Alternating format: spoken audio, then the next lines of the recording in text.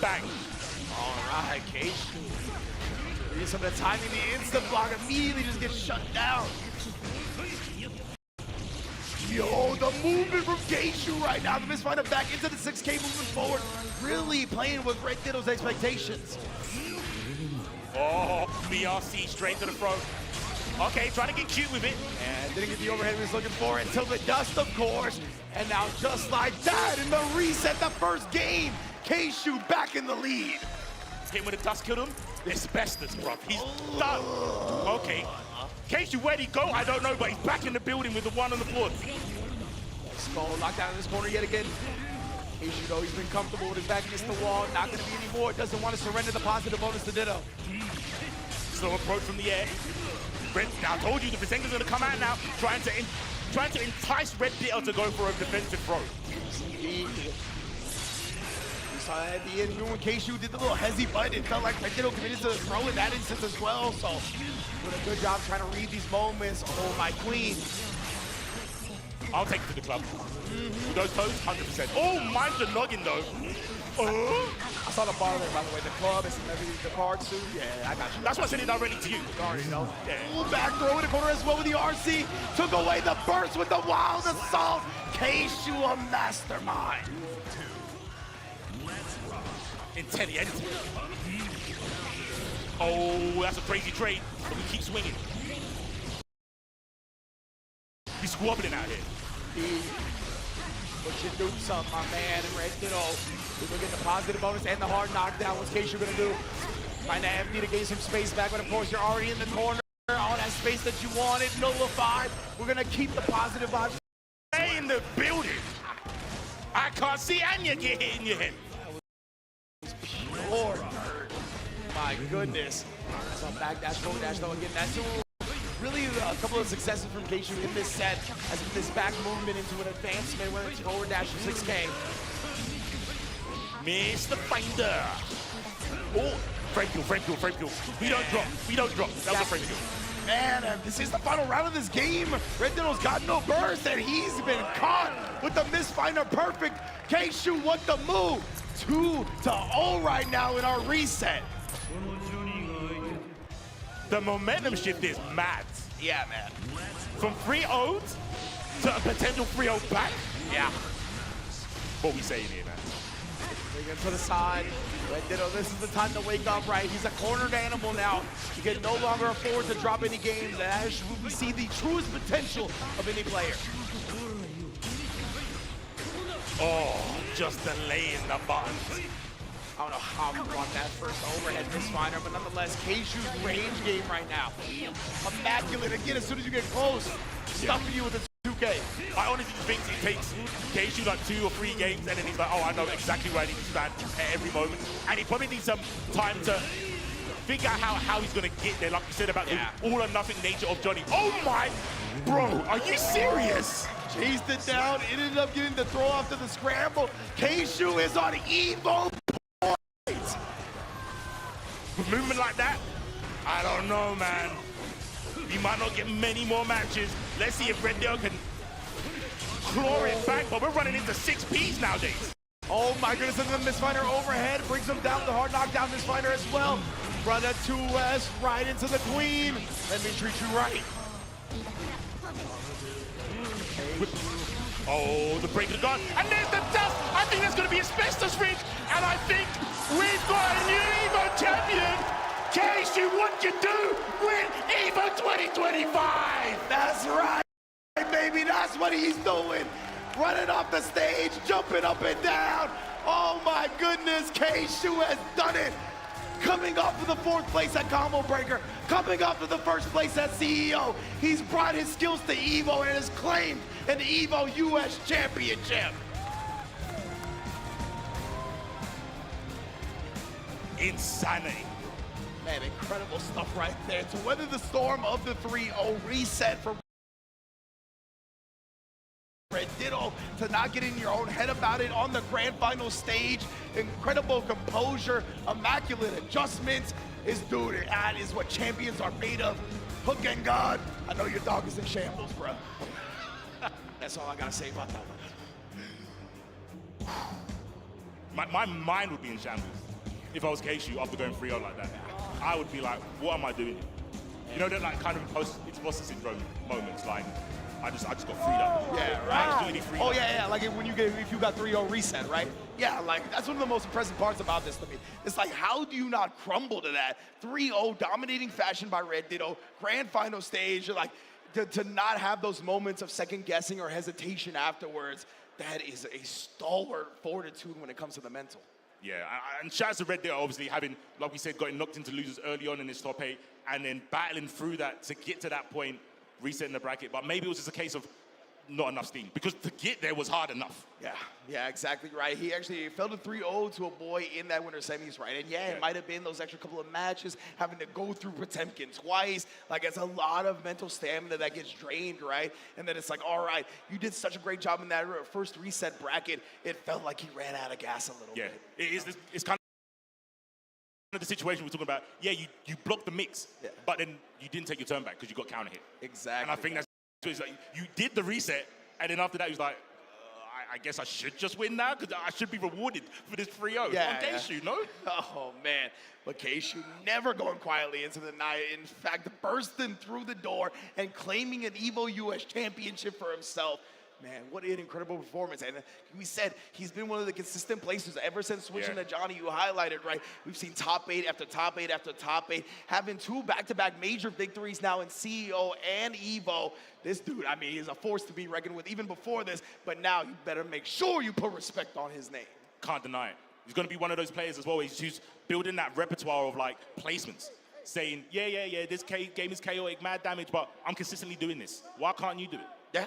Legitimately, right? Like, I don't want to hear like some type of fluke, oh, he just started playing well or whatever. No, this is 3 straight tournaments. The 3 biggest majors in the U.S., Combo Breaker, CEO, and then EVO. Yeah. He got 4th at Combo Breaker at first place. Like, come on, man. What do you say? You know what? The statement says it all. Yeah, 100%. Just don't add anything else onto that. Yeah, and again, the rest of our top 8, all consistent players. Red Ditto, our World Tour champion. Jack, multiple EVO top 8s. So, like, again, they have figured it out, right? Despite all of the chaos, all of the volatility, like, they are here, and they are making it work. And on top of that, Tatuma, Verix, every EVO's been here. The only new person was Precho. Yeah, legitimately. She made her debut, had a great showing as well. Man, I just can't wait to see how these players continue their Strive careers. It's just getting better and better. And there's so many new, I reach out, I shouldn't. But I've seen people like asking questions. There's new people still coming to this game, which is sick. That's what's so cool right now. The fighting game community is in a growth stage, right? Yes. Like, there's more people coming in more than ever. Whether your game's 3 to 4 years old, they're still getting new participants here, and the devs are still supporting them, right? We see Unica. We got to see her a little bit in the bracket. I know she's going to be more developed, especially with changes that come out. Still not done with the DLC characters yet either. You already know, you know what I'm saying? But ooh, let's go up to our boy L.I. Joe and hand out these medals. Yeah, that's right, everybody. Let's go get loud. Make some noise for your Guilty Gear Strive top 8. That's right. All right, help me welcome these players and congratulate them. Please, in 7th place, give it up for Precho.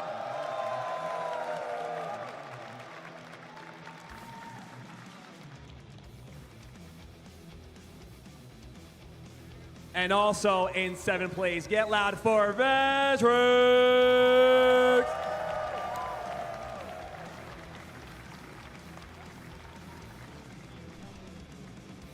And in 5th place, get loud for Jack.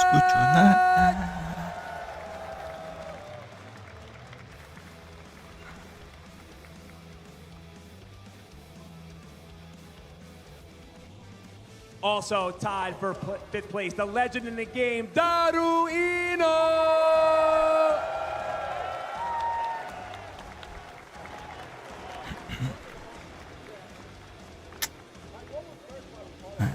Coming up in 4th place, Tatuma.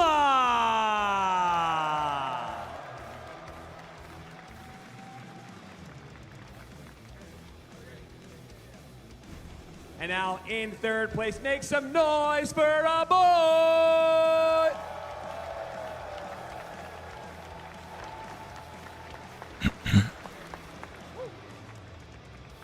In 2nd place, we got Red Ditto.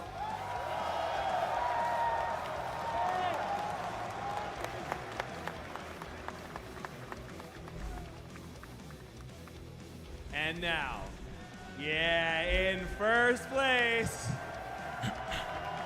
give it up for K-Shu the Move!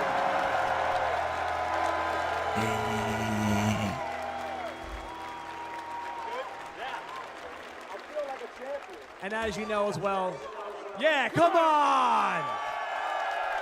Also in first, second, and third place, we have these wonderful knuckle sticks. Thank you very much for providing these to us. These things are beautiful. Please, guys, make sure you hold those bad boys up nice and high to show the crowd. Oh, yeah.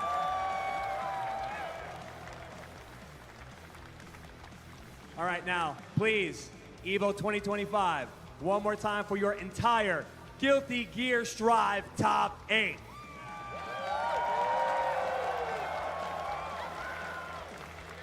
Thank you, guys. But K-Shu, can I speak to you over here if you don't mind? Take a walk with me, sir. If you don't mind. You guys can cheer for him. It's all right. The guy just won EVO.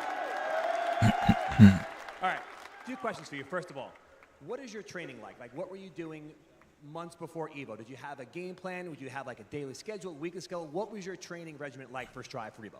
So first off, I want to give a massive shout out to my coach, Jonathan Sene, the best coach in the FTC, period.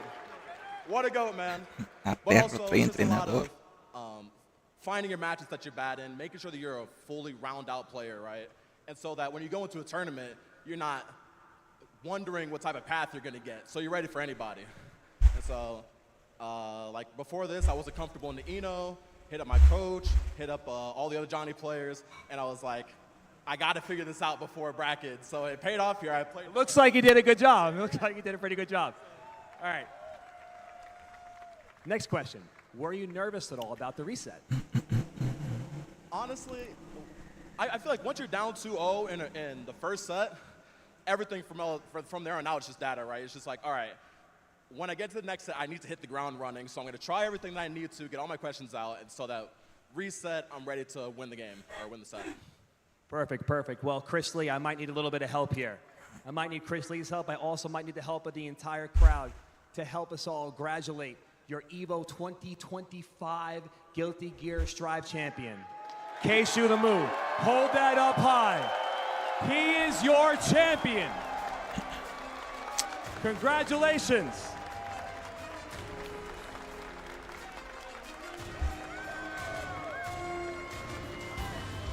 All right, guys, I have news for you. I suggest you stay seated, but commentators, please take it away. Man, oh man, C4. You gotta be happy. K-Shu kept it in America. He did. And the legacy is there, right? Hashi was the first to maintain it here, and we only had it one time when Leffen won it, but you guys are holding it down. It's true, man, and K-Shu, always love hearing that, love showing to Jonathan Tenney as well, right? Has definitely been one of the most immaculate pieces of the Guilty Gear Strive community, whether he's a player or a coach. Go to his Twitter. He's got his Patreon link. Trust me, it'll be worth it if you sign up. But besides that point, K-Shu, I love the sentiment he made about the reset, right? Where he was like, in the 2-0 in that last game, I'm just going to try everything that is sus, it's questionable, so that when the reset happens, when it's 0-0 again, I know exactly how to approach it. That was genius. It's so sick to be like in that mentality on the EVO stage, like, you know what? Don't worry about trying to make this comeback. This last game, yeah, it's going to be a 3-0, but there's a reason for it. Like you said, testing stuff out in real time on that stage with those lights. Dude, yeah. Bigger person than I am, bro. Exactly, I'm trying, bro. I'm doing the worst burst because I'm like, maybe, just maybe I can make this comeback. Nah, he didn't do that. He said data only. Yeah, it was about the long-term game planning, right? He's like, I'm not going to try to, like, tighten up and play some immaculate level in this last game to hopefully bring the 3 games back. No, I'm going to go with what's going to give me success in the long term. I'm going to make sure I figure out what works and what doesn't, and then apply that to winning 0-0 again. Like, just a completely champion mindset. Yeah, the recon mission was, it worked, clearly. Undoubtable. But like I said, the ether of Jonathan Tenney everywhere. Just always being he's always around these top players. But yeah, speaking of top players, you know, L.O. Joe used to be a pretty good player, didn't he? That's true. I'm pretty sure he made some EVO top 8s himself. Well, let's talk to him. Joe, what you got for us, dog?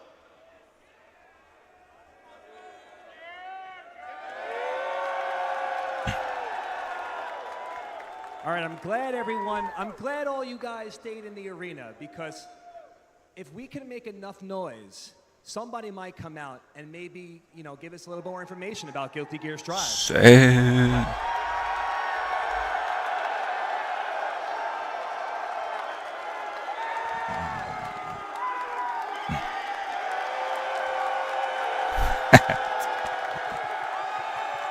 Arengando a la All right, everybody, please Público. help me welcome the producer of Guilty Gear Strive, Ken Miyauchi.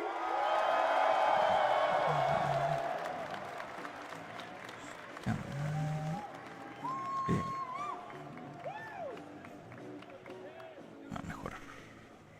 Hello, everyone. How do you like the top 8 Guilty Gear Strive? Yeah, that was amazing. It was really incredible. And I'm so happy to be here. This is our fourth time appearance at the final day. Thank you very much.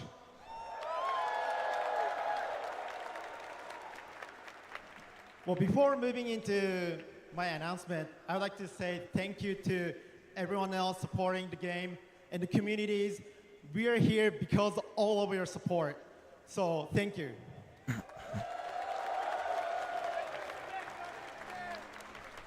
Now, Guilty Gear Strive has recently achieved over 3.5 million players, and it's still growing. And today, we had an incredible tournament, EVO final, but that's not the end yet.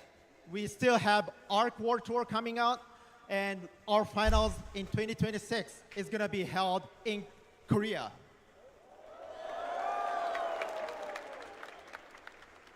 And so, not only that, of course, the update to Guilty Gear Strive, and you're waiting for the new characters trailer. So I prepared for it, and it's gonna be rolled, and we will have something else more than that too. And that's gonna be my huge thank to everyone else here. Thank you very much. Por fin le van a dar updates a la banda.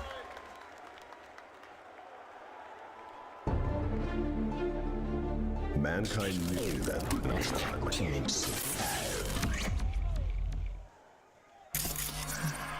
¡Wow! Ah, ya lo habían echado. Sí. Vamos a ver gameplay.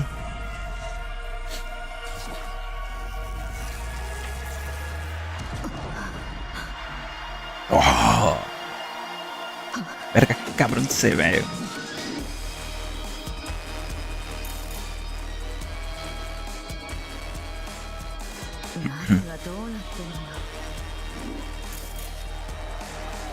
Sí.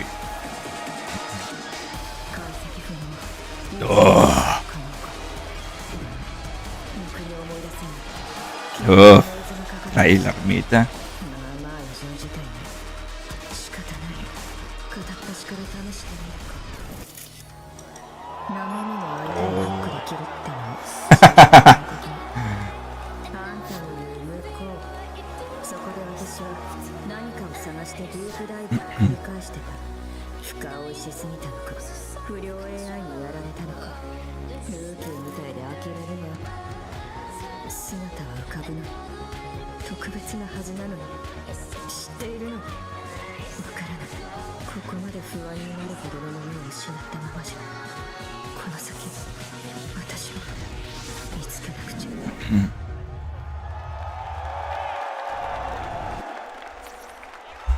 ¡No! En 20 días, la madre.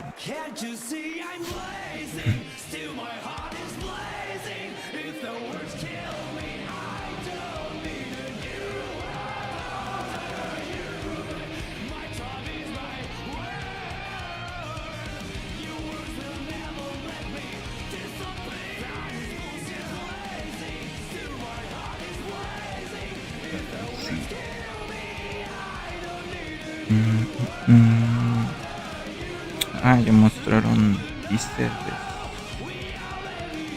Viper.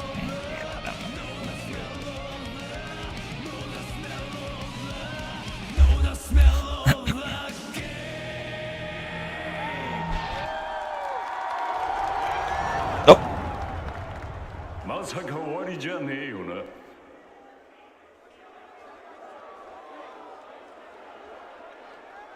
Yo, can I get some noise for that trailer? All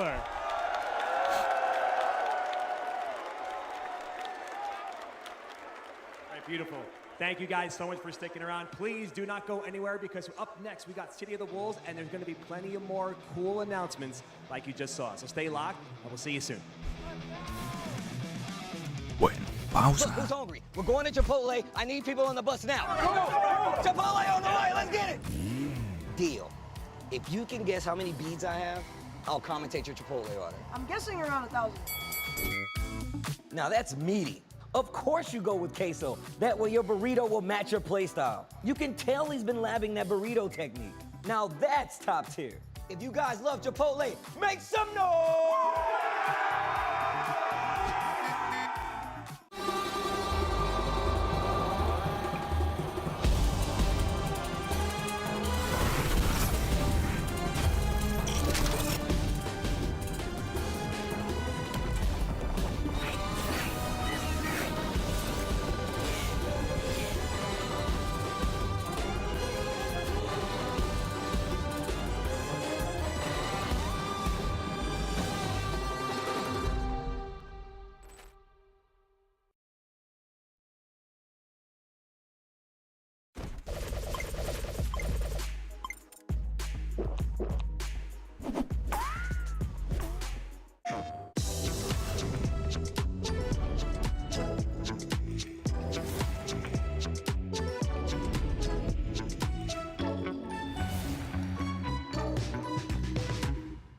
PlayStation.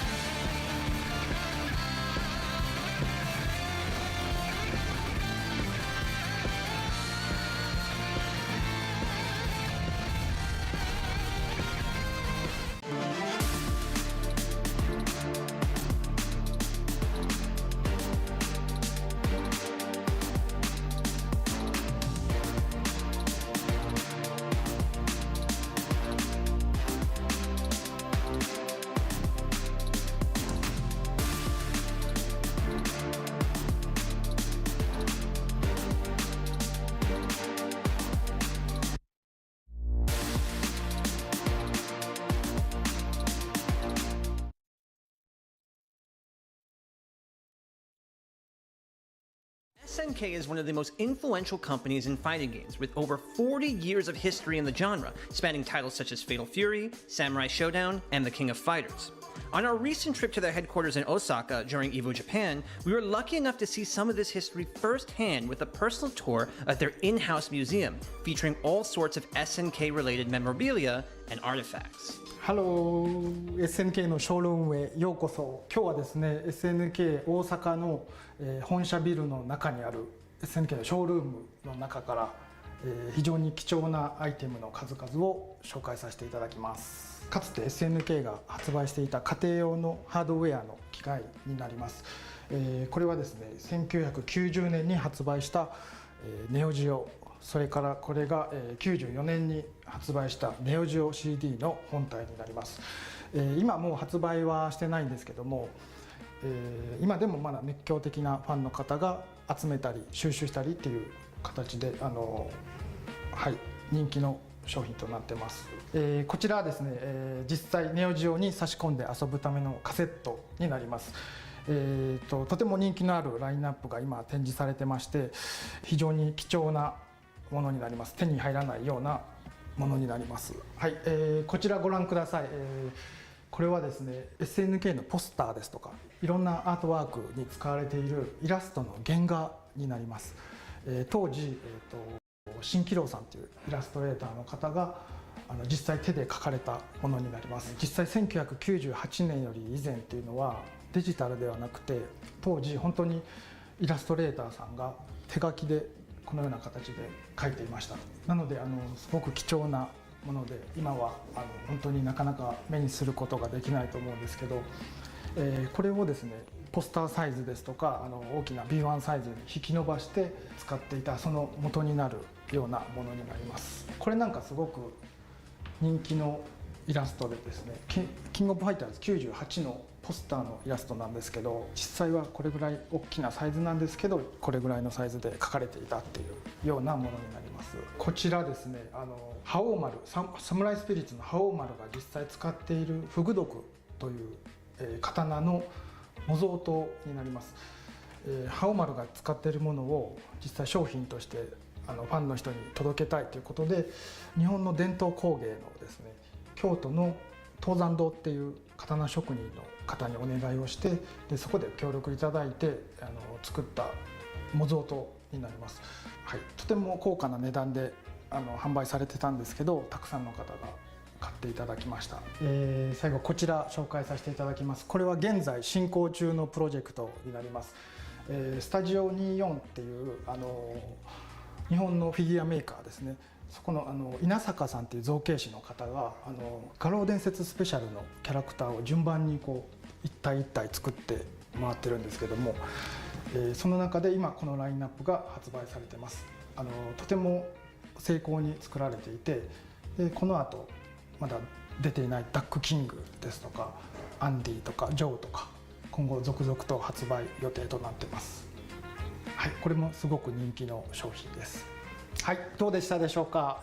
かなり貴重なアイテムの数々見ていただいたと思います。これからもですね SNK どんどんいいグッズとか出していきますので、応援の方よろしくお願いします。ありがとうございました。バイバイ。There's tons of different ways to cosplay. There's no right and wrong way. You might have a cosplayer who makes a look from head to toe. Everything's from scratch. They made the patterns, they sewed it. You might have cosplayers who buy pieces of clothing and they alter it. And then there's also a ton of online resellers who sell really amazing costumes. There's just so many opportunities out there to get into it. So it's a lot easier than most people think.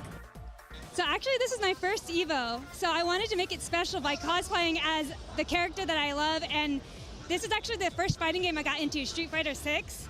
So I was like, why not? So for me, I would say my favorite personal cosplay is obviously Beerus. It's a character that I love so much, and the community has just been so warm and receptive to the costumes. This is my second Beerus costume. I have his default outfit that people just seem so happy to see, and I just really love making costumes that make people happy. I'm so passionate about it, just always pushing myself to get better and just learn more along the years. Oh, you already know, baby. I'm cosplay as Leroy Smith from Tekken 7. And why do I like him? Because he's the coldest mofo in all of Tekken 7. Shout out to Harada for making this character. You know what you did, bro. You was in your bag. To be honest with you, I feel like fighting game developers, their character design is so top tier. Because I feel like for fighting games, you have to have characters be flashy and be colorful. And I really think that's what appeals to cosplayers, is just having like a really cool look and a really cool flair. And I think a lot of anime fighting games kind of tie into that. So you get like a lot of anime cosplayers who might get drawn into cosplaying at fighting game events. When I first cosplayed at a major, I think it was just myself and my one friend were the only cosplayers. And it was very much like, oh man, I'm not sure if we're supposed to be here. But over the years, yeah, I feel like the cosplay community has realized like there's a really good community at fighting game events and at majors. And it's very warm and welcoming to cosplayers. And I just think people are starting to realize like, oh, cosplay is a thing, you can cosplay at these events. And I think it's just drawing people in because I love anime conventions and I love going to them, but personally as a cosplayer, I was burnt out. So cosplaying at majors like Combo Breaker and CEO, it's kind of like rejuvenated my passion for this craft because there's so many amazing cosplayers showing up. And I think it's because we've just established a cosplay community within the FGC that's just warm and welcoming, and it's like, yeah, you can cosplay here, like it's cool. Even just today being Friday, compared to how many cosplayers were here at EVO Saturday last year, that number has tripled. So I just think it's just word of mouth, and people are realizing, you know, this is a really cool event to cosplay at. So it makes me very happy to see so many cosplayers here. I'm new to fighting games, so like she's a pretty beginner-friendly character, and I just like really grew to love her. Well, everyone, welcome to the finals of EVO 2023 Cosplay Contest. Woo! When you go to events, you might see there's costume contests, which are just a fun way to, like how everybody else competes here playing games, cosplayers compete with our work. Basically, you get judged by a panel of judges. They look. Welcome back, everybody, to EVO 2025 presented by Chipotle. Yeah, I like that. Make some noise. Let me hear it. All right, we are in the middle of our top 8. We got a lot more action to come, but I have some special developers that want to come out. Can you please help me welcome some of the team behind Marvel Token Fighting Souls? Yeah! Uy, se viene el tocón. El Marvel vs. Capcom, que no es Marvel vs. Capcom. Vamos a quitar este chingado. Quítate.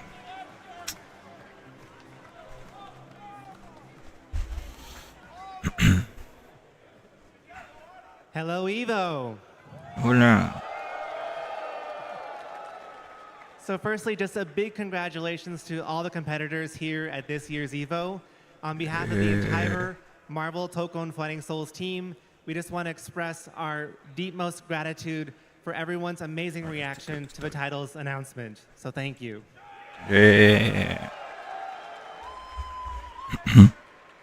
はい、ありがとうございます。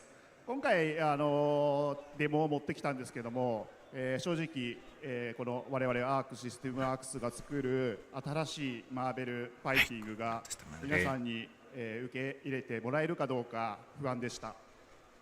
So we brought a demo here to this year's EVO of the title, and we were honest, we were a bit nervous on how the fans, if they would receive well our Arc System Works new take on a Marvel fighter.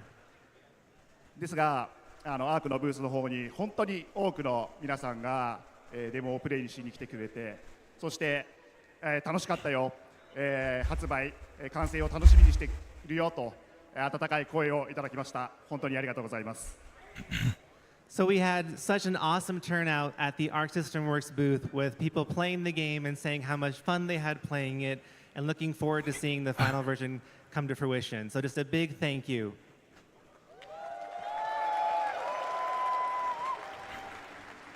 はい、まだ、マーベル闘魂ファイティングソウルズ開発中なんですけれども、このゲームもっともっとエキサイティングなゲームにするためには皆さん FGC の皆さん、マーベルのファンの皆さんの力が必要です。僕たちも精一杯頑張って何年も5年も10年も続くマーベルファイティングを作っていきたいと思ってますので、これからも応援をよろしくお願いします。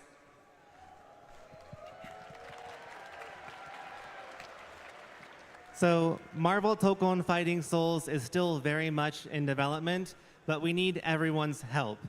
From the fighting game community, to the players, to the Marvel fans, we want to do our best to make this an even more exciting experience than it can possibly be. For the next 10 years, we plan to keep making this game the best experience ever, so please, we love your support. We want to make this and work with you. Thank you very much.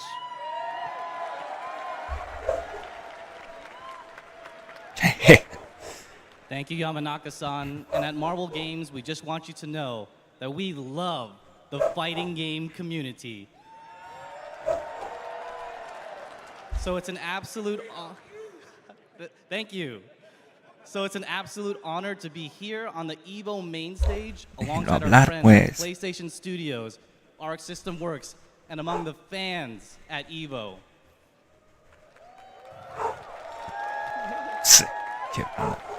So as a reminder, if you haven't got a chance to play the demo yet, you can do so at the Arc System Works booth, and you can get your matches in until the end of the day. So come to the booth while you still can.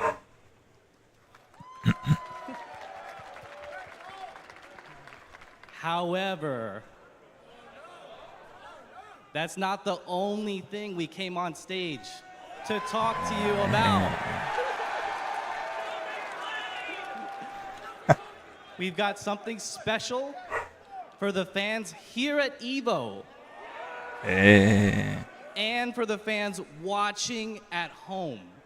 Sí, yo estoy en casa. Yamanaka-san? Okay, check it out.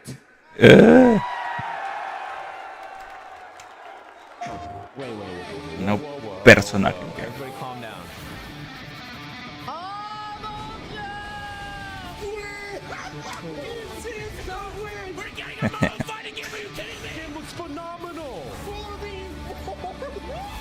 Se lleva la...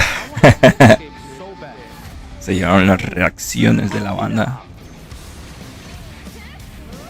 Se Storm. Chingón se ve. Damn.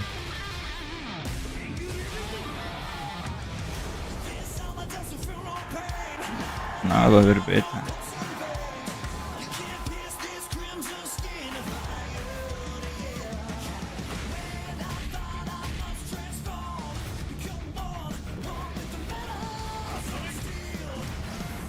La cabala.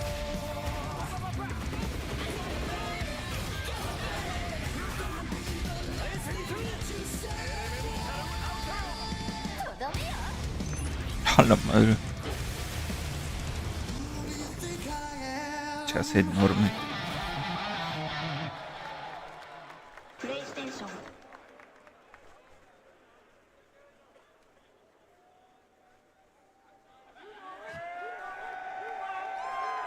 That's it. Can we give it up for Marvel real quick? Can't wait. All right, before we get into finally our City of the Wolves top 8, we got another AT&T RPS coming up, so get ready. Let's roll this clip.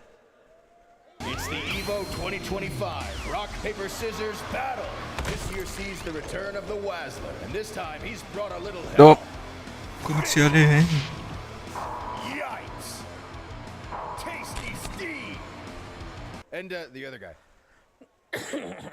Damn, I got a little scratchy. Dude, that's the Wazzler! You don't want to mess with him. I heard he wazzled somebody so bad, they refunded rock, paper, scissors. He's never lost a battle, except for that one time we don't talk about.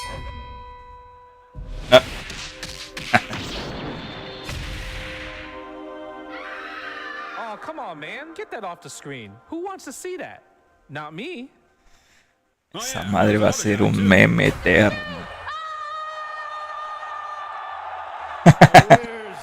Where's Skype?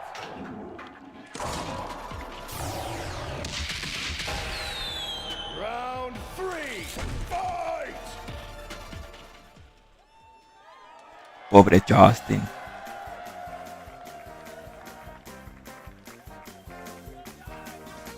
All right, you guys know what time it is. We're going to play some rock, paper, scissors. Everyone should know the rules, so we're not going to go into that yet. But just for playing on stage here, you're going to get a Nikon silver stick just for being up here on stage. All right? If you win, you will get a PS5 Pro. All thanks to AT&T, by the way. Thank you very much, AT&T. So, with that said, sir, name?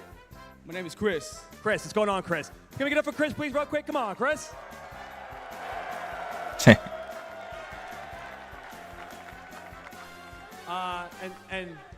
And sir, what is your name?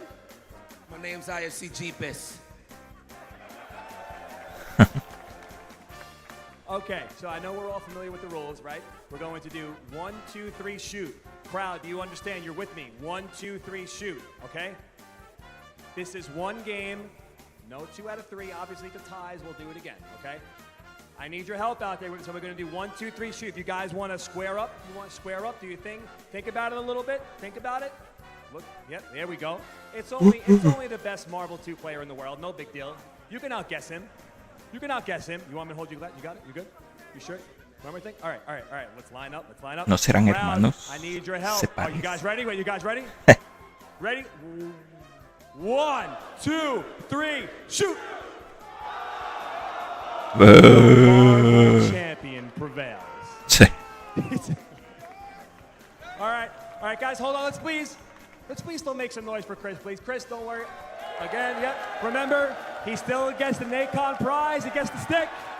Oh, that was hot. He still gets the prize. Oh, there it is, man. Hold it up high. Show the crowd. Thank you very much, Nicole. Boom! Gracias por participar. Ooh, nice. All right, congratulations, sir. Don't forget your hat. That's a very important part of your outfit. All right, now, everybody at home, and even in here, you guys think you could beat IFC Yipes in rock, paper, scissors? All right, so if you're playing from home, when you see the timer go up, lock in your answer with exclamation point RP or S. Again, exclamation point RP or S in the chat command before the clock hits 0. If you pick the right answer, you might be eligible for a surprise. You can check the prize page pinned in the chat if you guessed right. The prizes include, just like we saw, some EVO online store gift cards and even products from Nikon themselves, like the stick we just saw, and even their rig headset. So thank you very much, Nikon, and thank you, AT&T. IFC Yipes. I got a question. Do you think you can outguess everybody in here? Do you think your Marvel knowledge, your guessing game, I don't know if you guys call it guessing, intuition, do you think your good intuition can take out the EVO crowd as well as everybody at home? What do you think? Well, I've dedicated my life's work to be a scumbag.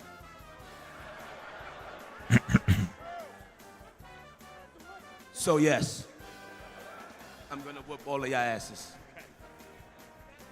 If you would please look into the cameras. You guys know what to do. Ready? Are we all ready? Yipes, you ready? All right, everybody, let's hear it. 1, 2, 3, shoot! I see paper. No, I perdí. see paper. I see paper. I see cooked. I see scissor cooked right there. He's got 4 fingers up. I don't know what that is. I see scissors. Scissors are cooked back there. Everybody at home, sorry if you threw scissors, you are no good. Sorry, but if you threw paper, you officially have beaten IFC Yipes. Everyone, can I please get a round of applause for IFC Yipes? Love that guy. All right, I know we're all here. I know we're all waiting. We're going to take one more quick break, and then we will be back with City of the Wolves Top 8.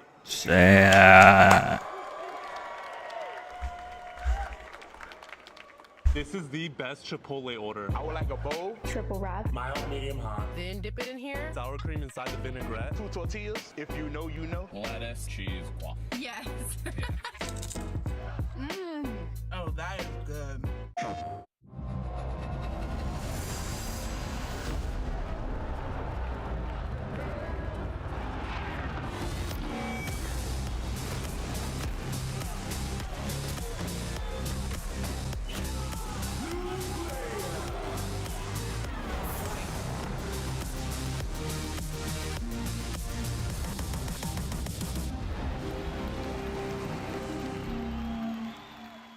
PlayStation.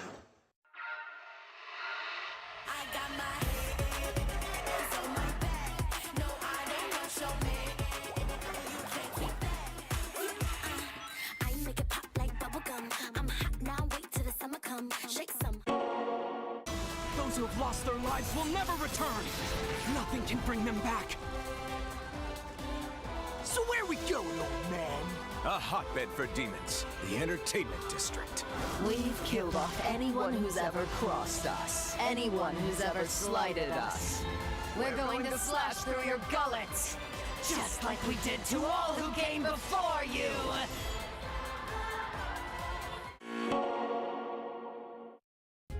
Sunglasses in the day, blue light glasses for the gaming at night.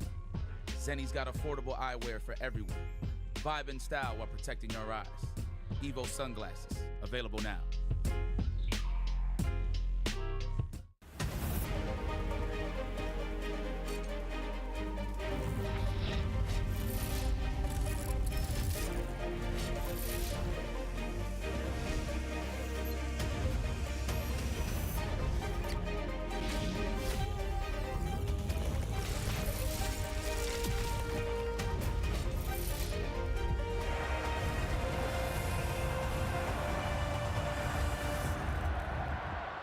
John, Wooly, your recommendation was to go out into the world and participate in a fighting game tournament. What happened? My only experience with a fighting game in a tournament was when my co-host on the podcast Versus Wolves challenged me to enter a fight.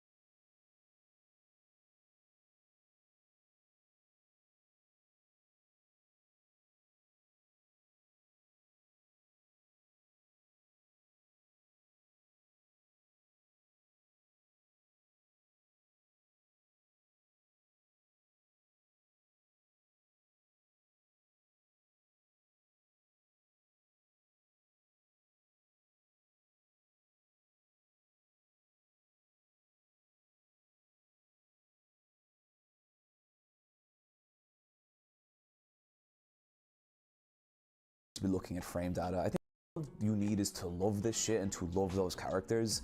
And I think especially, you know, in the last like 10 years, like the rise of social media and fan spaces, you can see that love everywhere. Like one of my favorite things is like when a new character comes out, like say Aki from Street Fighter 6, and just, you know, giving it like 6 or 7 hours and people are already doing all this crazy fan art of her. And like, I love that side of it so much. Her cutscenes, her voice acting, all the fan art of her, that is what brought that character to life for me. I've never quite nailed it down, but someday I want to do a video about like what is so fucking awesome about fighting games if you never plan on competing in EVO. There was a moment in Tekken 8, I don't want to get too spoilery, but a character takes a certain fighting stance, and the significance of them taking that stance blew me back, you know, 25 years of playing Tekken. You know, I was thinking about playing my buddy in Tekken Tag. I was thinking about when Tekken 4 came out, and like, while it's not the best game, it had the sickest aesthetic and still does. I thought about every new release of Tekken, where I was in my life and what it meant, and like kind of growing up with these characters in a weird way. And I think that is what fighting games can be. Now we're at the point where, you know, Ryu's old. You know, Ryu is like, he is the sage kind of master now. You don't need to be able to parry Justin Wong. Like, you don't need to be willing to spend dozens and dozens of hours, like, you know, learning combo loops and like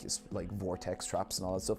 All that stuff is awesome, and it's still great, and it's still fighting games. But I think what fighting games are now is just, it's a universe of stuff, and it's something that like I am always up for like trying to get people into.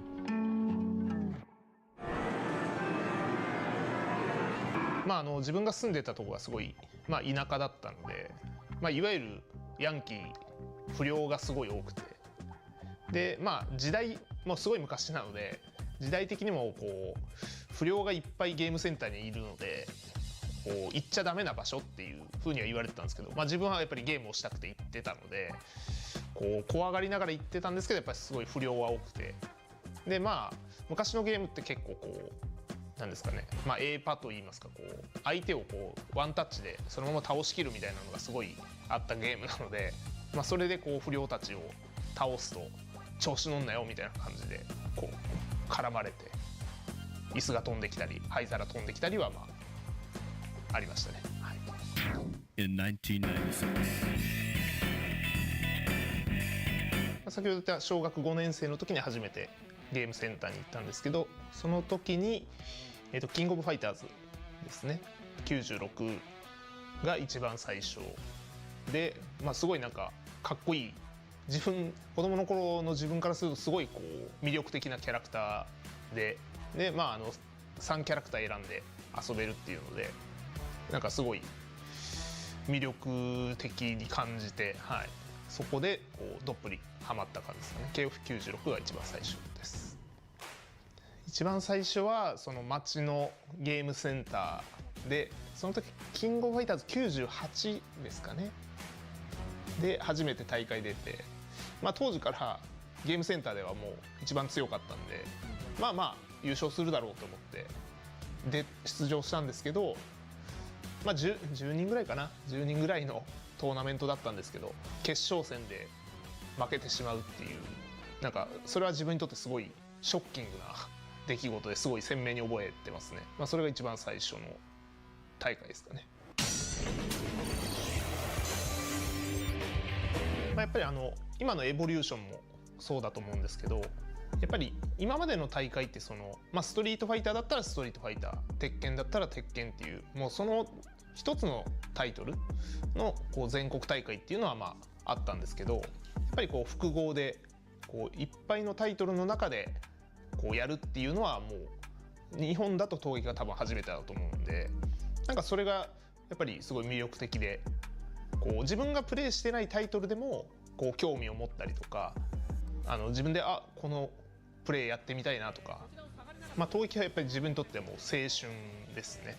もう自分が本当に10代後半から20代前半ぐらいが、いわゆる闘撃の全盛期だったので、もう本当に闘撃で勝つことだけを考えて生活してたんで、当時は。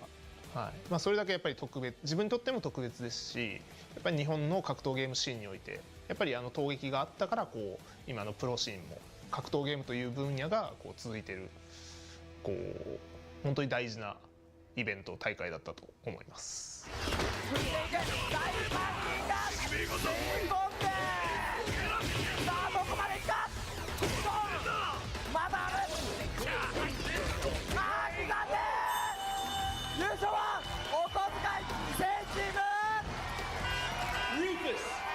At T-Ray says, how do I get back into playing a fighting game when I haven't touched it in months? Don't go to ranked immediately. Do not just boot the game up and be like, I'm gonna jump online and start. Don't do it. No. If you haven't touched it in a while and you're feeling kind of rusty and you want to shake the rust off, what I would like to do, what I would say that's fun to do is like, go look up a match with like your character.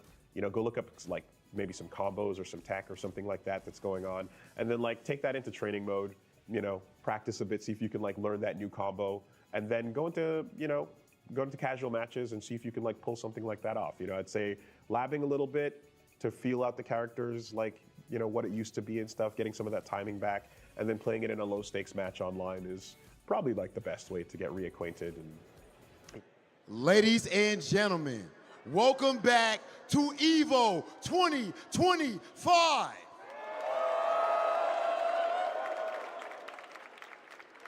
I'm your host, Hollywood, Rob TV, and right now we are about to witness history.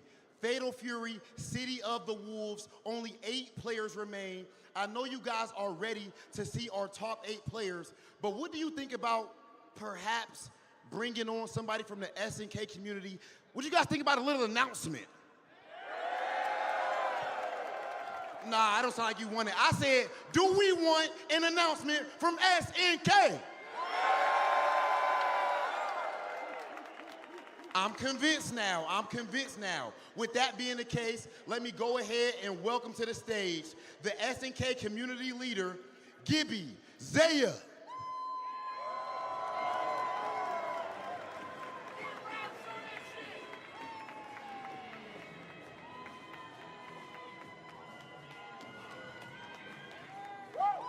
Hey everybody, we're glad to be here at EVO main stage again for another finals this year. Many of you know that we've been partnering with our good friends over at Capcom the last couple of years. This year over at our booth, I'm sure many of you here got to try out Ken Masters from Street Fighter 6 in our Fatal Fury City of the Wolves. But I know some of you at home, you didn't get to do anything. So what we got here is we decided to bring in a very special friend of ours who I'm sure many of you are familiar with to help us with this special reveal. Hit it.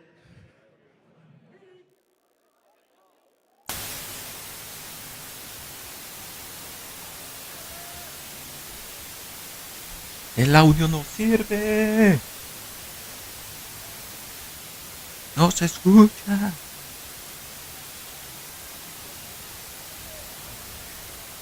Bonita animación. Y pues, vaya.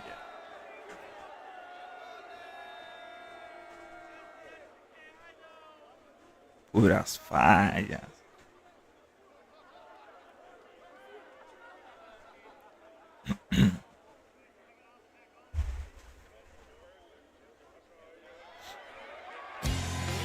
Ahora sí.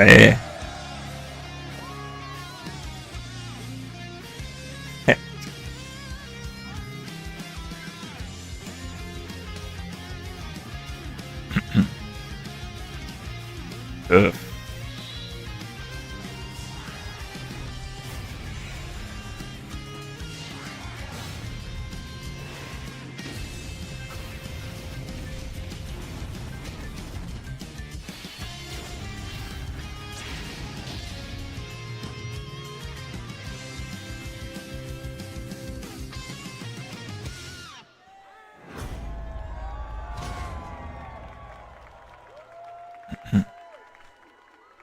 SNK の小田康之です。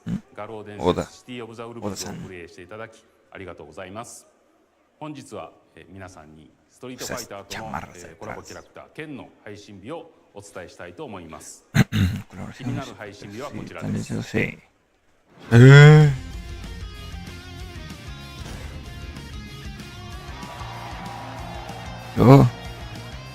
画廊伝説とストリートファイターの両方の楽しさを満載したキャラクターに仕上がってますので、ぜひ剣をプレイしていただければと思います。画廊伝説シティオブザウルブズをこれからも盛り上げてまいりますので、皆様応援よろしくお願いします。では配信開始までエボ2025画廊伝説シティオブザウルブズ決勝トーナメントをご覧ください。Hold on. How about that announcement? Kim Masters in a few hours? How we feeling? Ah, es cierto, no habían anunciado la fecha. Absolute insanity. Love seeing the collaborations with Street Fighter and Fatal Fury. That said, ladies and gentlemen, of course, both of these series have a storied history. Fatal Fury, City of the Wolves, taking over the world right now. But I believe that it's about time for us to see our top 8 competitors. Fatal Fury, City of the Wolves, EVO, are you ready? A eso venimos, a ver chingadazos. Then let's go ahead and get into our top 8.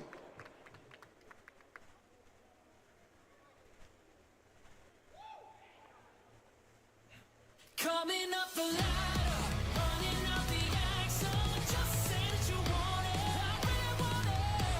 The lights come on, so you really want it. Are you okay? In the city of the wolves. In the city of the wolves. Crack me open the shot. Crack me open the shot.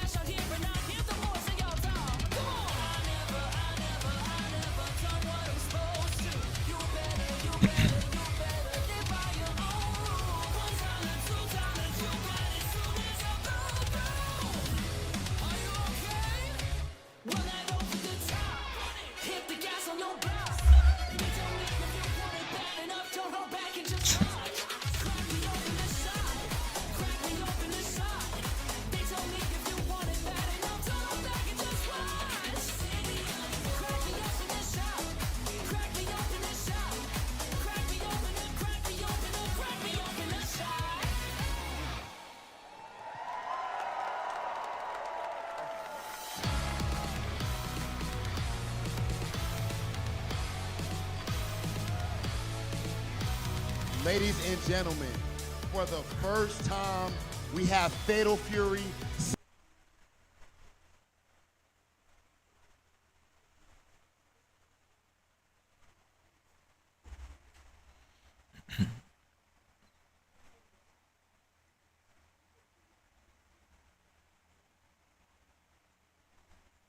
City of the Wolves here at EVO, and Gim, it is about to himself.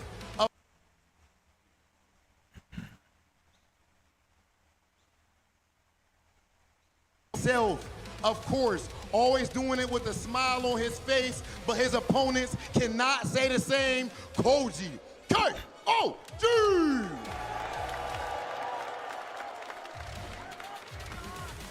Legend, EVO winner, Shien! Punko!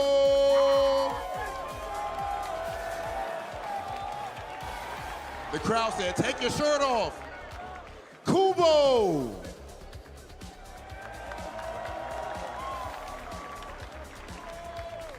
And last but not least, the prodigy, Fenridge.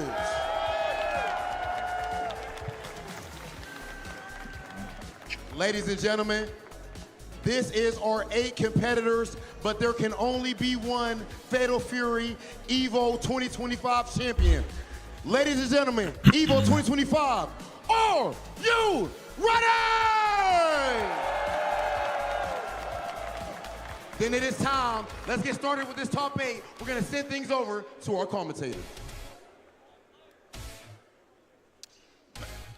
I want to thank Rob TV for taking care of all the yelling for me, because honestly, I got to save all of my energy for what's about to go down in the next 2 hours. Fatal Fury, City of the Wolves top 8, and it's already a barn burner. It's already bracket busted. A couple of names ain't showed up, but at least we're here, Aru. I'm Hellbogus, that's Aru, and once again, we're doing an EVO top 8, guys. Surprise, surprise.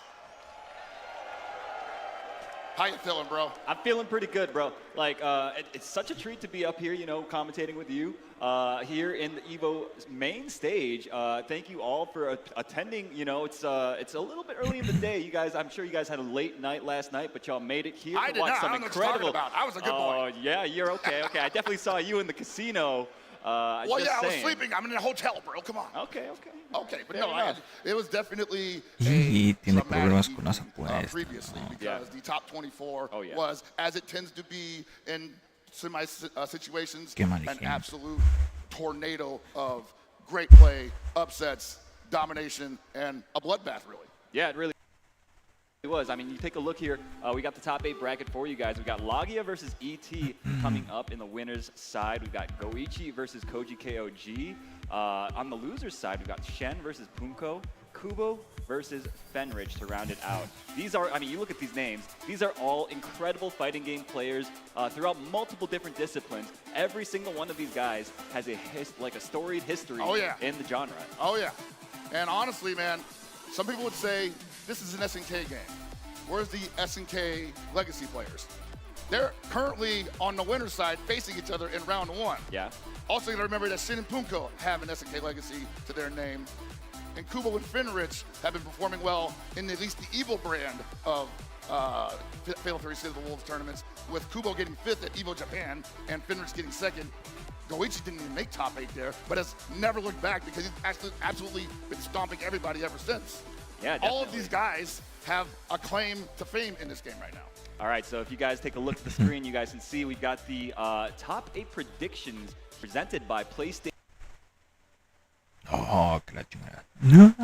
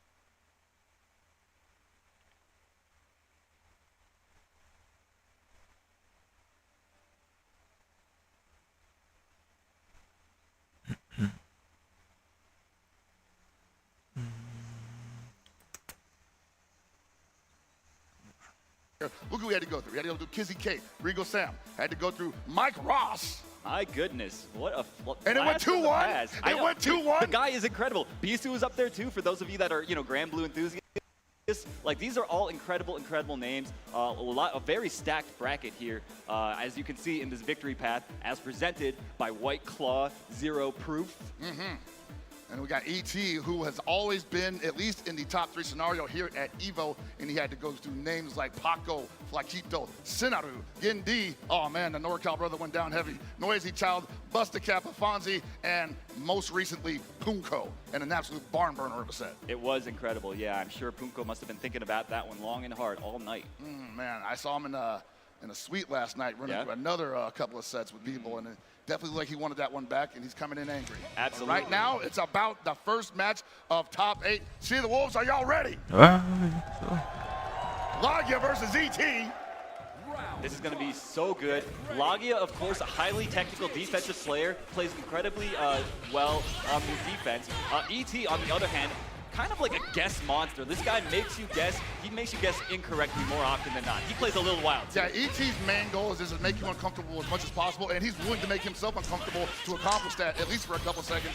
But it's hard to do that, like you said, against Lagia, who is just so used to playing, from a position of strength, from a defensive position, and you got to also understand these guys probably play each other all the time in multiple other games. Yeah, absolutely. I mean, both guys coming from a KOF 14, KOF 15 background, so must have a lot of experience with each other, with each other's styles.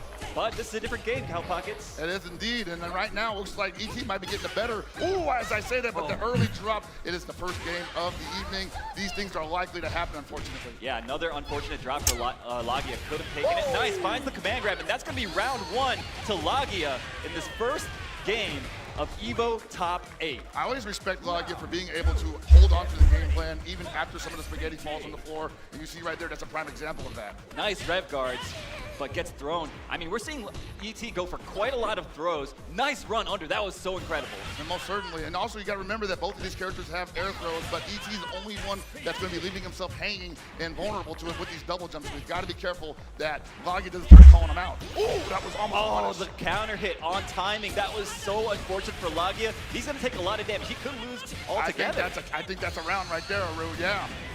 And I want to believe that he wanted the air button there, and it ended up getting it on the ground, and ET hit the rev low, and it was a counter hit because of that. That's right, that's right. All right, so Lagia now has to make this, finds an empty jump low, doesn't get that much damage, and gets hit with the reversal wake-up super. That's right, that's Hope Tomorrow's only real reversal in that scenario, so you got to be careful whenever he has meter. Wow, just swinging at him. Yeah, like I said, this man is kind of a wild boy. He loves to press buttons. Most certainly, and he's got one of the best characters in the game to do it. Great buttons on the ground and supreme air mobility. For both these guys, using a lot of, the air JDs, those aren't free, man. They are not at all, but you need to do that if you want to make the top 8 advancing. Okay, finds another opening. I can't believe it, Aru. He dropped the first counter hit, gets the second counter hit. Maybe ET might want to calm down a little bit right now. Yeah, I mean, like I said, this guy, he's kind of a masher, right? Like, he likes to press buttons. Yo, I didn't want to say it, but hey, you kind of right on that. You kind of right. But he takes the game anyway. That was such good conditioning from ET. Most of the times that he got the jump in block, he would either go for the throw or go for a rehop. On the very last interaction, he goes for the low, catching Lagia, trying to move away, trying to jump, whatever the case may be. That is world-class level conditioning coming out. Can't agree more. And that was a close one. It was a squeaker. One small adjustment could shift it in the other direction in the second game. And that's what I think Lagia is thinking about right now. Where did it all go wrong? I mean, because I had him dead to rights in the corner, and then all of a sudden I'm getting killed mid-screen. Happened so quickly, I don't think I had a chance to analyze it. And now ET playing on those insecurities with the opening round Zanekin. The story of this matchup really is playing around Hokutomaru's incredible air mobility. Unique, one of a kind for this game. He gets the double jump, he gets the air feint, and stalls the air momentum. Oh my goodness. Okay, big drop. And a huge jump over the throw. This is going to be what Lagia needs to potentially get this round back. Yeah, I don't want him to be too frugal here. Wow, the down C finds the mark. He's got to spend some resources here. Oh, nice cross under. Wow, yo, this guy's going left, right, center, like everywhere, every which way. And just like that, he takes this round. Two identical setups, finding pay dirt in the most integral moment of the round. That is what Lagia does best. Oh, that could have been a punish, I believe. He could have got an advantage from it. Yeah, and you see ET utilizing that hook to Mario. Oh my goodness, that was a beautiful guard cancel. That is not easy to do, folks. No, not at all. That's gonna hurt. Falló. First one of the evening. And yeah, ET in a lot of trouble here. So much damage on the board. Conectó. He's gonna get a hard knockdown in the corner, and you gotta be careful of the Rev command grab. Looking for it. CDP. Qué castigo. Counter hit. Link into it. Didn't go for Rev on spinning, unfortunately. Breaks it. You got caught again, mister. Logia is putting out hitboxes at just the right exact frame. His timings are immaculate at the moment. He's kind of he's figured out when ET likes to press the offense, when he tries to take back his turn. And Logia is just setting traps for him all day. That DP feint, or that DP break rather, just catching him on the offense. Yeah, it's such a great idea for him to be going for that the DP break, because if ET is going to possibly try to jump, if he's going to try to press a button, the worst thing he'll probably do, it'll trade or it'll just get hit. He won't be able to just defend against it if he's in the air. One thing I noticed, Logia going for the Rev guard almost every time that ET goes for a jump in, and that makes it so that he can't JD. And oh my goodness, hold up, wait a minute, that was an incredible DP. Absolutely psychic with that DP right there. That command Todo por grab hacerse is hacia represented. We are seeing this man strike throw ET when it's normally the other way around. Nice wake up DP. All right, remember this is 1-1. The winner of this will be moving on to the winner's side. The loser of this goes down into the Shark Tank. Ducks the EX Shuriken. Nice Rev guard. I mean, Logia hasn't got much life to play with, but he finds a big hit. This is not going to be enough, but it's going to do so much damage. He gets the hard knockdown because Rev arts do hard knockdown either way, but unfortunately didn't get enough damage to really deter ET from just mashing that low B standing. Yeah, Logia made another bet on timing, doing the DP break there, but ET blocked it and used those plus frames to sneak in some lows to take that last round. Gotta believe that's not how Logia wanted that round to end. Not just losing it, but just losing it like that necessarily. Absolutely, yeah. I mean, he's making some big reads, and ET seems to have adjusted. You see that big low B from the kid, at least so far, it's actually deceptive. ET has only had one throw attempt punished, by the way. I mean, in this game, so much of your damage comes from reading the throw and jumping over it. So far, Logia has not found much success. And I gotta believe it's because Logia is so committed to the Rev guard here, and it makes it harder to take the button. That's a big punish, but he tried and believed in the link. And now he's in so much trouble, he had to guard cancel that. He's gonna have to do that possibly 4 more times because there's absolutely no reason for ET not to just do lame, safe pressure here. Logia, though, I gotta say, his defense has been incredible the last 20 seconds or so. He's gonna need it. Oh, and the empty low, that was incredible. That is such a huge gamble on ET, and that's what he's so used to playing. Y sabe que la that is so an ET play. It is. He recognized Logia was on the back foot. He was trying to defend, look for his opportunities in a very patient manner, and he really just preyed on that kind of like that slowness. He was like, listen, I'm gonna subvert your expectations. I'm gonna look like I'm gonna go high, and then I'm just gonna go low. Yeah, and I imagine for Logia, that's probably one of the more annoying player matchups that he has to deal with on the regular. Sure, yeah. I mean, I'm sure both these guys, of course, have seen each other over the years. ET, yeah, give it up for ET. Yeah, most certainly. These guys are always playing each other. Give it up for ET, give it up for Logia as well. We're definitely not done with either one of them. And I can't wait to see what they do next, because this is definitely just a fact-finding mission right now.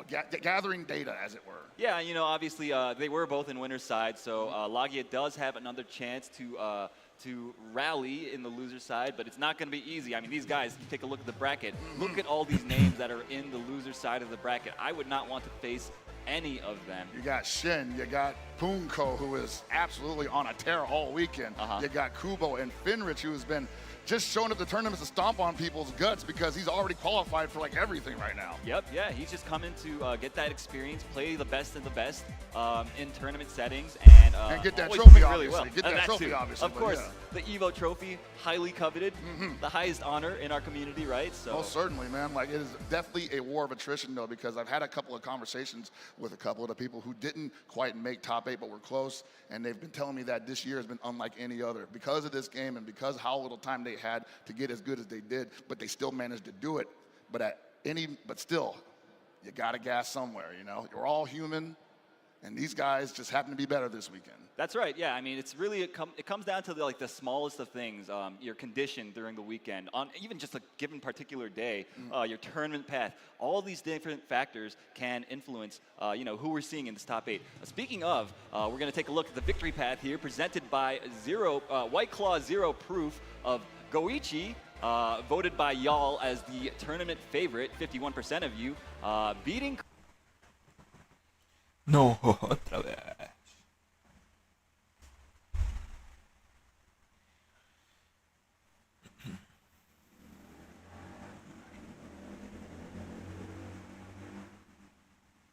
Voted by y'all as the tournament favorite, 51% of you, beating...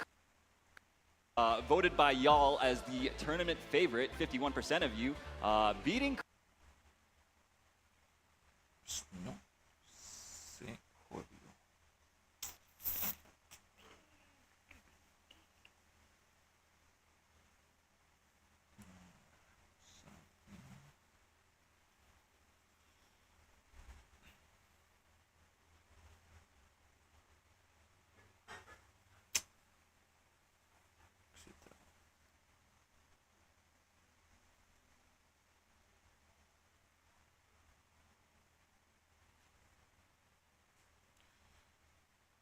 Ah, ok, no era el pedo mío.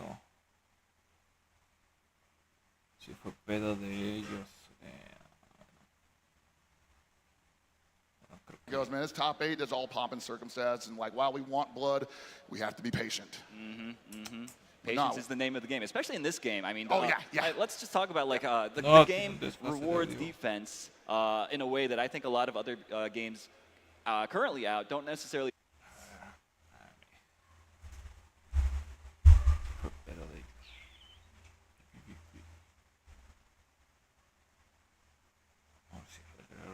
Mean that the offense is any slouch. Obviously, you have characters like Kind that seem to live and breathe on just ridiculous offense that makes people just second guess, like, hey, how am I even going to get around this?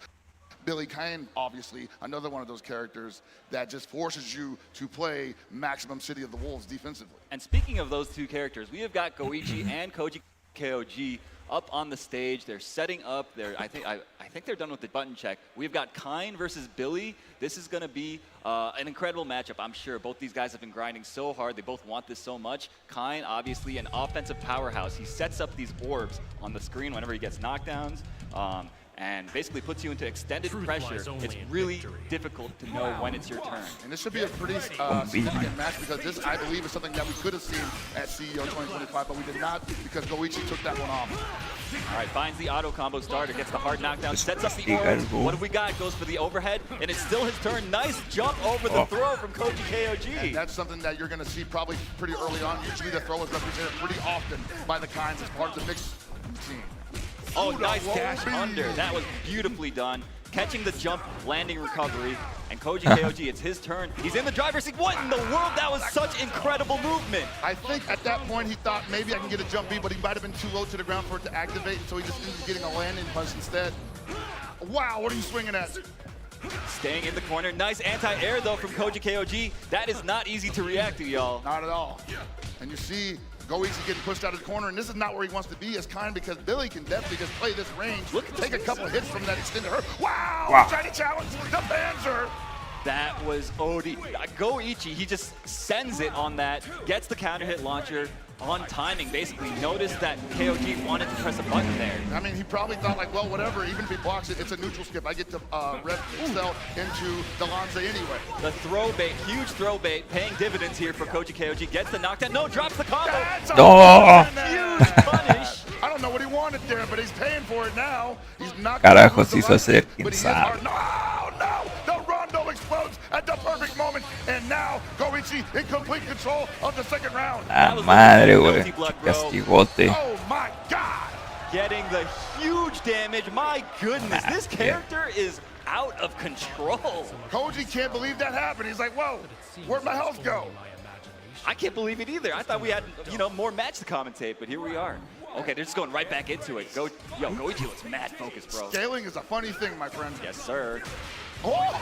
Extended hurt box again. I think maybe Goichi's been studying where the Billy buttons possibly are most vulnerable if he swings too far away. We are seeing such impressive matchup knowledge on display here. Remember, this game is mad young. It's like 3 months old right at this point. These guys have labbed and practiced. No puedes salir de la esquina. Yeah, and it's only, like you said, 3 months old. There's still so much ground to cover, but dude, you got to be able to win EVO. And the moment started, he gets to close D, but he didn't believe in it. And now I think Koji might be a little shook. Oh, nice anti-air. Oh. Goichi, his defense was looking a little shaky for those last 3 or 4 interactions. I think so too, and like, by the grace of God, he's still on the screen. How many times he's gonna try to throw bait and Goichi's just not gonna bite? That was incredible. Okay, finally finds him standing. Not a kill yet, but one more touch should do it, and he's just super out of the command every time. Don't test him, he'll try it at least once. The overheat, finds the overheat, gonna JD all this, and now it's basically his game. Ah. Throws out the double fireball, finds Koji jumping, almost no way out of that situation there. Yeah, that is a checkmate situation because he can't, like you said, JD, when you're in overheat, maybe he thought he could thread the needle by hopping in between them. Also managed to save the super bar, because if he just sends out the super from that range, that's also a checkmate. That wasn't a counter hit, so that pole vault didn't end up finding the mark. Dude, Goichi, I mean, obviously, we talk about this guy's defense. This guy's hold up, hold the phone. Woo-wee. And Koji, once again, not ready with the punish string. Yeah, got a little too far for the close D to come out. Getting the hard knockdown with the throw, getting another throw. And that's got to be rough because, you know, those little mistakes happen and Kind gets to take so much advantage of a situation like that. And you see the hyper that's there, making sure that the Billy doesn't get overheated, blocking the entirety of that super. These JDs, though, gonna save a lot of rev bar for him. Yes, okay, managed to save himself from overheat with those 2 clutch JDs. La verga, güey. Not quite enough. Regrésate a la Another amazing esquina, JD. perro. KOG, this defense is out of this world. Y por fin. No mames. But he got hit by the falling Lance. Is he gonna catch? Is that gonna catch? It's not enough to catch, I believe, but this last hit does so much damage. Koji KOG's defense bailing him out of. Hola, se le sudó, güey. And a huge hold on. Bro. Oh my God, that's so Bro, unfortunate. She was just a little too slow. Bro, tuvo muchas oportunidades para castigar y lo dejó ayer, güey. Best round I have ever seen defensively. Acaba de explotarle el cerebro. Oh my God, bro. Güey. Oh my Acaba de tener una convulsión, güey. Always a character. Very emotive guy, this one. Yo, he played like, I get it, man. Yo, I feel it. Dude, he put it all on the line with that last round, seriously. He played, like, you cannot... Bro, se rompió, güey. Lo rompió, güey, cabrón, güey. Please don't. Ah, qué cagado, güey. Good sportsmanship. I mean, both these guys, of course, have known each other for a long time. Yeah, dude, he should have had. That would have been such a sick comeback if he came back from that ridiculous situation. But you know what? Goichi is just that good. Yes, Goichi is that good, and like honestly, I thought Koji played very solid in the end there, but that was just one of those things where like the timing was just a hair off, and that happens to everybody. Dude, yeah, I am beside myself. That round was so good, and that was just the second match, man. What the hell? Winterside, man, it's the reason why they were in Winterside and why they dusted off that entire list of people that they put up on the path. That's right, yeah. So just goes to show the level of competition that we have here at EVO 2025. This is just the first year. The game is still quite young, but these guys are pushing the game to the limit, pushing each other to the limit, and we're seeing kind of the fruits of that in this top 8 on this stage here in Las Vegas. Yeah, man. I can't wait for what we have next, but hey, man, we're gonna have to go on offline for a quick break, fix a couple things for the stream. Don't panic, we'll be right back after these messages. Break.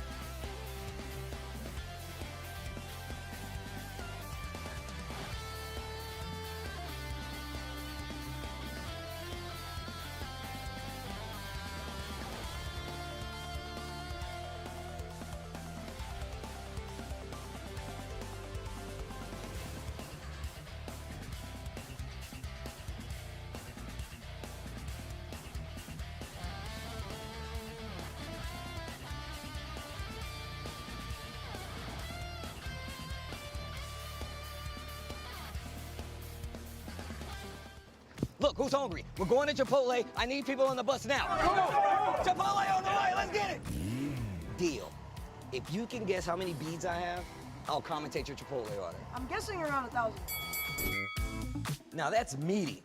Of course you go with queso. That way your burrito will match your play style. You can tell he's been labbing that burrito technique. Now that's top tier. If you guys love Chipotle, make some noise! I won PlayStation's Road to EVO and went head-to-head with Arslan Ash. I won PlayStation Road to EVO and battle against Sonic Fox. I have never seen that in my life. To compete on PS5, choose your game, find PlayStation tournaments, and register. It's that easy. Sign up for PlayStation tournaments for opportunities to win unique prizes and much more. PlayStation. Well, Vaya is laughing right now. Look at Vaya laughing right now. Oh, he's doing a dance. What is he doing? Man, he's too ready, you know. Not today, man. Oh my God!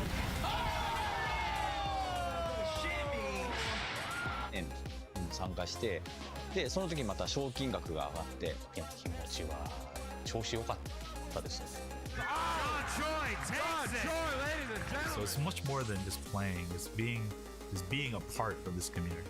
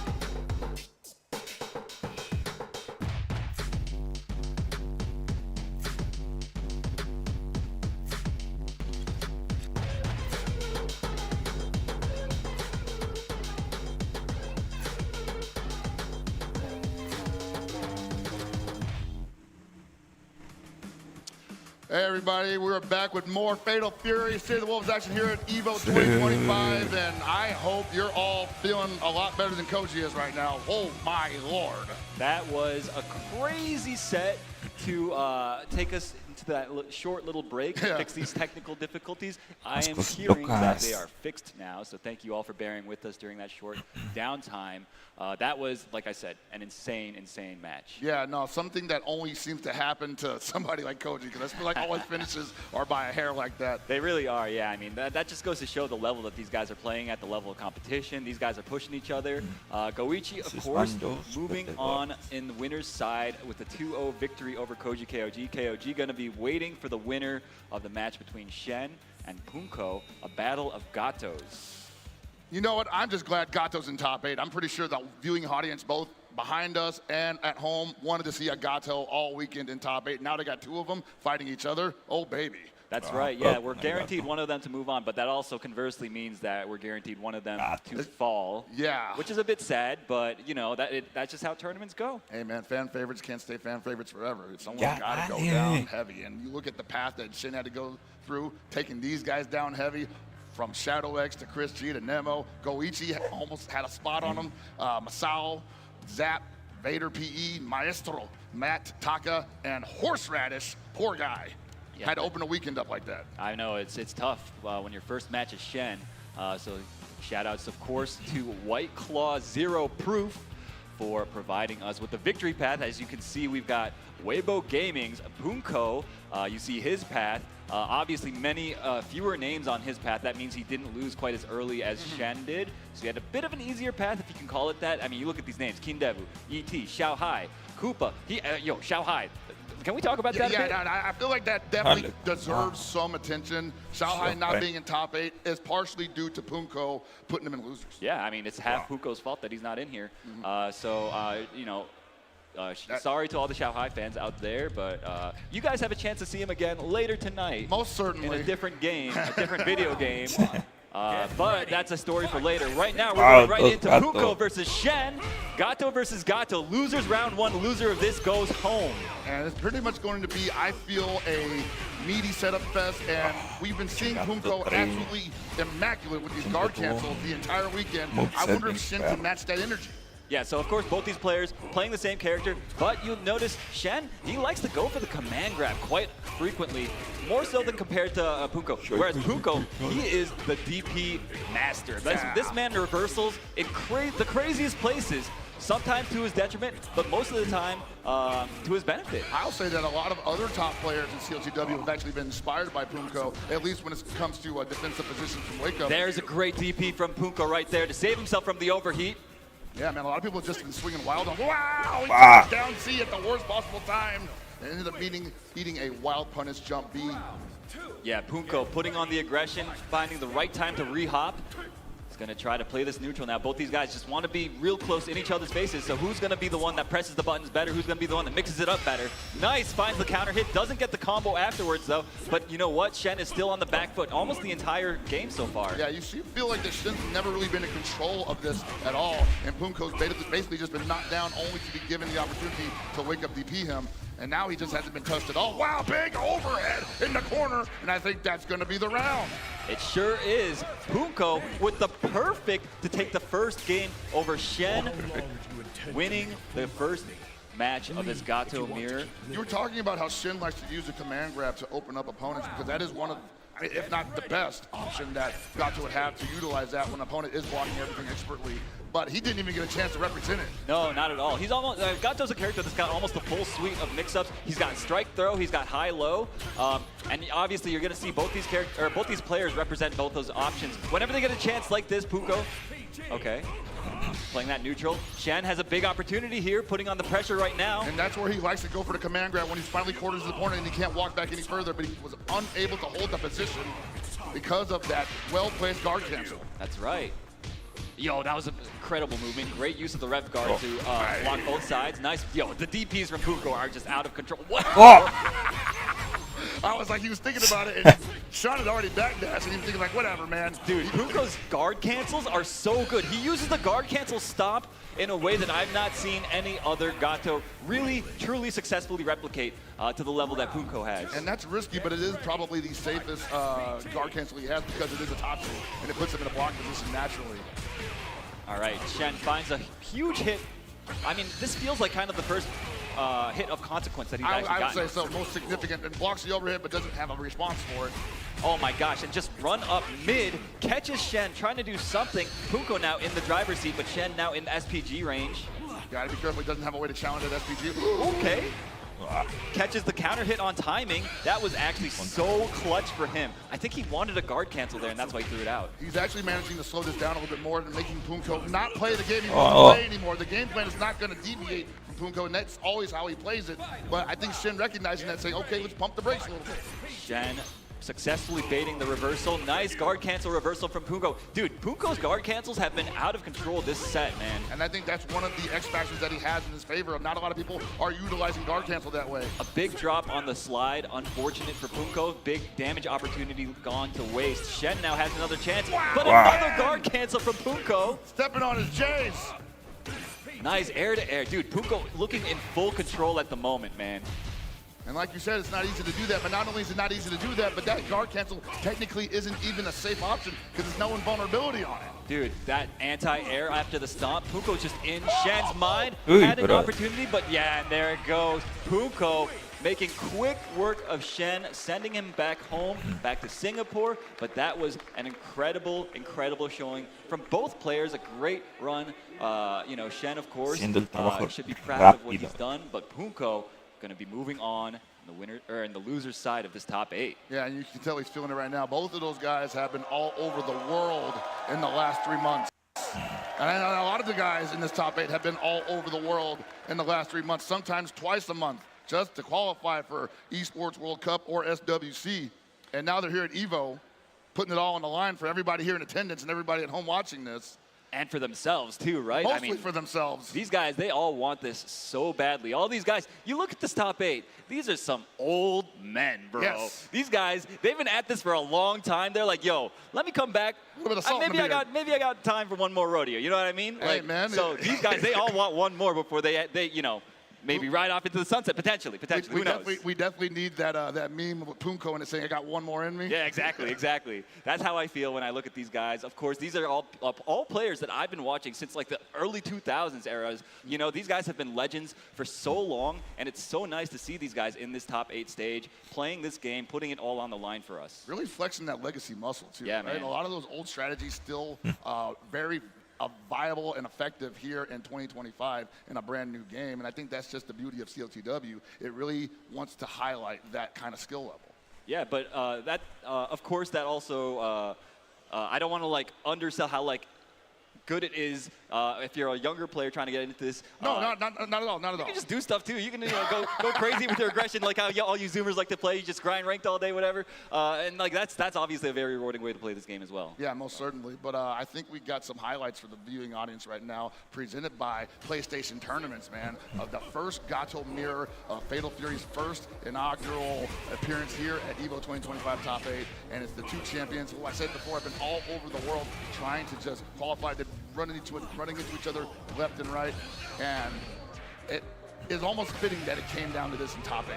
Almost, yeah, and that was obviously we're seeing from the replay. Punko just kind of asserting the dominance almost the entire set. He really felt in control, and look at that. That was a beautiful call out after the stop, knowing that Shen wanted to jump at just that exact timing, using the up kicks, and yeah, and it just all goes downhill from here. Yeah, Shen trying not to get guard broken there, and just like, well, pick my poison. Am I going to get guard broken and die, or am I just going to jump and die? You know? Okay, a bit of a handshake mix up there. But Punko going to be moving on the loser side. We're still going to see a Gato in this top 8, which is really, really exciting. I love watching that character. That's really exciting. You know, like a lot of people were talking about like, hey, man, who's going to be in top 8 at EVO? It's going to be a bunch of Kais, I bet, right? No. It's been getting a lot more diverse in the top position. Like a lot of the other characters were going pretty deep in the brackets throughout the entirety of the weekend. So I think it's still anyone's game. Yeah, man. So up next, we're going to have Kubo versus Fenrich. It's going to be a Hokutomaru versus Kine matchup. Of course, Hokutomaru, a character we've already seen before. ET was representing him in this top 8. A very mobile character, wants to be slippery, wants to make it so it's difficult to pin him down and attack on his own terms. Kine, on the other hand, kind of like the exact opposite style. He wants to jump in your face. He wants to set up these orbs, lock you down, and just apply pressure the entire game if possible. Absolutely, but he could also just do that from a distance, which you don't see that much. You see Kubo, via the victory path presented by White Claw Zero Proof, going through several other top players, going through one Reynolds, one VX Bao, had a barn burner against Goichi, and then some people thinking a heartbreaker versus Super Nim. Yeah, absolutely. So, you know, Kubo, a storied player from like the early 2000s era, kind of a king of like poverty game type stuff. I think he was like a highly notable, what was it? I think he played like Aquapasa. He played like literally everything from what I understand. So no surprise to see him doing so well here. We got Fenrich, of course, the young prodigy. I think the youngest player in this top 8, if I'm not mistaken. His victory path here as presented by White Claw Zero Proof. We see he's the one that finally put the nail in the coffin for Xiaohai. Lost to Koji KOG on the way up here. A very close set against Diaphone as well. Tamago, K-Top out of Greece, Black Ace, Goro. A lot of names that I recognize. This has been such a stacked bracket, man. Killing all our friends, man. I know, right? And here we are. We have to commentate him unbiasedly. Yeah, I have to, man. I heard he's also in Blaze Blue. I mean, that would make sense. That would make sense. The guy's pretty good at a lot of games. Blaze Blue, of course. Dragon Ball Fighters when he was like that. I mean, the guy is just incredible. All of these guys. I mean, you really can't say enough about how storied fighting game players these guys are. They have so much experience, so many accolades across so many different titles within our genre. And I think this is a great game to really put them on even ground, all these different champions of different games from different eras honestly. Yeah. I've been saying since the game came out, I think this is, since there isn't really like an endemic Fatal Fury champion community or anything, top players, if you will, everyone here is new into the pool, and I think this is the perfect game to decide, are you a good fighting game player or not, you know? That's right. I think like just raw skill. Yeah, clearly these guys are all phenomenal fighting game players, and we did receive word that Fenrich is indeed in the winner's side of the Blaze Blue Central Fiction bracket. So, I mean, does that surprise anyone that knows ball? No, not really. Not at all. But, honestly, I'm just surprised that he has time for both right now because this has been a busy weekend. It has for a lot of these players, too. A lot of these guys, multi-game specialists, able to play and place well in a lot of different games. So it's been pretty stressful, honestly, seeing these guys run back and forth. I'm stressed for them, you know what I mean? Most certainly, man. And I think Kubo probably the only person on stage right now that didn't have to go all over the globe. The last time we saw him, he was getting 5th at EVO Japan, and then he went, as far as I can tell, dormant until this weekend where he's now fighting for the advancement in the loser side of top 8. So pretty consistent. Pretty consistent indeed. This guy, whenever he shows up to a tournament, he places highly, and he's got a long, tall mountain ahead of him to climb. Fenrich, one of the guys that I think really stands out in people's minds when it comes to who do you think is going to win an event of this caliber. Right. Yeah. Fenrich is always a name that's up there. Name up there. Goichi's always a name up there, but I've seen Kubo in a couple of those conversations as well. So maybe, quote unquote, surprise us. I don't know. Either way, it's time to get it on. Yeah, Are y'all ready? This is the last of the first round top 8 matches. Yeah, loser of this does go home. A lot on the line here. Can you comprehend that? Of course, the SWC spot on the line as well for the winner of this event, right? There's already a couple qualifiers in here, so may not have to necessarily win the tournament to get that, but you know you want to anyway. Of course. Finds the hard knockdown, does Fenrich. Going to put on the pressure. You see that orb extending the pressure sequence. These plus frames going crazy. Kubo finally finds an opening. And I like the way that Fenrich backed up from there because he knew that Kubo was like, you're going to jump out of here. You're probably going to double jump. I'm going to be waiting for you. Your trajectory is not going to carry you over my head. Yeah, that's the thing about Hook Tomorrow is the fact that on defense, oh my goodness, and just like that, Fenrich finds the hits that he needs. On defense, Hook Tomorrow has to kind of block it out very honestly. He does have a bar now for the reversal available to him, but this character, if you can get him to stop jumping around, you can potentially put the hurt on him. And at the same time, it's both risky and smart to utilize that against Kain because Kain gets to stop his offense at any moment, and you have to catch him when he's trying to lose. All right, putting out the orb. And yeah, you see Kubo just trying to make space and now trying to engage on his own terms, like I said before. This is Hokutomaru's game plan right here. That's a pretty big hit, and he's got, well, he had Fenrich on the ropes for a second, but Fenrich finding the backdash into the Panzer, and that is one of the things you just have to do sometimes. The reversal rev flow. A beautiful throw from Fenrich gets the party started, and once more we see Kubo in the corner. And wow, what a beautiful punish on the landing frames, timed perfectly, and just like that, Fenrich is going to take game 1. The scale a little too much, but you're not too far off. There it is, chips him out. That was basically a very textbook Kain round. Like this guy, he just sets the traps, he extends the pressure, he hits you until you crack, and then he cashes out for incredible amounts of damage. What's interesting though is that usually a lot of Kains are so aggressive that they don't want to give you that space, especially if you're Hoku, to like jump out. But you saw Fenrich just like measuring, backing up, because he knew that Kubo knows where the windows are, doesn't want to give him an opportunity for a reversal. You see once again, you see the strike throw, very nice double JD into guard cancel. That is not easy to do, takes a lot of game knowledge. Oh, that's a big punish right there. And you see these hard knockdowns repeatedly, putting him in bad situations, but Kubo finds the cross-up, gets a big combo here, goes for the hard knockdown with the double rev blow ender, builds a lot of bars, but he keeps getting his jumps punished as he lands. Fenrich's timings are immaculate. He has to be careful of all that over-jumping. That is absolutely what's like selling curtains at this point from. He's getting hit on the way down. Oh my god, huge jump but no punish. Went for the jump D, unfortunately does not have a cross-up hitbox on it. Dude, look at him, he's God, what in the world? Kubo was trying to play so evasively, but Fenrich just found him at every turn. Gotta respect Fenrich for not going for a Panzer neutral skip at the beginning of the round. Probably expecting Kubo to jump out of it. Yeah, finds the hard knockdown with this combo. Kubo put on the pressure here, finally in the driver's seat, but just like that gets okay. And he gets out of the corner with that. Yeah, you see like Kubo just unable to really get anything super heavy started, but he's still also somewhat in control of this round. Fenrich not really able to wasn't able to nail him down up until that lance, and now Kubo in a lot of trouble. Yeah, little too short for the punish. Luckily for Kubo. Fenrich's neutral is just too clean. He is not letting Kubo, look at that! He's not letting Kubo get away with any jumps. He's punishing the landing frames every single time, it feels like. And that's a scary thing, though, have to face against, because that means you just can't block anything. And just like that, Fenrich moving on 2-0, not allowing Kubo to get away with the movement that we so attribute to Hokutomaru, that we so often complain about, and at least myself personally. I hate trying to catch that little cockroach, right? So, but yeah, I mean, Fenrich just makes it look so easy, bro. I mean, he's seen so many different scenarios, as we've already probably all have, but he's able to apply the pressure while taking all those scenarios into account. That's why he's a master. Yeah, indeed, indeed. So yeah, Fenrich looking so ready for that. That was just, I mean, that was a clinic. There's not much more to say about it. We've probably got the two best kinds in the business in this top 8, and it's such a treat to watch them at work, because the way that they structure their offense, the way that they find these hits, that's definitely what separates them from kind of like your middle-of-the-pack kind players, Yeah, right? you're not seeing them just trying to maul their opponent on defense and crank up the rev gauge and go for the guard break afterwards. They're absolutely measuring the opponents and all the movements that they're making, and if they find something that might be troublesome, they are a little more tepid. Yes. We're going to go and see some highlights, by the way, of PlayStation tournaments to see this masterful play at work. Fenrich having had a tremendous year so far, even though it's only been 3 months. I feel like he's been playing for 12 months already with the way he actually took apart Kubo. Dude, these punishes on landing, man. We saw one just now. The way that, like, they leave just enough gap in their strings so that you feel like you can press a button, but they will already be there hitting you with the frame trap.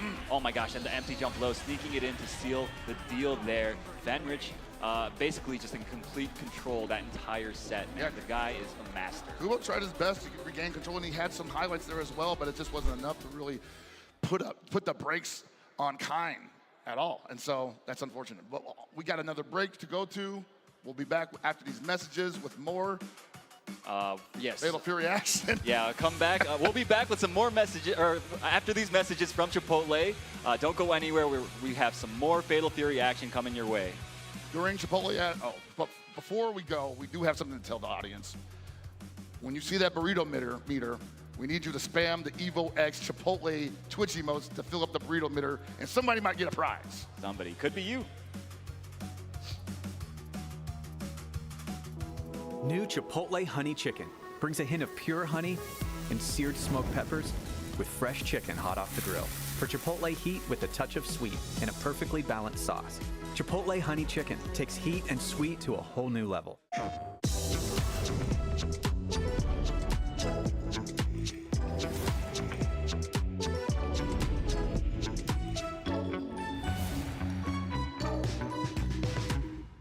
PlayStation.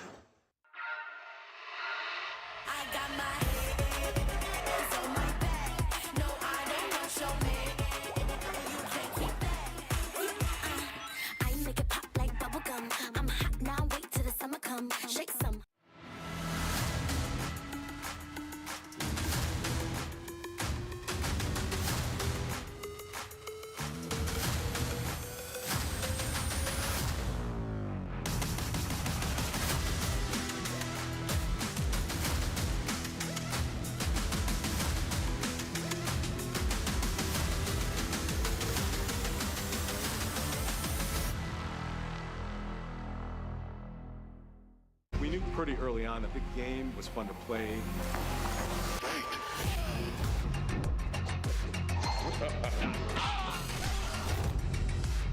It became something that added to the mystique of Mortal Kombat.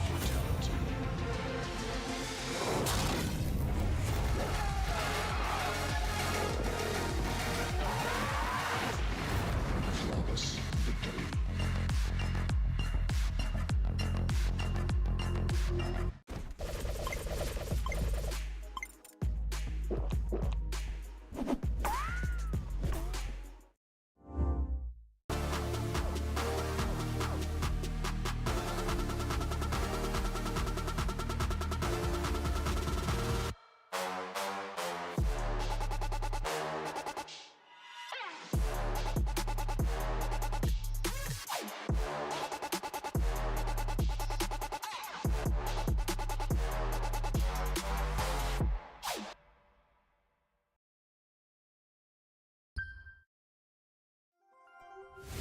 Alexander Fragoso. My tag is Bean. I'd always played fighting games growing up, but it was never past like a casual level. Mainly just play with like family offline.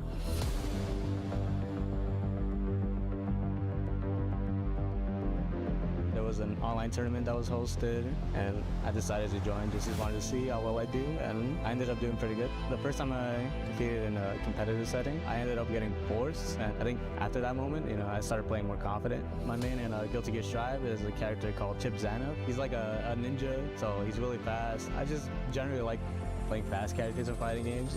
I usually want my opponent to play at my pace rather than me playing at theirs.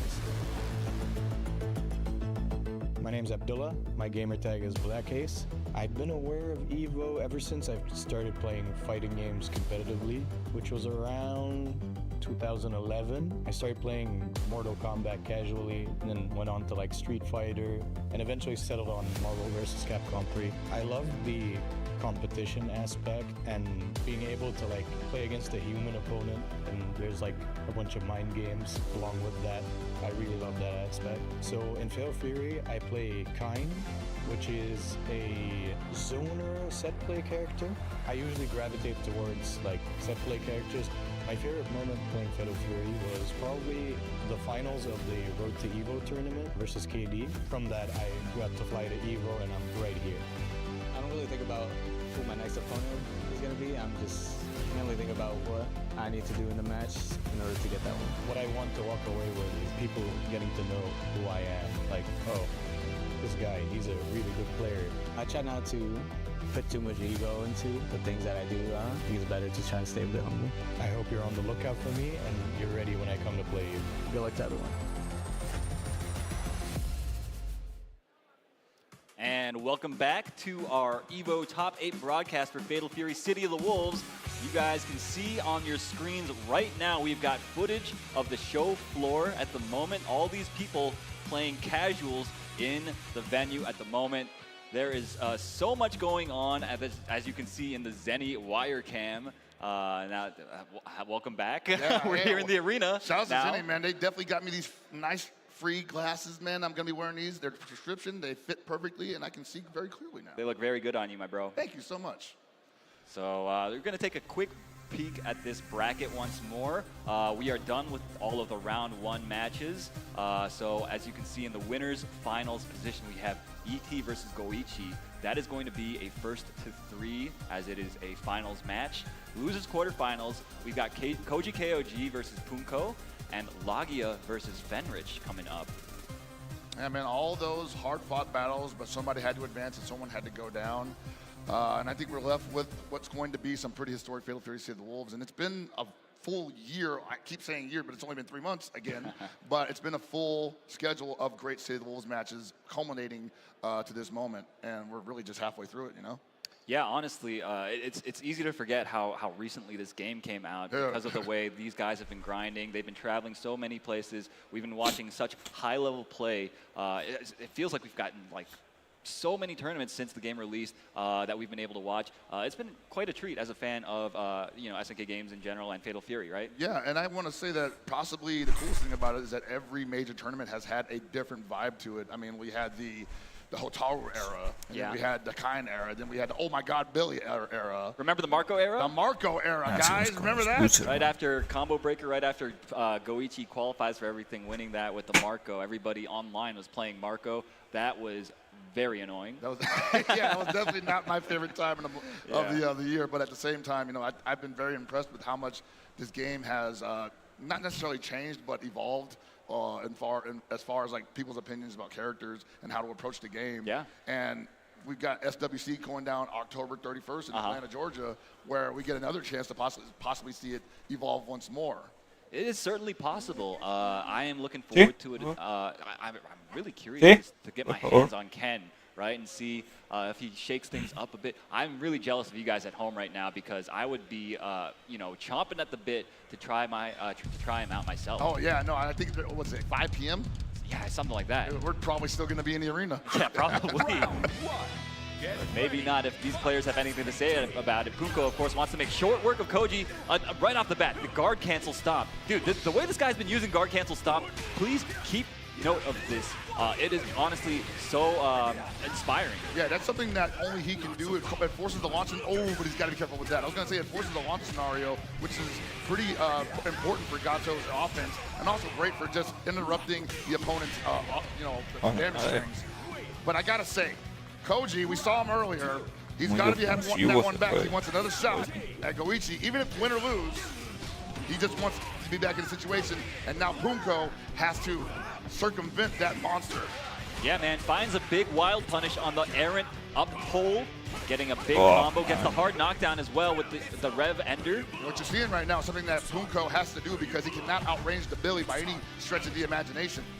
Which means if he gets up close with him, if he gets that corner position, he can't let it go easy. A little bit too far for that guard cancel. That was a beautiful sequence. Finds a DP anyway. This man is a nut. That's a great example of what I was just talking about. Wow, it didn't block the string entirely. This man, I want to believe in myself the way that this man believes in himself. Using the 6B, catching Koji KOG out of the air, sniffing out the fact that he wanted to jump out of the corner. I tell you right now, Koji KOG gonna possibly be a little dumbed down defense here. Probably not gonna pull the trigger on some decisions he needs to make, and that's gonna be great for Punko as he takes the corner position. And gets the hard knockdown, putting on the pressure is Punko right now. Oh no, anti-air. The low beam from downtown. From downtown, indeed. Punishing the palm clean. It's pretty rare to see that. And now Koji on the attack, but unable to hold on to the pressure. That rev gauge is getting attacked, though. Almost at my goodness. Are you seeing this movement? Yeah, that's crazy, man. It's hard to blockable. All right, doesn't build enough bar for the level 2. The level 2 would have sealed the deal, but this is all but his. Yes, finds the jab on timing. And that's the one thing that Punko can do. If he can't outrange your character, he's going to outmaneuver the character. Yeah, dude, his offense is looking unstoppable at the moment. And you see Koji KOG, he's like, look, I'm tired of playing defense. I'm going to take the fight to you this time. Oh my God, the backdash? That was so beautifully spaced. From a rarely represented sweep from Billy, how did he know? Okay, soft knockdown here. Still manages to press the issue, does Punko. Okay, gets punished. He was still back turn at the end of that, so yeah, that was a free punish. Wow, he just does not want to hold any pressure whatsoever. Absolutely not. He says, whatever, man. You leave that window for me, I'm definitely going for it. Checking the dash with the down A. Oh, okay. Didn't believe. Dude, another guard cancel stop. Punko, it is just firing on all cylinders right now. And that makes you afraid to press a button, man. And chasing the backdash as well with the 6B. Dude, this guy is playing a mile a minute. Like imagine not being able to press a button as Billy Kane against Gato. Because you're afraid of the guard cancel stop. Yeah, that's not a world I want to live in. Oh! That is crazy. He didn't have enough time to recover and block that. Maybe for an anti-air. It just didn't have time to start up. Had to do that. Finally finds a good answer on defense, but it did cost him. Oh my God, yo, Punko just does not care. I told you, if there's a window, he's jumping through it. Great JDs from Koji KOG. Keep him in the game. And you see his rev meter is looking so dangerous right now. Finds another hard knockdown, does Punko. Punko basically one mix-up away from moving on. And once again, Koji sniffing out the over-aggression from Punko, but that's his last reversal. Flailing each other out. Nice JD. Finds the counter hit. Punko with the most masterful play, moving on over Japan's Koji KOG. Koji fought valiantly, but Punko smelling blood in the water early on into that matchup, not letting go of his leg, teeth burying into his kneecaps, ripping him apart, bro. That guard cancel stomp might be a problem. It might be a problem indeed. Punko obviously has been grinding so much.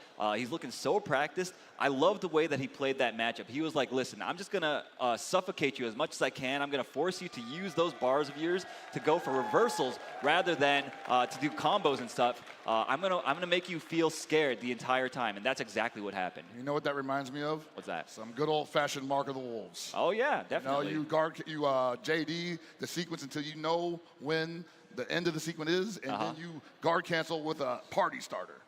Yeah, for sure, for sure. All right, so we're gonna go into some highlights from the last match presented by PlayStation Tournaments. And it should be all guard cancel stomps on it, honestly. Not because it's cool to watch, but because he was patiently waiting for his window to utilize it. That's right. Finds the opening here with the big strike throw mix-up, going for strike this time. Gets the hard knockdown, and what have we got? Look at that. The delayed jab catches Koji trying to mash at just the right time. Got 6B. And you see, this is what I'm talking about. Koji was forced to use reversals over and over again just to get Punko off of him to get some breathing room. Absolutely. And he just wasn't able to. That big 6B counter hit spelled victory for Punko. Yes, Koji just being a little overzealous, man. Yeah. And Punko's just looking great, honestly. That's all Punko. Yeah, no, he's clearly mastered this character, Gato. He mentioned before at EWC that that character is one that's very near and dear to his heart. He played him obviously a ton in KOF 11, a game that he's very notable in. KOF 15 as well, he was representing the Gato. But that's enough about that set. Punko moving on over Koji KOG. Up next, we had Logia versus Fenrich. Yes, Logia versus Fenrich. Yeah, now we get to see Logia again after losing a pretty, I'll say it was ugly on his end. You know, ET dominated, and it looked like he was a little off balance. And I'm kind of worried because that was my prediction to take the whole thing. So hopefully after taking the L to ET, Logia has got his head on straight and feels a little bit better about how he's going to play out the rest of this evening. Yeah, though I like what you point out about Logia, not necessarily feeling all there in that set. We talk a lot about how good his defense is, his defensive execution more specifically, and he was just kind of going for like kind of lazy defensive options very often against ET, not calling out the throws, using a lot of rev guard, not going for a lot of JDs and guard cancels, things of that sort. So he really needs to get it together, especially against a character like Kine that just wants to oppress you the entire round. I was going to say that, you know, I did not have in my bingo card that Punko will be representing the best of the defensive options here today when Logia had done that at CEO previously, and I thought it would just be more of the same. So, like I said, maybe he possibly just didn't think like he had to represent it that early on into the day, but obviously this is the top 8. You got to do it when you have to do it. If you got them, pull them out. Yeah, you got to bring your A game, and these guys, it seems like they are ready. They're about to go into it. We're going to have a Hotaru versus Kine matchup. And it's so funny to see Hotaru being kind of like the hero character in this top 8, where it used to be back in, you know, the Hotaru era. She was the terror. Yeah, she was the terror. But, you know, Logia playing pretty honestly like a nerfed Hotaru and doing so well with her. Yeah, it doesn't matter to him. The game plan he wanted did not get touched. Right. So yeah, he just wants to play solid the entire time. But it's going to be super demanding to play that way against Fenrich, who's also been playing super solid and playing a character as terrifying as Kine. Okay, finds a big backdash, punishing the throw attempt. Okay, we're going to go for a hard knockdown here. Push him to the corner, I say. No, go for the soft knockdown. Trying to see if he'll roll past him. And Logia seeing possibly that Fenrich would not take the corner very easily. That might be predictable later on. Fenrich's movement, the way that he's moving around, making people jump in with hold of that thought. We see Logia opening him up with a big mid, going to be enough, taking the first round. That's pretty big, Elru, because honestly, that was a pretty textbook string from Kine that got stuffed by the C from Hotaru, and I'm not sure Fenrich wants to try that again. Okay, finds the reversal there, and a great anti-air from Fenrich. And he's, dude, look at Mr. Optimal here, setting up the sequence. Bro is ABC, always be charging. Oh my gosh. Dude, how do you convert? Okay, I was gonna say, if you converted off of that. Incredible pickup. Oh, yo, wow, Logia on the attack, pushing to the other side of the wall. Logia's movement as well, his timings, when he has a feel for when Fenrich wants to do stuff, using that ridiculous air rev blow though. Yeah, I think he probably wanted to catch the kind of swinging a button out there, and the overheat is in effect. I don't think it's enough to kill. No, it's not. And Logia probably going for the backdash there. Yeah, it looked like it. It looked like it. Fenrich manages to stay alive, evening up the round count, but he has no bar to work with. Meanwhile, Logia is about to build one. There it is, building a little extra bar with that JD. Ooh, my lord! Raw Panzer in his face, dude. Why not? It's plus on block, baby. Exactly. It's a neutral script at any range, honestly. Yeah, that's how it feels. Down. Okay, finds the hits, gets the hard knockdown. Yet again, we're going to see this situation over and over. It's called set play, ladies and gentlemen. What are you reaching for, he says. It's still my turn. Okay. Big whiff on the ball. Super. What does Logia do here? He guard cancel. He runs up. Go see. Are you crazy? No, that was obviously so calculated, finding the hard knockdown. Strike throw. The whiff on the close deep meaty. That was so, like, Logia was on layer 2, layer 3 even. He did delayed close D.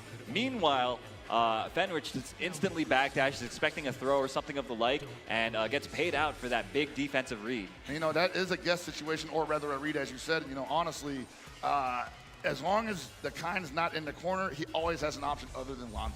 That's right, that's right. All right, Fenrich up 1 against Lagia, but that was a hard-fought game between the two of them. Yeah, I definitely like what Lagia was showing us there, but I also like what Fenrich was showing us. It's just unwilling to not let go of the pressure and always charging. Great pickups off of random hits. But Lagia, no slouch in that department as well. But he's dropping the combo. That was a little unexpected. That was a fairly easy combo, I'd say. And this is where the instability seems to be coming in, where I see Lagia possibly cracking early, and that DP is a great representation of that. Yeah, man, you cannot give Fenrich any opportunities. You need to get those hard knockdowns. You need to put the pressure on him rather than the other way around. Otherwise, there is no hope. And it's rough, too, because you think, like, man, he's got such a life lead. Why wouldn't he just press his luck there, right? It's no skin off his back. And Fenrich still just playing safe. Oh, my gosh. Backdashes into the fireball. And, dude, he gets That's rough, bro. That's rough. That is crazy. Are you Mr. kidding Optimal. me? That's a wrap. Oh, my God. Going down like that. That was one bad defensive decision. That's all it took. My word, what a character. There ain't much you can do about it, though, right? The rondo's there, you backdash into it, and he's like, dang, thanks for the gift, brother. Thanks for playing. See you next year. Fenrich moving on 2-0 over Lagia, who we've been hyping up as having great defensive decision-making. But really, that's what it takes to compete at this level. Absolutely. If you're not on the ball at all times. And my bracket's busted, man. It's over. Oh, yeah? That's got true. nothing. My guy's still in there. Yeah. Oh, yeah, give it up for Fenrich, y'all. Fenrich putting on a good show. Fenrich and Lagia, man, we'll definitely be seeing them again later on this year. But one of them has to go home right now, and it's Lagia, unfortunately for both of us. Unfortunately, yeah. I mean, I love watching him play, but I also I appreciate watching the Kind masters at work. We still got both of them in this bracket. Chances are they might run into each other. Hey, man, that's definitely been a couple of rounds in the previous tournaments, as well as in the history of FGC. Yeah. Goichi versus Fenrich, part 15. That would be, what a treat it would be to see here on this EVO stage. Fatal Fury's first year at EVO, couldn't have asked for a better top 8. We've got so many incredible players, but we're going to go back to the highlights presented by PlayStation Tournaments. We've got, oh, look at that, the super I wanted whipping. so much from that crouch A, and I was like, man, please just let it rip. Yeah, Lagia had a big chance here, but this is where he does the delay button on Fenrich's wake up and gets backdashed, right? So you see it right about here. That was such a brilliant play from Fenrich. He was just like, look, I got all that real estate behind me.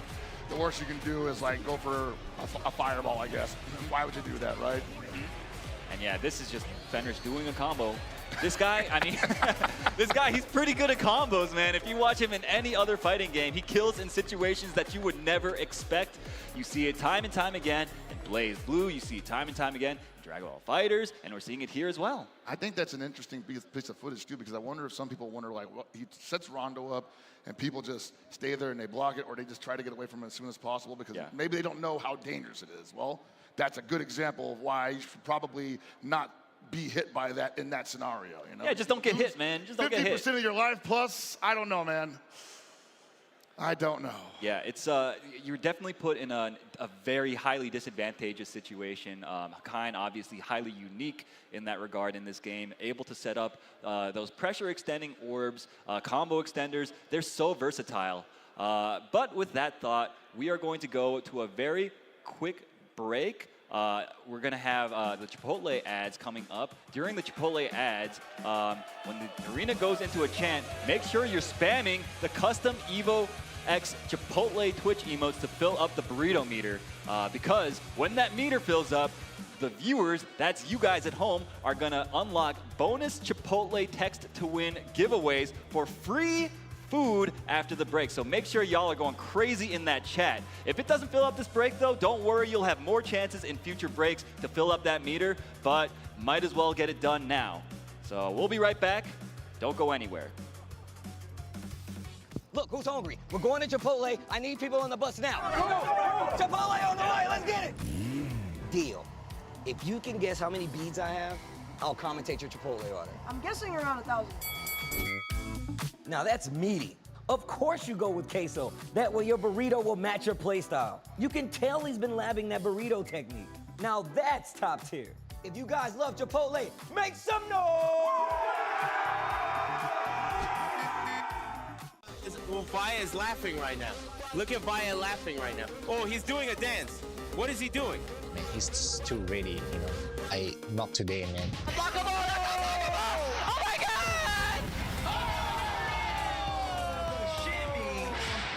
円参加して、でその時また賞金額が上がって、いや気持ちは調子良かったですよ。So it's much more than just playing. It's being a part of this community.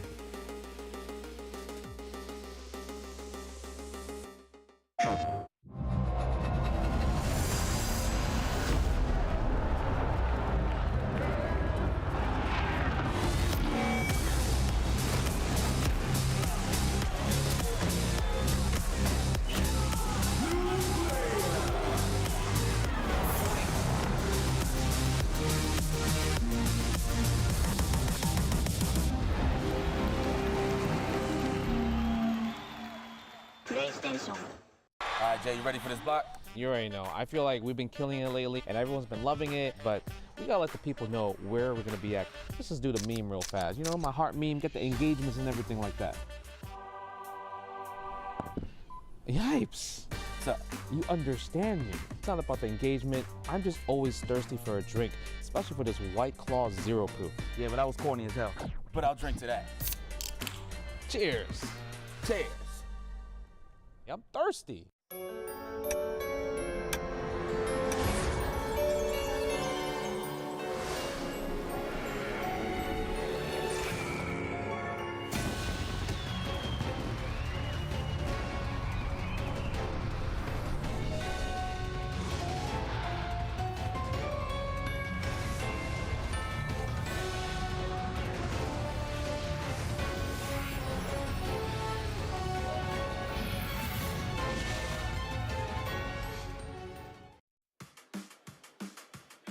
And we are back with more Fatal Fury City of the Wolves action here at EVO 2025. And congratulations, guys. For the first time today, we filled up the burrito meter. Hey. You did it. But it's not over yet. There's still chances to earn free entrees. Chipotle text to win giveaway for a chance to win free Chipotle entrees if you text that segment code on your screen to 888-222 now. Yeah, be sure you guys do it real quick. They're gonna go real fast. Trust me, I know. Speaking from experience, y'all are some hungry people out there.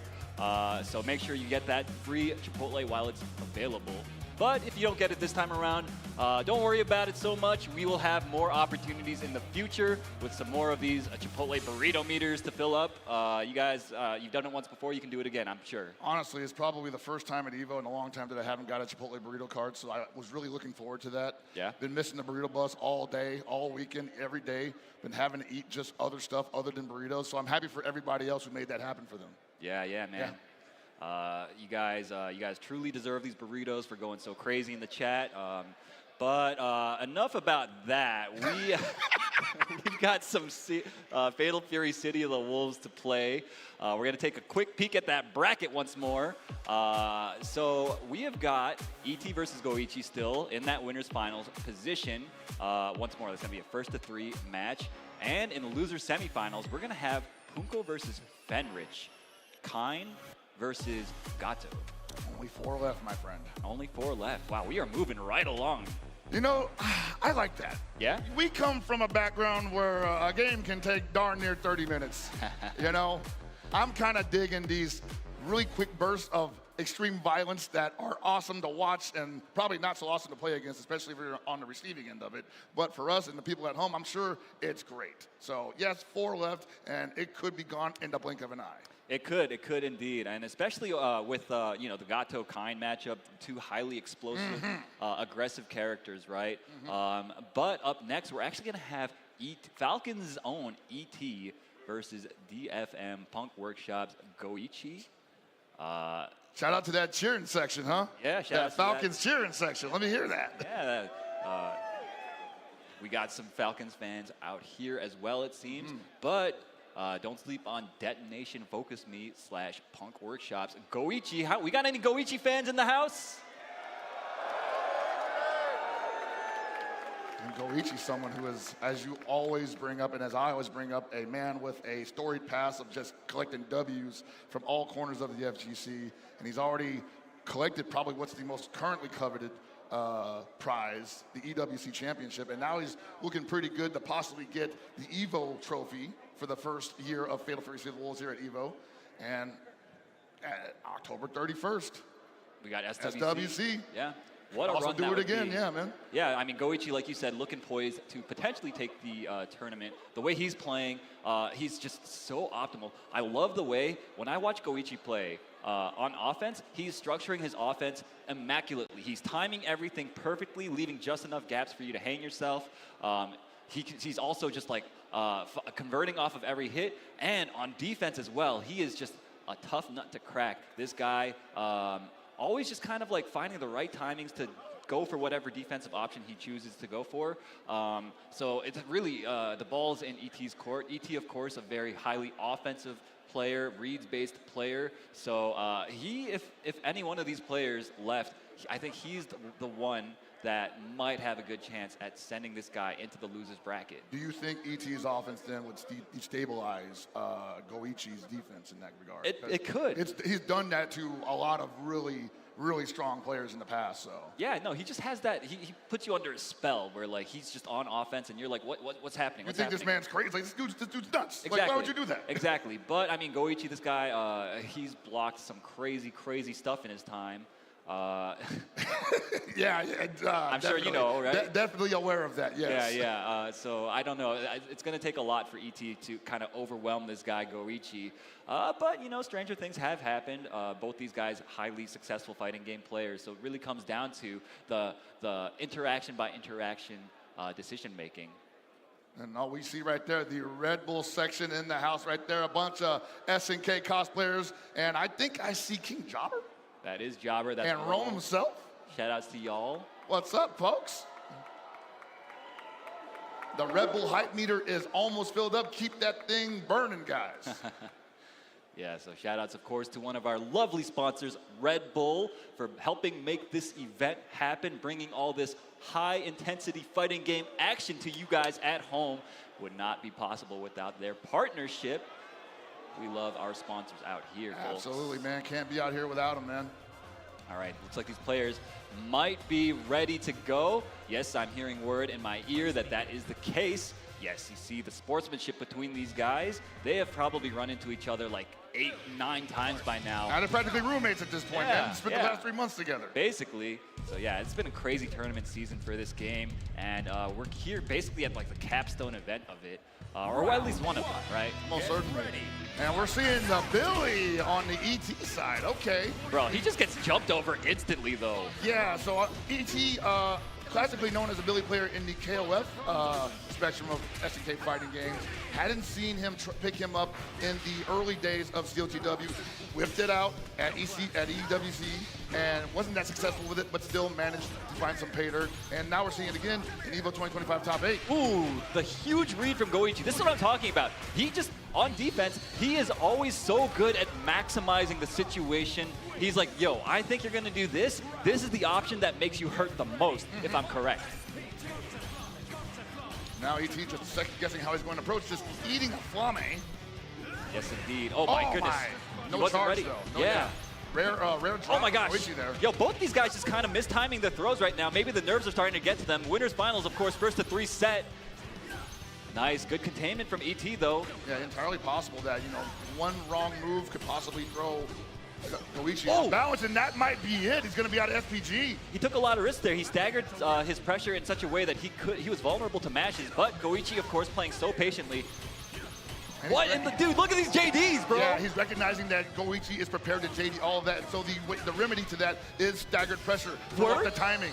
Goichi tried to dash under, but stayed in front. ET so happy to oblige with a full combo to his face. Oh, almost had something there, but that might have been too far away for confirm. Yeah, you seen that 2B get represented? How many throws is this guy gonna tech, man? He's the best at it, man. His defense out of this world. My God, ET dude, right now is just like, hey, again. why would I do anything else? This guy is a nut. He's just like, listen, I know you want to advance here. Let me just put out this ignorant-ass option. Dude, you can't JD it, right? You had to hold it. Yes, indeed. And you're seeing now ET totally altering the way he's approaching it because he sees the JD's on Goichi's side. He says, you know what? JD this throw. Dude, look at the way he's structuring his offense. He's leaving so many gaps. Goichi is still refusing to just mash on defense, though, is the thing. And Goichi's like, bro, did you steal that from me? Did you steal this pattern? This cadence? Dude, look at how patient he's playing. That's on my defense. cadence. Okay. That's my cadence, bro. He doesn't get the air JDs. Unfortunate break for him back in the corner. Okay, forced to spend the super. Oh, he tried to go for the hyper defense there. Did he press the button? No, he did not. That's going to be big damage for Goichi. Has a big chance to steal this round and this game. Gets a big hard knockdown, a setup, double orb setup. Looking for the throw. No, goes for the close C. And finds the hit. Goichi weathering the storm somehow. It looked like he was not in control at all that entire round, but somehow he finds the one hit that he needed, gets the one knockdown, and converts that situation into pay dirt. And the question is, does ET stick with the Billy here? I liked what I saw there, but does he like the way that ended? I think it's too early. Yes. Do not give up on the Billy yet. Yeah, no, the Billy was looking pretty good. Okay, he could have punched a little bit harder, but it doesn't matter. Finds the throw. All right, Goichi looking a little bit more active on defense already. We'll see if that keeps up, though. Wow, gets opened up by the staggered lights. Yeah, this Billy was an absolute problem with the staggered pressure for Goichi. He had been JDing everything that had been airtight up until that point, but the moment that ET just started slowing it down just a little bit, Goichi felt, or at least looked like he felt a little lost. Nice punish on the landing frames using Billy's gigantic down B. And once again, it's happening, the strike throw game. And now Goichi's just fighting for his life, swinging on wake up. Yes, sir. Okay, nice. Blocks the melting blood setup, as I like to call it. Oh, no! Gets opened up.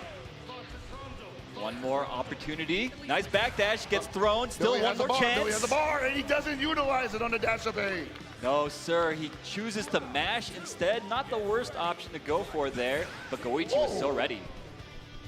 What a read on that diagonal. That's gonna hurt. Goichi ready with the optimal punish. You always want to dash under it. And even with this, I don't see ET possibly switching to Hook Tomorrow if he drops this game to Goichi. But it's early for that. I just want to point out that ET mashed again on Wake Up, bro. This man is a masher, man. But he is the best at it. But we always knew that. Oh, we've always known that. And you guys at home are starting to see it. Oh my goodness, a big punish once more. He could die. Oh, hold up. Goichi drops? Hold on a second there. That's not plus, I believe. Another hard knockdown, but a great backdash. What? God. The movement, so unpredictable. Nice guard cancel from Goichi, and that should do it for the round. 2-0 for Goichi. Goichi is looking like he has downloaded ET's kind of off-rhythm Billy play already. It was so fast for him to make these adjustments. ET's going to have to think long and hard about what he's going to do from this juncture. Look, I'm not up there. No. ET's up there. ET's up there. I say stick with the Billy. I don't think the Hoku's going to take you anywhere that the Billy already didn't take you. I mean, the Hoku brought him all the way here, though, is the thing, right? I feel like the Billy was not working out. I feel like you just go Hoku at this point. Well, he agrees with you on that one. And what do I know? Like I said, I'm here. He's over there. Hopefully it works out for him. But I think that Goichi is so used to fighting Hope Tomorrows right now that it's just... You may not be able to confuse it. It could be. It could be. You may not be able to do the one thing that Hoku was designed to do to everybody in the cast. I just think ET's Billy just wasn't up to snuff. The way he was moving around even, he wasn't really like using the wave dash stuff that we see everybody use. Like it was looking a little raw. Maybe I'm looking too rosy sunglasses about that first round. Yeah, maybe. Oh my goodness. Boy, here we go. Opened up. See, the one thing he didn't want to happen is just like get turned up by this Goichi kind. That was a great by using his main. I'm loving. I mean, he's so clearly focused in this matchup. Tuvo que cambiar de personaje. I really like the decision making already coming out from ET. He's looking a lot better. And one thing you do got to do, you got to give him credit for going for what's comfortable, right? He's obviously more comfortable with the Hoku here than the Billy, but I don't think he can run that same stagger pressure. Yeah, dude, Goichi's so ready. He's like, yo, you can't steal turns on me, my guy. I'm Goichi. Not like that, brother. Nice. Okay. Don't jump on me. I got a bar. Oh, nice. Oh, my Lord. The empty jump B into the super. Okay, ET. I see you. Stealing it away. That looked mad KOF, bro. Yeah, absolutely. Like using the whiff jump in to misdirect. One of the classics. Yep. All right, he's gonna block it out. Very nice. Good guarding so far from ET, and a great challenge with that 5B. That 5B has great range on it, and it's pretty fast on top of that. Oh boy, and it's not fast enough to circumvent that string from you always see from every kind, and now you're stuck in the corner. Yeah, you have the guard cancel so they can, but look how expensive that is. It is so expensive. Finds the hit though. This is gonna help quite a bit. Already down to 80% overheat. One throw. He's usually been doubling up the throws in this situation. Nice. I'm loving the pressure sequence though from ET. Mixing it up, and a great challenge with the 5A. This is looking so good already. How does he open up here? Oh no, that's it, maybe. That oh should yeah, be that's it. a wrap. That round is over, and he was so close to closing it out, but that overheat scenario absolutely just made him, his hands were tied. Yeah, man, there was so for sure. little that he could do. For sure. Resource. Oh my goodness, Se that ve was más the cómodo deepest este cross-up ahora I have con- ever seen. con Goku y con Bill. Dude, Goichi finding just the right moment to mash out. Yeah, those auto combos on block are not nice if you stagger. Whoa! Oh my goodness. How does everyone get hit by everything there, man? You end up flinching, and it's just going to blow up at the perfect time. It's like a jump scare, man. It is. Oh, and that should do it. Finds the counter hit down C, and that's all she wrote. Goichi Nice. moving on into the winner's side of the grand metió las manos finals. este. Finding himself once again one step away from being the champion on one of our biggest stages. Yeah, most certainly that looks so dominant all the way through. 3-0. ET got close a couple times, but as you said, it looked kind of shaky, unstable. Yeah. Goichi maybe looked a little unstable for like maybe 2 minutes, and I was just like, you gotta grab those 2 minutes by the horns, man, because I think that's the only time you're ever gonna see that from him. Yeah, it was honestly crazy because like the way he approached that first game, he just didn't do anything on defense. For the longest time, he was like just downloading ET's habits with that Billy, and then once he got that download, it felt like, you know, in game 2 we saw he just had nothing. More comfortable, more comfortable. Yeah, he just ET couldn't get anything done with that Billy. We got Hokutomaru, didn't also do that much. It was much better, of course. We're gonna take a look actually at that set once more. We've got the PlayStation Tournament's highlights coming at you. We see Goichi doing a combo, putting up that setup. I forget what happened here. Oh, he gets hit by the second orb, right? Yeah, oh, no. but now he's a dash up C because I think ET tried to jump away from the orb pressure and the dash pressure. Just his feet didn't leave the ground fast enough. Okay, get the guard cancel flash kick. Yeah, beautifully done from Goichi. Great defensive option. That is not easy to do. You got to hold charge while not blocking it. That was a mystery. Yes, that was indeed. And I think it happens again here. Yeah, he just gets hit. Gets hit. Yeah, he just like tries to mash on like points where I guess he's not allowed to, and he pays for it just like that. Yeah, unfortunate, man. ET possibly being a little twitchy there at the worst possible moment, but he's got another shot at it because he's going down to the loser's final side. Yes, sir. Or he will face the winner of Fenrich versus Punko. Fenrich versus Punko, two high-octane, high-aggression characters. That will, of course, be our next match. It's the loser's semifinal match, so not a first to 3. It'll be a first to 2, like the rest of this tournament has been.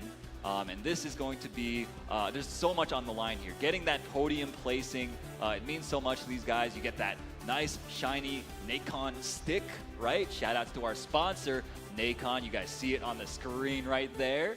Love those guys. Love our sponsors. So, yeah, I mean, we're gonna see some crazy Fatal Fury. We're big only swings, gonna get better. Big swings all over the place. But the only difference between them, though, is that Gato can only really swing from one range, while Kain can swing from so many different ranges. Yeah, that's right. It's on Punko to get inside.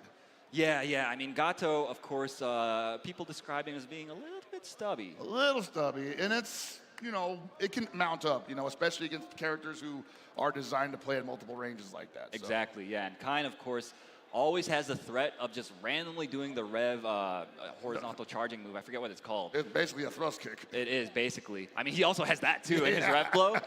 So he's got two different options to just jump scare you from all the way across the screen. We got Fenrich coming up to play once more.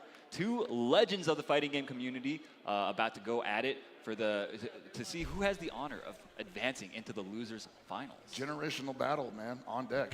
Yes, yeah, that's a good point. Fenrich, a relatively newer school player compared to Punko, who's been around forever, man. Dude, like KOF 11 was like the first foray, and hasn't looked back since. I don't think he's really ever changed his game plan ever since then. It's always about maul, right? Yeah, high octane, high aggression.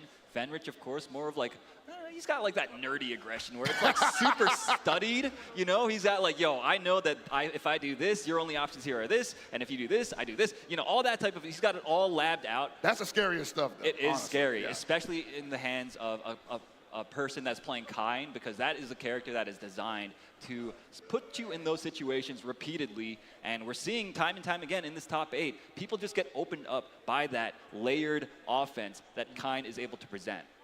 Absolutely. And the only X factor I see here is the one that Punko has been representing the entire day, the guard cancel stop. But also being represented is that Red Bull section in the center of the arena. Beautiful people, beautiful seats. Best seats in the house, as they say. That meter's filling up. Yes, sir. Yeah, shout out. Hope y'all enjoying yourselves. Shout outs to Red Bull. They've had a presence here at this event, handing out those drinks for us. They definitely have saved me on our long commentary blogs. Hey, Friday was rough though, right? I was like, where are those Red Bull people at, guys? Oh yeah, no, I was definitely looking out for them. Them. And they were helping us out, that's for damn sure. So thank you guys once more to our sponsors, our lovely sponsors. Couldn't do this without y'all. So I think we are gonna have our match underway soon. We got Punko Weibo Gaming's Punko versus Cyclops Fenrich. Yeah, I mean, I imagine that both of these guys just can't wait to get started. Both of those dudes are patient people, but they don't want to give each other too much time to think about what's about to happen next. So. Yeah, definitely. You want a little bit of mystery, right? Yeah, sure. Fenrich, I believe, from Osaka. At least he's repping the Osakan team. Punko, of course, Korean. I want to say Seoul since most of the country lives there, but who knows? I've always wondered, like, where do they vacation if they're all in Seoul? Jeju Island, I guess. Okay. Remember that KWF13 tournament at Jeju Island? Yeah, dude, that was so lit. sick. Yeah, man, I wish I could have gone. I wanted to go too, so bad. So, all right, I think our players are getting set up. Yeah, look at that. We got the button check underway, making sure everything is working as intended. Yeah, man, both of these guys, again, probably been seeing a lot of each other on the road. Oh, yeah. Spent a lot of time probably in the hotel in Riyadh for EWC. Yeah. And I still feel like there's an air of mystery between a lot of those competitors that we're seeing each other so frequently because, again, this game's evolving month to month, tournament to tournament. Yeah. And I gotta believe that some of that tech's being protected, you know? You think so? I feel like they would put it all on the line in one of these big events, right? I would agree at a big event, sure, but in between, sure. The only people that I know that would expose that are the ones that are creating content around that put it on YouTube, like those Shanghai concept matches. Punko's sometimes doing that. Yeah. Sometimes you see ET and ZJZ and Lagia and M-Dash and all those guys playing each other on Shanghai streams. Speaking of playing each other, though, these guys are finally about to go at it. We've got Gato, Punko's Gato, going up against Fenrich's Kain. Let me hear y'all. I'm ready. Yeah, that feels That's a nice good. one. That was a good one, That feels pretty good. I've never done that before. And already Fenrich has gotten started. Punko on the ropes. How are you going to get out of it, brother? Oh, my goodness. You're on your back against Kain, the worst position to be in. Here it goes, man. That's the vortex, the blender, as it were. Great patience from Punko, and finds a way out. Okay, great JD. And the stagger pressure is preventing the opportunity for the guard cancel. The counter hit, flash kick out of nowhere, hitting Punko on timing, and Fenrich taking round one in dominant fashion. Oh man, talk about trigger happy, paid for it dearly. Oh no! Once more getting counter hit launched by a special. Punko finding himself once more in this familiar corner. In his face, man. I don't even call that disrespect, that's just immaculate setup. It is indeed. We've got Kain doing his thing, you know, setting it up. Nice, wow, that was really brave from Punko. Yeah, I think that was his only real option because he wasn't gonna go for a DP from that distance. Yeah, but Fenrich altering his wake-up timing and just mashing the jab, making Punko mistime his meaty, and that is why he found that hit there and managed to take that first game in such dominant fashion, man. It's important that you bring that up because, man, there's so many different ways to alter your timing, and this game is based all around being able to correctly time your opponent's attack so that you can take advantage with a JD guard cancel. Agreed, yeah. And that's why it's so dangerous to try to mount offense on people that are soft knocked down. They can choose to roll forward or backwards, either a short distance or a long distance, and depending on which one they choose, it alters the actual timing that they wake up, and it can actually make you mess up You guys, I'm sure, are familiar with that mind game. Yeah, and like on the wake-up players' side, they could just wake up and rev guard. One thing that you haven't seen Punko try once in this set so far. No, I think he's feeling a little miserly with his meter, which I don't blame him for. He said, "I need it for damage, bro." Oh yeah, he does. Because he does. He absolutely Gato needs that. Yeah, man. All right, we got the Gato stage. Punko on his last tournament life. This is all it comes down to for him. There, he's like, get away from me. And he just bets it all on that DP. And as we say that he wasn't hitting that rev guard, he knew he had to do it because he can't let that kind get too close. Oh my gosh, he wants more, finds himself in the corner. How do you get out? You don't, apparently. Says you cannot advance, you cannot pass go. Stop swinging, big boy. This offense is so oppressive. Fenrich, one more touch is all he needs here to take this first round. Big. Okay, great block from Fenrich. That's huge! Gets the counter hit. No, but he can still go for a guard break here. Kill this man! Casi se regala. Don't let him do that to you like that. I'm not being Bro. biased here. But I want Punko to do it for himself. He earned this. And he still has guard break on deck. There it is! ¡Wow! Le rompió la defensa, güey. That he needs more rounds like that is the thing, and he had to fight so damn hard for that. I mean, did we come here to see a match or what? You're absolutely right. Okay, blocking it out. Great defense from Punko so far, and a great guard cancel, JD. Absolutely beautiful from Fenrich there. Might be the turnaround he needed. Great blocks from Punko. That's the second time he stuck up that far B there, just trying to check whatever Fenrich is throwing out there. Might be a little telegraphed though. Oh my gosh, runs into the 2C, but no super behind it. Punko, one more chance. Cannot get hit here. Oh, no, what I'm saying? Jumps out, gets hit. That's the round. That should be the round. Fenrich on set point. Will he move on into the losers finals? We are one round away from seeing that question answered. You gotta believe Punko wishes he could destabilize that offense with a guard cancel stop, but it hasn't been able to get represented once. Oh no, with 20! That would've been huge. ¡Wow! Le entra por abajo, güey. This damage is gonna get scaled a little bit, but I still think he holds on to the corner to avoid the overhead. And he's jacked up right now. That rev guard is screaming. He needs the JD, gets wild punish, the flash kick finds the mark, gets hard knockdown. That rev gauge is about to get topped out. This might be it, Held Pocket. I think it is. He's got two bars. Thank you for doing Punko. We'll see you next year. Fenrich moving on in such dominant fashion. Drop the payload on him. Felt like Punko never had a chance to get anything started. Fenrich picking all the right spots to go in, putting on the pressure, and Punko just could not get out. It wasn't even like a speedy one. I feel like Fenrich just again staggered the pressure, like you said, and went fast when he needed to, slowed down when he needed to. Punko was able to destabilize him once, and it was beautiful. But after that, Fenrich just said, okay, we're not going to give you that look ever again, and I'm also not going to give you that guard cancel you've been enjoying doing all weekend. Fenrich going to be moving on. Yo, give it up for Fenrich, y'all. Most certainly. Hard-fought victory. And Punko himself, we'll see him again most certainly. Probably will be at SWC, I imagine. Yeah, most likely. Dude, like, I can't wait to see what these guys do after this tournament. I know we're not even close to being done yet, but... We're not. We've got Ken coming out soon. He could shake things up, right? Yeah, potentially a patch, right? There's so much to look forward to in the future of this game. Yeah, I mean, the future's looking bright. Obviously, I'm super excited to see how the meta develops even further from here. It already feels like people are pushing the system to its limits, right? Yeah, and I want to say, like, that 3 months was definitely a very short amount of time. And I would say even a little unrealistic to really dig into the deep depth of what is offered in Steel TW. But these guys managed to win. They did indeed. And yeah, we're seeing some impressive play from all of these guys. I think we're still setting up for our replays as presented by PlayStation Tournaments. So yeah, that was a lot of highlights in that one, honestly. There were quite a few. Here we go, guys. Here we come.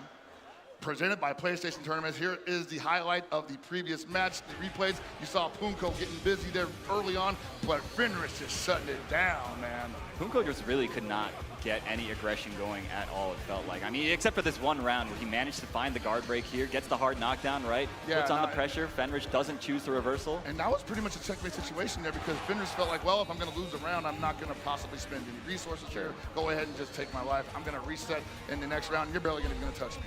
Yeah, dude, I mean, this character is so oppressive. It's impossible to describe just how bad it feels to be on the defense against this character if you are not familiar with this game. Especially with Gato. Yeah, man. And I mean, any character, it's so difficult. Those orbs, they explode at just the right timing to make you feel stupid for trying anything. That's what it feels like to me, at least. And if he doesn't need that, he can actually manually explode them as well. Exactly. Just to make you feel extra dumb, so. Yeah, man. He's got a lot of options. Those orbs are really, really oppressive. And we're seeing two masters of their craft going at it with those, piloting that kind to full effect. Yo, we got such a beautiful shot of the arena. Yo, y'all, make some noise. Are y'all enjoying this top 8 for Fatal Fury? I know I am. And we're possibly looking at a very familiar situation in the top 3, but before we even get to that, we do have some more ads for you. We got some bills to pay, so don't go anywhere. We got more Steel CW action coming up next. That sizzle, that's the soundtrack of Chipotle. Literally melt in your mouth tender. Let's see our chicken glistening, our fajita sizzling. It's magic happening. And this is gonna be in your bowl. This is it.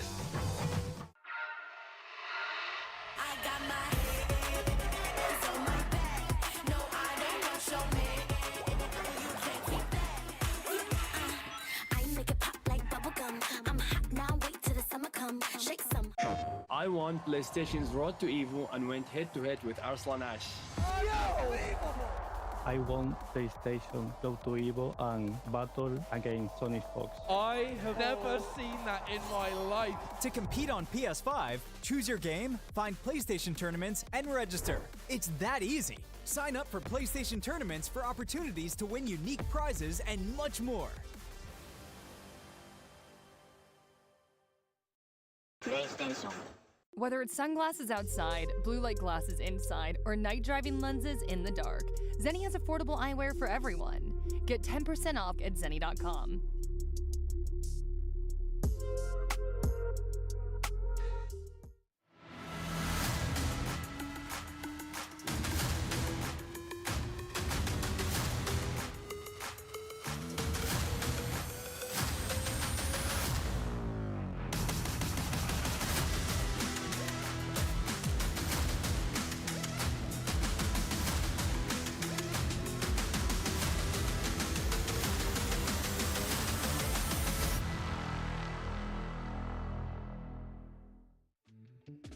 Tenno is back with brand new, officially licensed designs by the FGC for the FGC. Our vendor booth will be open across all 3 event days, and if you won't be at EVO in person, the full range of products will be available online at merch.10-o.gg. That is merch.10-o.gg.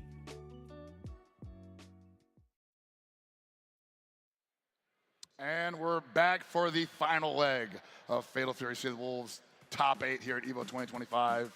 Feels like we just got started, man. These matches have been absolutely blazing the entire time. And my voice held up. I'm happy for myself. Yeah, man. Both of us, I was a little worried myself. I had a bit of a late night as well last night, but we are here. We are making it work. And we are down to our final 3 competitors. This is going to be the highest level Fatal Fury we've seen. The highest level, absolutely, man. Like, you can talk about all those tournaments that everybody went to qualify for the different esports tours that have been available. And look at these, this is a who's who of who was there, honestly. Excluding Kubo, who only showed up to EVO Japan. We went through Lagia, ET, Goichi, Koji Kog, Shen, Hunko, unfortunately having to go down most recently. And Finrich, ET, the only 2 left to possibly dethrone Goichi currently. Yeah, Fenrich making a monster of a run from this loser's side. Gonna have to see if he can fight and dethrone ET, the destabilizing, aggressive, reads-based player. He plays a little off rhythm, and that I think is such a good strength, especially being able to play and have such a success at this level. I think it goes to show like the caliber of this guy and how smart he is. All right, they're going for that. Oh, they're going straight into it. I could have sworn it was going to be a button check, but oh man, the counter hit off the gate. And we're seeing the Billy again. Using the high dodge, going under the mid. You're going to see that sometimes in this matchup. I kind of wonder if the Billy shows up strictly in a 3 out of 5 scenario. It could be. I mean, it could also just be like, yo, ET's thinking, yo, I've played these guys mad times before, and my Hoku just isn't cutting it. Let me just try something new. Right? That is a real possibility, yes. Anyways, Venrich taking the first game with a perfect. It's going to be on ET to show him something that he ain't seen before. He stabilized and make him uncomfortable. The extended hurt box gets clipped by the Flame. Nice JDs from Venrich. Can't keep it airtight against these characters, man, or these players rather. They are very good and very dangerous with the JDs and the guard cancels. No follow-up on that close D. Unfortunately, gets clipped by the 2B. You're going down, mister. He did the online special, bro. The double rev blow. My word. Yo, wow. The huge dash up whiff punish. ET taking a ton of damage here. Venrich getting the setup. You guys love it. You guys know it. And look at this. He's just going for the guard gauge. He's going to be stuck there for a minute. Even if he guard cancels, even if he goes for the hyper defense, he's going to be stationary. Whoa! No extended hurt box there to be caught. Nice sweep. That was a beautiful option from Venrich. Okay, gets mashed on. ET, signs of life here. And you ain't never seen a man more brave than a Billy player when he mashes 2B. Okay, finds the hit there. ET actually messed up the auto combo that would have sealed the deal for him, but doesn't matter. Finds the hit. Rounds even up, and okay, great full dash up front. And I think we're seeing that 2B more because he knows that's the only thing that could probably snuff out whatever Kai's going to do in the midsection. Yikes! That was so smart, using the armor from the rev blow to make the flash kick whiff right through him. And you're almost up one, ET. Oh man, the empty jump throw. Hello. Oh my God. Big guard cancel. This is his only chance to turn it around. If he loses hold of this offense, I believe ET's going to go up again. ET does have super now. He can't. Venrich needs to be careful, and he gets chipped out. Maybe just hit at the end, going for a hyper defend. That was his only option. Yeah, he did not want to get chipped. He did not want to spend too much bar on rev guarding. I don't blame him, but he mistimed it, and it goes to show you how difficult it is to execute at this level, even when you're a player like Venrich, who is kind of like a robot when it comes to this stuff. He's got so much experience using like JDs and stuff because of Blaze Blue. Oh man, we're gonna have a whole podcast about how non-standard the pressure is between characters in this game, but that's really the story of the show. Agreed. Billy offense is just at a different cadence. Nice, finds the throw, gets the hard knockdown. ET gets another chance. Look at the movement though. My man's is. Oh, okay. Shut it down. All right, gets knocked down. ET does have a ball. Oh! That was such a one attempt. He already had it up. He had already performed the low dodge. Venrich opening him up with the beautiful overhead going over the throw attempt. Wow. That I want to say that that's a bad look for ET because that shows that he's kind of twitchy on throw text right now. That could be played against him. Wow. Oh, no mames. Combo here into the setup that we all know and love. Oh my God. Why were you swinging that defensa. This guy likes to mash, bro. Madre, güey, castigo cabrón, güey. Oh my God. Oh my Lord. It just gets opened up. Another perfect going the way of Venrich. Evening up the score 1-1. Oh no. This is how the train starts. But yeah, I mean, Billy has some of the best buttons in the game. That down B of his reaches so far, a low, he can chain it into other stuff. All his lights, it feels like, combo into each other from any range. So I mean, if you're a mashy guy, you pick Billy, bro. What's the speed on that startup? Like 5 frames? 5 frames, baby. Oh, okay. It's fast as hell. Hey. Not fast enough to block to get under that rondo though. No sir. Yeah. Okay, we got the Hoku tomorrow coming back out. He was like, all right, I got the one game with the Billy. That's all I could really ask of this guy. Hit the bench, you've done your job. I wonder if he gets up a game and then loses another one. Do we see a third character finally? I highly doubt that. I mean, it's so demanding to play any of these characters at this level. I feel like certainly is. Yeah, asking for a third character out of these guys, especially only 3 months into the game, that feels kind of like a tall order. Nice smash. It's gotta be Kevin. Yo, that is sick. Oh my gosh. Oi. Hey, what the heck kind of response was that? I'm not sure. Both these guys kind of making some mistakes here. Going for a throw break. That might be the kind of destabilization that ET was looking for, though. Oh, the down B stuffs the attempt from Kai. Nice. We're seeing a little bit of big swinging from Venrich here. He's not entirely comfortable. He wants to get back on that offense and hold the corner picture. You gotta hold on to that low B, though. ET's really been good. Oh my gosh, finds the hit with the close A. ET taking round 1. Oh, baby, this is how ET like to get started sometimes. He gets you with a couple of really simplistic hits, and then you feel like you have to block low every time. He walks in, staggers the mid, and you're swinging at it, and you're eating the counter.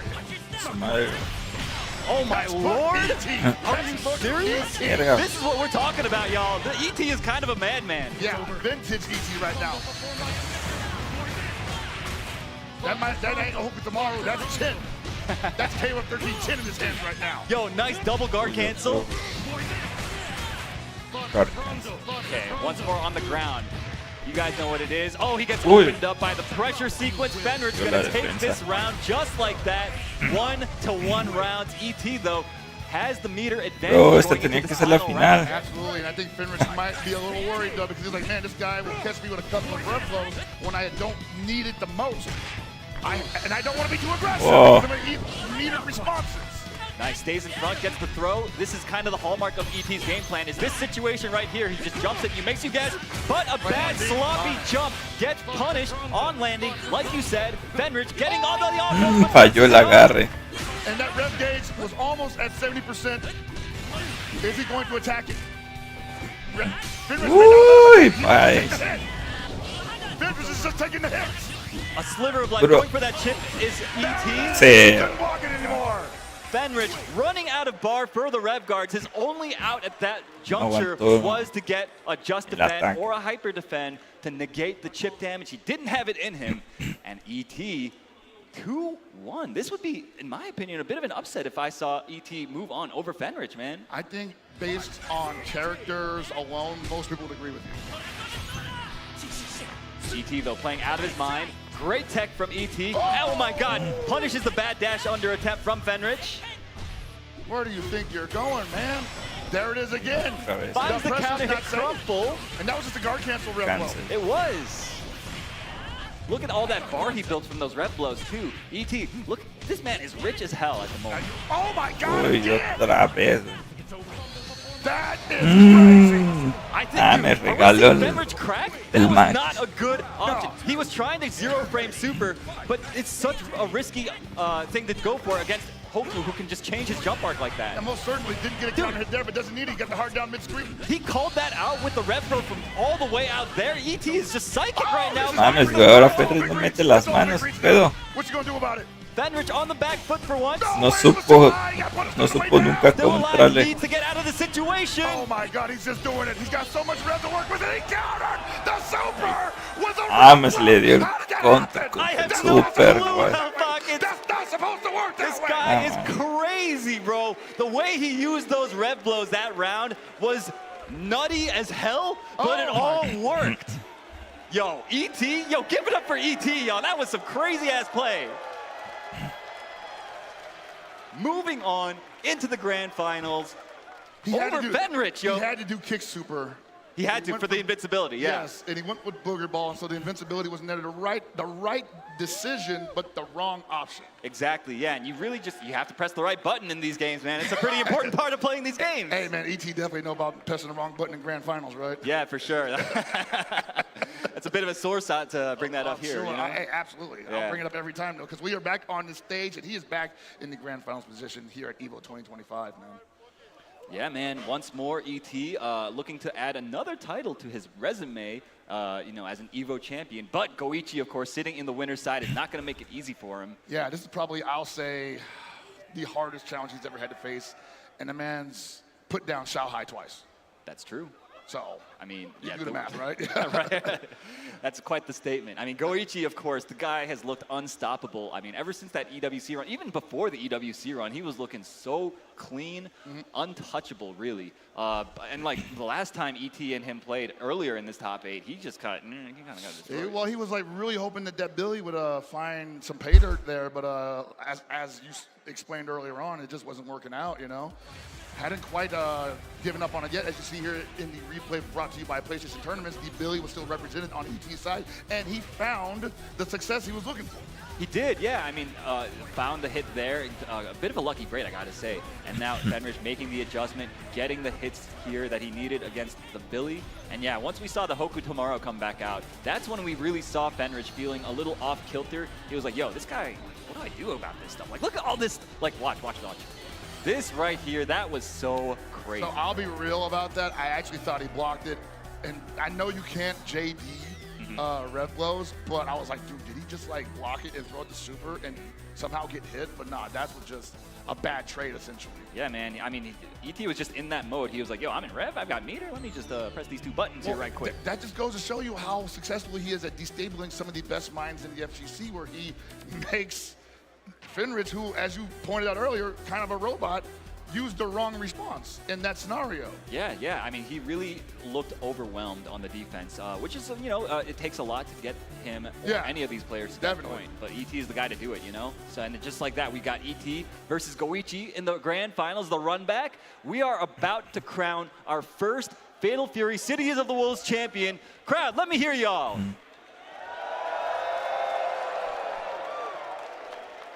This is going to be a 3 out of 5 set with the possibility of resetting it if ET gets 3 first.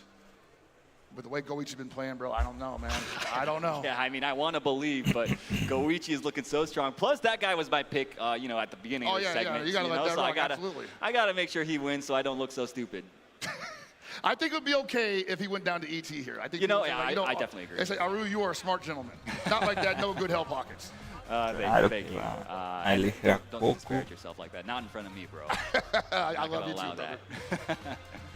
brother. Players here getting situated. I mean, this is a huge match for both of them. They want to make sure everything is just right, that they're focused, that everything is in its proper place. And it seems to me like we are about to get into it. Let me hear y'all once more. EVO 2025 Fatal Fury City of the Wolves Grand Finals. Goichi versus ET. That's right. You and over half the audience voted for Goichi to take this all the way, and so far he looks so good for it. But ET just had one of the best games of CLGW I've ever seen him play. Okay, we're getting things started with the throw conditioning right off the bat. That's a hallmark of ET's play. He wants to go for the throws. He wants to make you fidgety on the defense when he gets you in the block stun so that he can open you up with those lows, with that staggered heavy. But he's also been fidgety himself, getting hit by a lot of rondo pressure that he did not have to take like that, just there. Look at that optimized combo. Goichi snap with a snap of his fingers, taking the first round just like that. Yeah, no, so that's the manual explosion that not a lot of people see often because you usually don't see them go for this. So that was very direct, very deliberate on Goichi's part. All right, you see him trying to space him out, trying to zone. Use those teleports to keep him guessing as to where he's going to appear.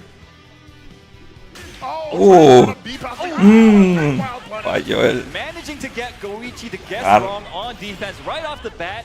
You gotta think that that's gonna be sticking out in his mind. The empty jump low, opening up Goichi, the master of defense. And you know these kinds always be charging. That is a very dangerous option to go for as Hoku. And Goichi not pulling the trigger. Oh my gosh. Gonna pull the trigger here. Oh no, drops the combo. Doesn't matter. Yeah, finds the hit. ET once more in the blender. Yeah, ET can't hold on to this much longer because he's gonna get guard broken. There it is. Ya le rompió la defensa. Should be enough. Should be the game. Yeah, Goichi takes ese fine play. Going up 1-0 just like that against ET. ET kind of thinking about it, kind of pouting a little bit, got to get that drink of water in. And I think what's really the difference here is that we're not seeing a lot of the guard cancel options from ET in those very high pressure situations. Goichi recognizes that also, so he's not at all lamenting on the pressure in that scenario. No, not at all. Right, going right back into it, and a sloppy jump. He backdash out of it, gets it back anyway. And it looks like ET already losing one of his best tools, the red blow. And once again, not JDing anything, and I'm not blaming him for that. Very hard to do, very difficult. But you need to be able to do that against Kine in that situation. Using the plus frames to once again get that throw conditioning in. We saw already he successfully throw baited Goichi before. Oh my goodness, he just gets hit and converted. Yeah, look how much damage that last hit does because you failed that hyper defend. It's over. Okay, he was going for the strike in that situation. Nice fight, sneaks in the low after the run. He needs 3 more touches. Oh! Finds the shimmy, gets the whole entire combo. This should be enough. ET taking the first round of this game 2. I want to say the second time he did that setup where he gets the counter hit, then goes for a vertical jump, it acts like he dropped it, and the opponent goes for a throw tech, and he gets a wild punish. Yeah, you got to think Goichi's going to start adjusting to that, but ET might be a step ahead of him. That's the type of guy this guy is. He lays traps. That's so hard to see, though, because by the time it's already happening, you've got counter hit. What if he decides to go in with the counter hit finally? ET is so good at the double JD into guard cancel, really bailing him out of these situations. But of course, it is so expensive. Bates at the close C with the double jump. What have we got here? He's got a 4 in his spend. He spends it. Looking for that close C again, possibly. No! Otra vez. He says. Wasn't your turn yet. Nice tech from Goichi, a huge read from him. He's got another chance at life. A great air JD. Any amount of chip will kill him. Look at these JDs from Goichi, man. He's just sitting there. Are you serious? Verga, güey, pinche castigote que le dio, güey. Danger of losing the entire damn round off of that. He's got no reversal. He's got no reversal. That Bro. is screaming. It's over here. Si le rompen la defensa está perdido. ¡Wow! ET almost got him. Juego mental. This guy. You see, I love the personality on display from both of these guys, just in the way that they play the dang video game, man. I love it. God. Oh, they went back to character select. They both needed a breather, I guess. I need a breather myself, man. Holy crap. Wait, oh, boy. Are you serious? Goichi famously shelving this character, Marco Rodriguez. Yo, let me hear y'all crowd. I want to see this. Y'all at home want to see this. Where you at? Se la va a jugar. This is about to be so insane. Hoku Tomorrow famously doesn't have great reversal options. Marco, the 50-50 dispenser, the high-low dispenser, the strike-throw dispenser, cashing out so well when you guess incorrectly. Let's see if he still got it. If he gets that knockdown, it ain't that difficult. Whoa! How did he know? Wow! Instantly, bro. Gets the hard knockdown. Where are we going? High or low? Low. What a block. What a block. Did he La quebro, ¿qué le dicen? No, there's no such thing as reacting. Oh my God, Goichi did the blow. Great double JD. Okay, takes the plus frames, then once again goes for the throw. Goichi. Está bien tenso with the ya, wing güey. VP. Dude, converting. Turn it into a statue here, man. Hold up, finds the hit, into the hard knockdown. What do we got? Okay, goes for the shimmy. What a challenge from ET. Says they got a 4-framer. You need to be faster than that, brother. Goes for the empty low, but great defense from Goichi. Oh, what a Le rompió la. Yo, ET finding the gaps, breaking the guard of Goichi in all the right places. Goichi hasn't really been able to get the Marco game going. I don't think ET knows what he's going to do next, man. He certainly doesn't, bro. And that's what's so wonderful about oh my God! Yeah, the guard cancels an Aiken. Dude, wait, can ET react to everything just like Goichi said he could? I don't know, man. Well, maybe he says that you can react to it, I can't. Oh, hold up, gets hit with the overhead. This is gonna hurt. Gets the hard knockdown. Goichi gets another setup, goes low. Great block from Oh, has another opportunity. The low profile put him in range for the throw. That's so smart. And a great match from Goichi, catching ET, trying to advance forward. ET needs to get this very pivotal game 3. Finds the throw. And that SPG is rapidly going away for Goichi. I'm not seeing much response from Goichi here off the throws. No throw text whatsoever. ET's hiding them perfectly. Great backdash. Oh my God. The air feint. The desperation from Goichi right there. The hidden gear.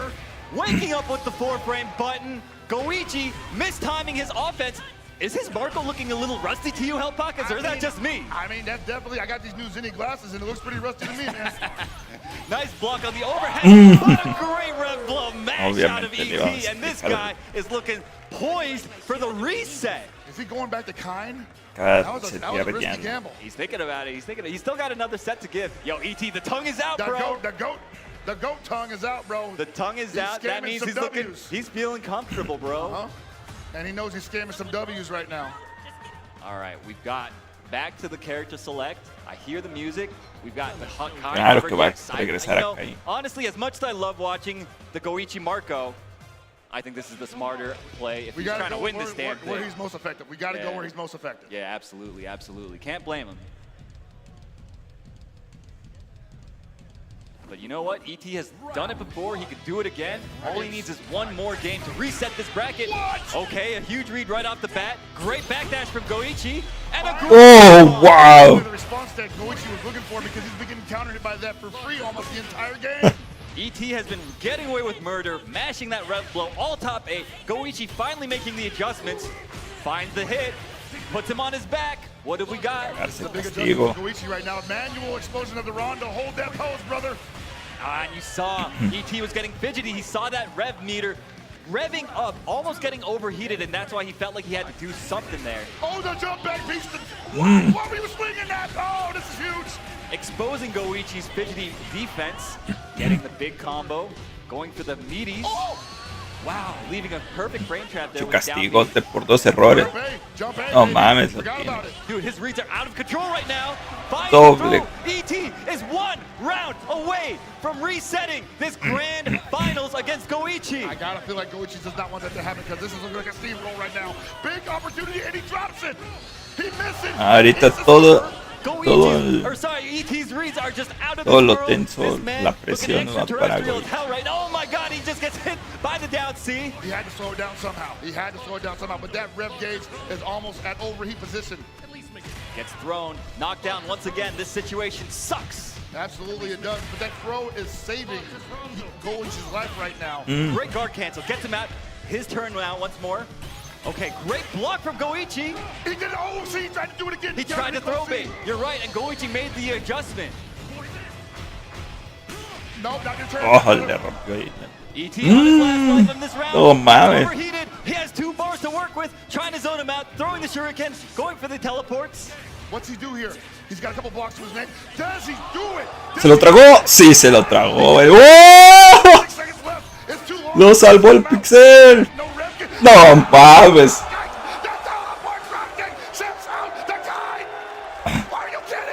We've got a bracket reset on our hands. ET against Goichi. This is not how I had it. Pero se tragó toda esa patada. I have no damn clue, Hellpockets. This is insane. These city glasses ain't working, bro. How did Goichi get hit by the most layer 1 ass thing? Just raw teleport? That's all he needed to not get hit by. It's a Wednesday night. CLTW just came out on April 37th, and your buddy just figured out that Hoku Tomorrow's teleport tracks, and you can't block it for your life. That's what that looked like to me. My goodness, even at this level, the pressure gets to even a guy like Goichi, who's been on a stage like this so many times in the past. Yo, we got another shot of the Red Bull cheering section there. Esta la presión está para yeah, best seats in the house, Goichi right? porque le You resetearon. Some of the best of us can get caught by the easiest approaches at the worst possible time. It's the oldest story in the FGC, honestly. Getting hit by the you-know-what. Yeah, you got to execute at 100% at all times, especially if you're playing at this level, and even just a momentary lapse in your reactions is enough to get you exposed like that. Yeah, most certainly, and I would not at all detract from Goichi's ability as a player. It's just, what do they call it, mental stack? Sometimes you revert back to the first layer, and the other guy is so high up there thinking about, like, man, what if he just didn't do that? Yeah, they're already thinking on like layer 5, layer 6, right? And then the other guy just does like the most obvious thing, and you just get hit by it, you know? ET lizard brain. That's what happens. Yo, ET though, the way that he plays, he gets people out of their comfort zone, and we're seeing that even in a player like Goichi. All right, going back into it. Bracket reset, grand finals of EVO 2025, Fatal Fury 2025. Let me hear y'all, crowd. This is crazy. This is wild, because I don't think Goichi feels that comfortable yet. I don't think Goichi has found that comfort. He got hit by the whip. Goichi se ve que no sabe cómo entrarle. Okay, great JDs this time. Blocks the low as well and punishes. He's so ready. Look at how much that punish hurts. This situation. Okay, he's blocking it out. Oh, and he gets beaten at the last moment. Take that, throw bait, sir. And then, like, that was probably the first tech that ET had gone for in that sequence because he had gotten thrown 3 times in a row in the previous set. Great anti-air from ET. Gets him out of the situation. Goichi on his back now. All right, deep WD rather, but nothing behind that from Goichi. Oh my God, a huge hop C. He has to make this count. I'm not used to seeing Goichi playing from a position of position of. No, vamos. Dash into anti-air, recognizing the gap. Con antiaéreo. Absolutely baited. Dios. And Goichi is 1 round away from going down 1-0 in the reset bracket. Oh my goodness. Okay, goes crazy rev blow, man. Oh my God, again, the double JD into guard cancel. Oh, big opportunity. Huge jump over the shuriken. Take him out of SBG, there you go. No longer has to worry about the red blow masher. Whoa. Hitting the shuriken. That's crazy. The animation didn't even come out. Right. Es cierto, le golpeó el Great dash under. Goichi's got to be careful. We've already seen the high catch him for jumping a couple times now, but it doesn't matter there. Beautiful JDs, keeping him out of overheat. Oh! No mames, tenía la oportunidad. Yeah, ET now in overheat. We've seen him in this situation before, but he's fighting out of it so expertly at the moment. He can still build meter too. But he's going for the guard break setup. It's gonna happen. And he gets the la optimal defensa. follow up to jump up C, but no meter for the full damage. Man, What a challenge. That setup is cheap, bro. Yeah. It is cheap. Yeah, and gets the guard break. Guaranteed. Goichi just cleaning up very Tenía para easily castigarlo afterwards. más. And now we're down to the final round of this first game in the bracket reset. Rev teleport to throw. The level 1 stuff is still working in the reset. That's not a good sign for Goichi. Goichi out of the SPG now, castigo gets que le hard dio. knockdown. Great blocks, great block on the overhead as well, but ET, never mind, almost steal the turn. Love it. Still gonna be an SPG. Oh, Wow. he still is. Oh, he's out now, but still, man. And in overheat now as well. Possibly looking for the guard, Ooh. but he jumped. He full jumped the super reversal. No mames, A little bit tío. too far for it. Pushed himself too far out. Quedó He has lejos. another chance at life, Wow. using it to full effect. A great reversal. He's getting greedy, but at the same time, that's the last reversal for Help with Tomorrow. Oh, and just That like should be that, Tiene Goichi The scaling is crazy. castigarlo. Cabrón, finds a güey. hit, taking the first game in the reset, rallying after what looked like a dangerous situation for him. Oh, baby, the audience is alive. Oh, yeah. I think Goichi might have some fans in this audience, man. Yo, Goichi fans, let me hear y'all.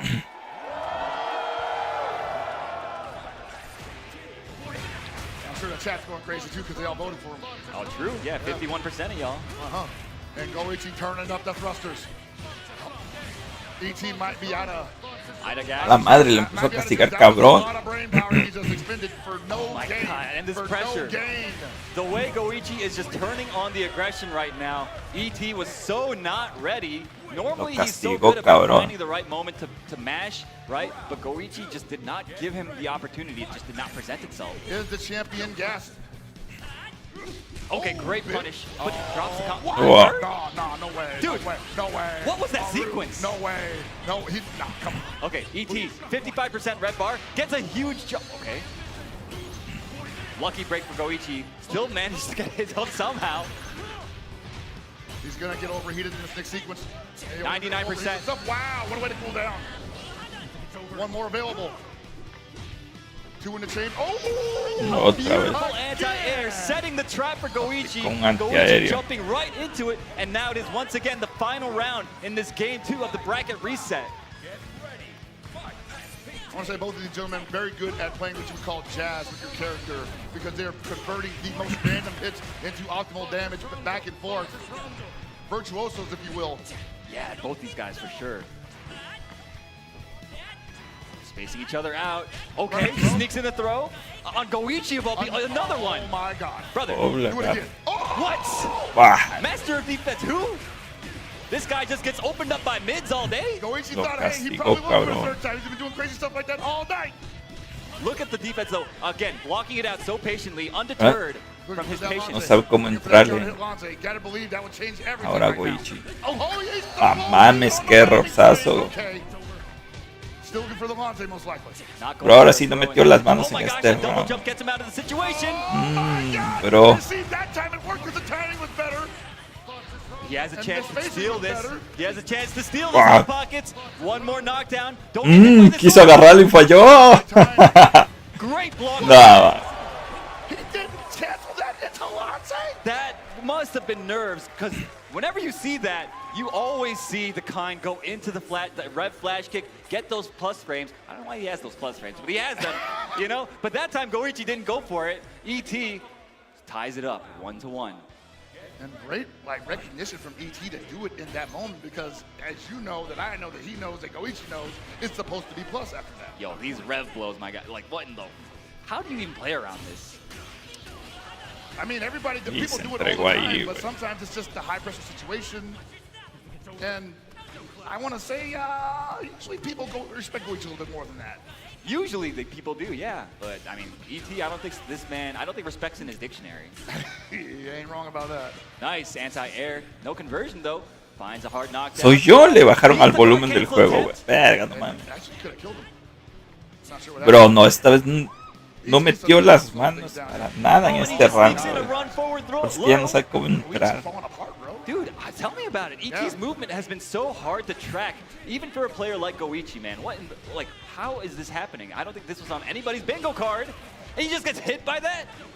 Bruh, everything's coming up ET right now. And sometimes it be like that.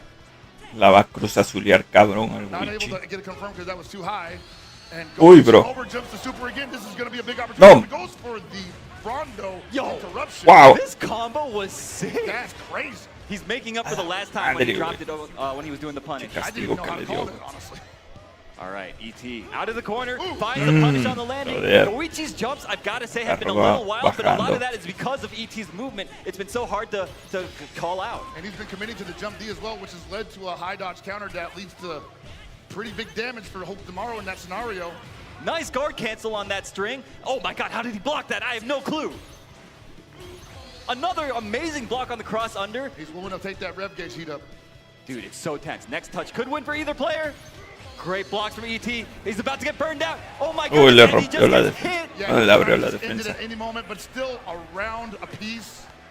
They will both live to fight another day here. Yo, Goichi, man. He's fighting for his life right now. It's rare to see that, right? Yeah, it feels like it's usually him in the driver's seat. ET now getting tossed left and right. Wakes up with the super, get blocked, brother. Alcanzó a bloquearlo. Esa ya no, doble. Yo, you didn't lab that, my guy? Yo, eat another super. Eat another super, why don't you? Yeah, it's punishable when he said, hey, you didn't punish it? All right. They even nerfed it, too, in the latest patch. Yeah, but you know what? It's hard. These pressure situations, they get to anybody. Oh. Yo, the high dodge going over the 2C mash. ET at 82% has to be careful. That's exactly how you use those high dodges on the ground against mids, man. Probably will beat it every time. Yo, finally gets the hyper defense there. Trying to keep himself out of overheat. No dice. Oh. Big cross up from Goichi. He needs to hold on to this pressure, push to the corner. Rondos are set up. And look at his guard gauge evaporate. Yeah, he doesn't want to get hit. If he gets hit here, he's going to take full damage in there. Y le rompió la defensa. ¡Oh! Casi. He messed up the feint, but it doesn't matter. Goichi finds the hit anyway. ET letting him just run away with it, and now Goichi once again in spitting distance of taking the EVO championship for Fatal Fury. Once again, I can't call it. Once again, it feels like anyone's game because Goichi has gone up a game, and then ET has reached down deep and found some absolute insanity to spread all over the floor. This might be the second coming. These guys, they are playing their damn asses off.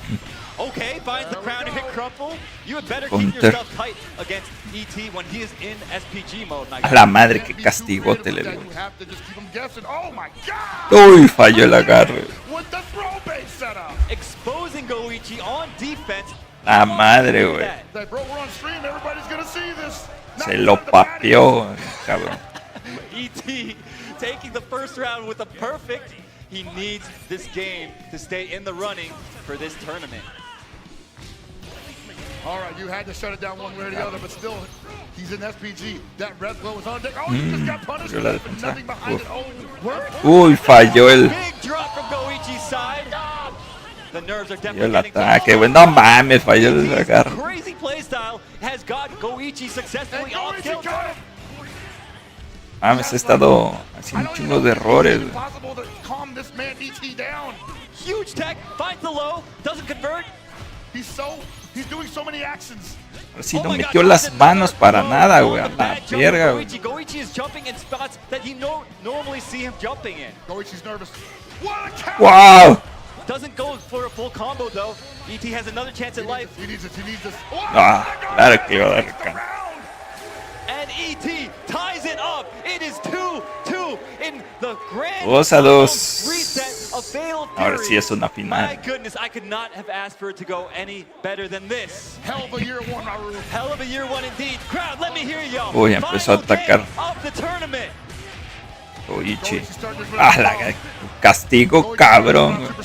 Almost like the way he started out in top 8. Yo, the guard cancel. Yo, whoa. Crazy. The dash under. What?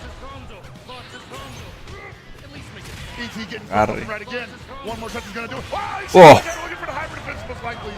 Goichi now, one round away from being crowned. La madre, güey, para ponerle más tensión. And I want to say somehow Goichi just found his feet all over again. Looks so much more confident, but then again, ET can turn it on at any moment as well. Yeah, speaking of finding feet. O sea, le supo entrar en el primero, pero ahora no. Goichi, brave Está como más reservado. Wow. on the landing frames. He He's got him on his back once more, Hell Pockets. In this situation, it Lo is castiga una vez y adiós. They're exploding. You're getting thrown. There's only one more sequence you can take. ET. What are you gonna Wow. do? Counter hits and Aiken. Guard cancel finds a way. Uf, no mames, lo agarró. He's got meter. This is enough. We're going to Adiós. Demonios, one round away now as well. Double reachy, as the players like to say. Ahora sí está más tenso. Spends the ball right off the bat. You know he's feeling the pressure. And one must. Oh, we can't. Uy, abrió la defensa. For the 5-frame punish. Oh my God, he gets Otra vez. No mames. Damn, that orb is back. ET has one more opportunity. One more opportunity. He has to make the most of that. Bro, donde lo agarre, donde sea, güey, con lo que sea, güey, ya valió madre, güey. La verga, güey, pinche T, güey, le vale verga y va para adelante. Bro, uy, no mames, güey, qué tenso, lo va. Cualquiera que la cague ya valió madre, güey. Will Goichi bait or will he not? Will he bait or will he not? He's gonna put himself in the stream, but Goichi will not root the pressure. He knows. Bro, ahí tenías para cargar. Uff. It's too slow. Anything can happen. 29% left on this overheat. ET fighting for his damn life. Very unlikely that ET does not get touched in this situation.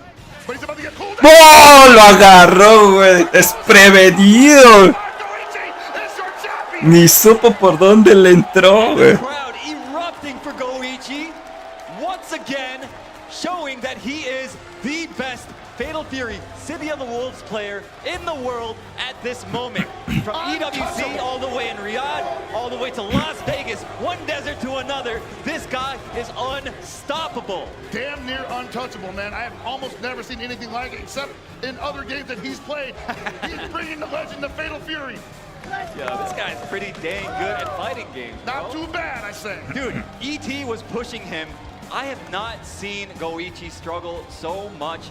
I don't think even at EWC, ET just had him on the ropes for many times. Yeah, most certainly, man. ET was like just in this Mames, que pela tensa hasta el último round.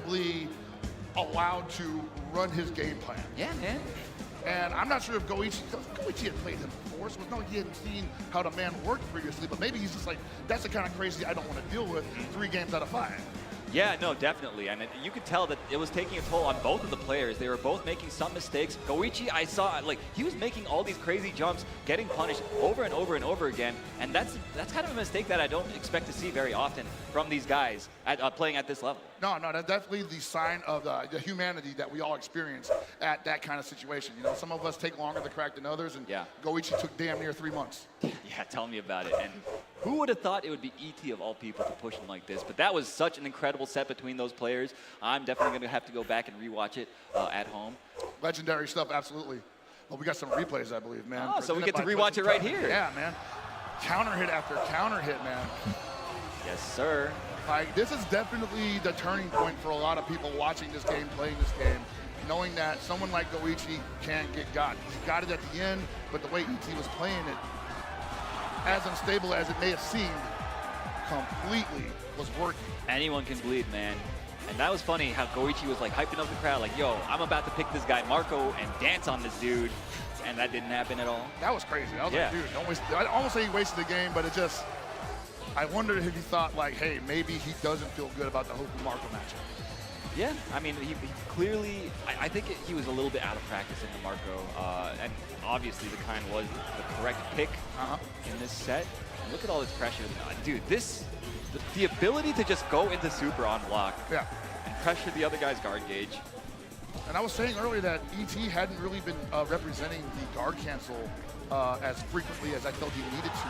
But in this game, in this set alone, it was very represented. It was very present, and it was absolutely throwing Goichi for a loop. But it wasn't enough. No, it was not enough. Not at all. Goichi is he's just too solid, bro. Way too solid. And this guy earned every bit of the W he's about to enjoy here this weekend, man. That's right. Yeah, dude. The guy has been putting in so much work. These guys, they've been playing day in and day out. These guys are professional fighting game players. That means that this is their job to be this good, you know? So with that, we have got our players gathered up. we are going to throw it to our stage host and present the medals. It's got me sweaty, bro. Ladies and gentlemen, that right there is what the fighting game community is all about. Please make some noise for your top 8! Oh my goodness. That grand finals was insane. That said, we need to, of course, make sure we congratulate all of our players and give them their medals. First and foremost, Shin.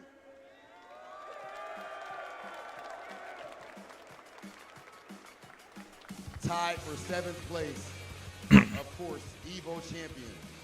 Also tied for 7th place, Kubo.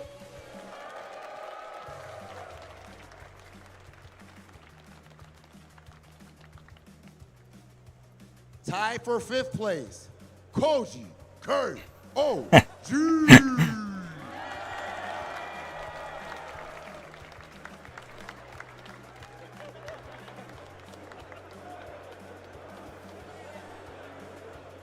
You gotta love that man's energy. Also, tied for 5th place, Lagia.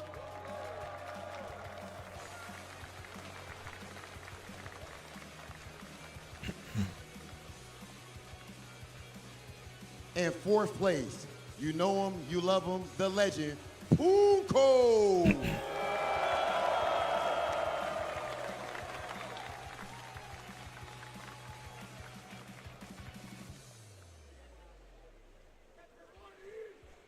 And in 3rd place, who I like to call the prodigy, Finn Ridge.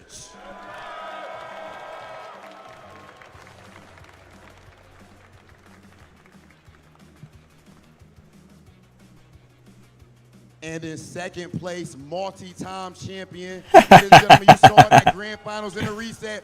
Put your hands together for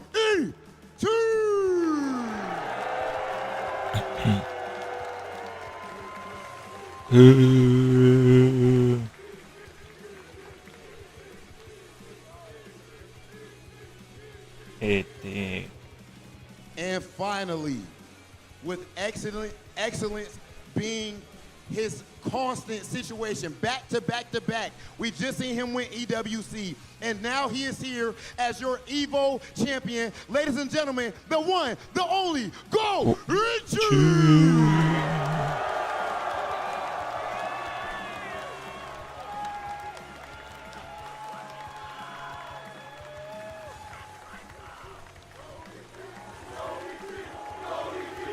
Go Ichi! Go Ichi! Go Ichi! And now, for our top 3, we do have something very special. Nacon has provided fight sticks for all of our top 3 competitors. If we could please get those to the stage.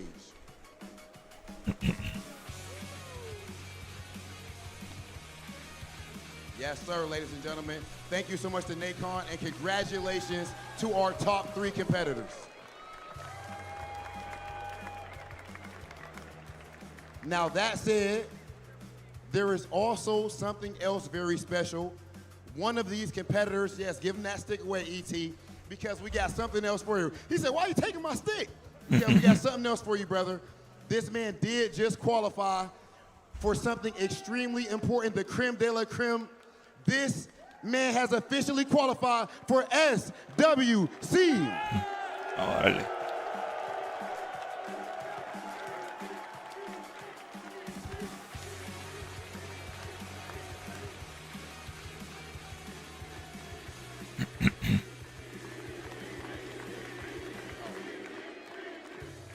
Gotta love the ET chance. That said, congratulations to our top 8.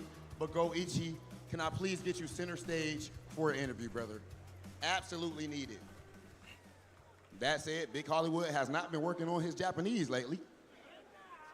So we definitely are gonna have our translator. Okay, Go Ichi, we've actually at this point seen you win EWC. Now you come here and you win EVO. Simply put, how do you do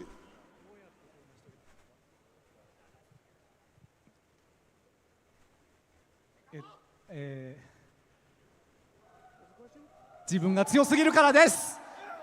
It's because I'm too strong. Re humilde le dicen.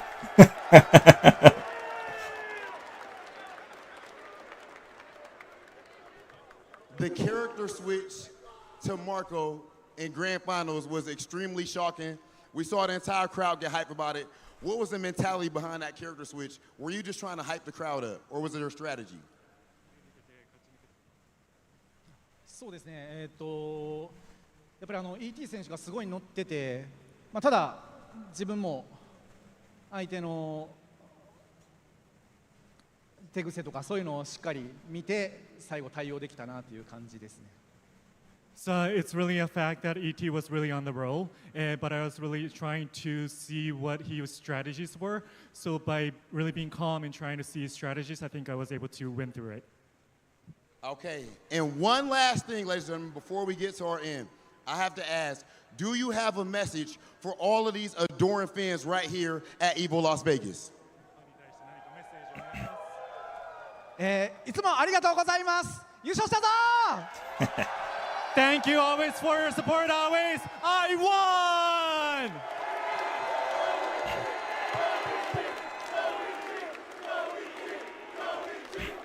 Can we please have Chris Lee bring out his trophy? Of course, my man does get his medal. Go Ichi, not yet, brother, not yet. We got one more thing for you. Let me back up. The aura is too strong. The aura is too much right now. Ladies and gentlemen, one more time for your champion, Go Ichi!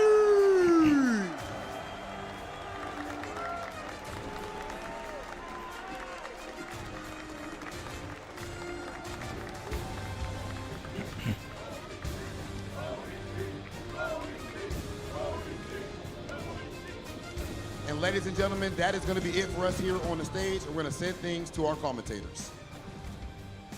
And there you have it, man. The first year of Fatal Fury City of the Wolves here at EVO Las Vegas 2025 is in the books, and Goichi takes it home. And a nail biter too. Póngale After a ataque. better set between those two players, the entire top 8 amazing. All the competitors that were here this year were amazing. It was so stacked. Hopefully we see many of them continue to play and return next year as well, and in other future tournaments throughout the year. Because this tournament season is not over yet. The tournament is not season. We still have SWC to look forward to. There are more qualifiers that have been announced in the future. And if you're trying to get in on that right now, the game is on sale, 40% off. It is the best time to jump in on City of the Wolves that there ever was. So please, if you have even a tertiary interest, go give it a shot. Yeah, why not? I mean, it's 40% off. You know, you can't argue with that value, so. Now you cannot, man. I definitely need that kind of value all over the place right now. My pockets are screaming. Think about it. We got like what? Like $4.1 million up for grabs at SWC. Imagine just spending what's 60% of $60? My math is 30. Don't ask me, bro. My phone's over there. We're going to say $36. So you spend $36, you get pretty good, you qualify, and then you win what? Like $1 million or whatever it was for winning this? Crazier stories have been told, I promise you. Think of it as an investment, right? So, could be you. In this economy, you absolutely need to be smart about that kind of investment, too. Yeah, so man. I definitely recommend y'all become super esports, play Steel TW, get ready for Ken Masters, and hopefully Joe Higashi further on in the year. Right? We're almost in the fall, right? You're going to be waiting a bit. I probably am, man. Well, it is what it is. Hope you guys had a good time watching Fatal Fury first year here at EVO. And, man, how do we top this? This is like probably the best tournament we've ever been to. Definitely the biggest. Over 1,500 competitors. Yeah, absolutely, absolutely. And what a way to end it. Thank you all for being here in the arena, in the chat, watching with us. That'll do it for us. We're going to throw it over to Rob, and he's going to guide you through whatever the hell they have planned for you guys next. Peace out. Ladies and gentlemen, the energy that we just had for that Fatal Fury top 8 was absolutely insane and, of course, expected. Legendary grand finals, but I guarantee you the buck is about to keep rolling. After this, we have, oh, excuse me, I got too hype and it's messing me up. The aura is too much for Big Hollywood even right now. Next up, we have top 8 for Tekken 8. Don't go anywhere.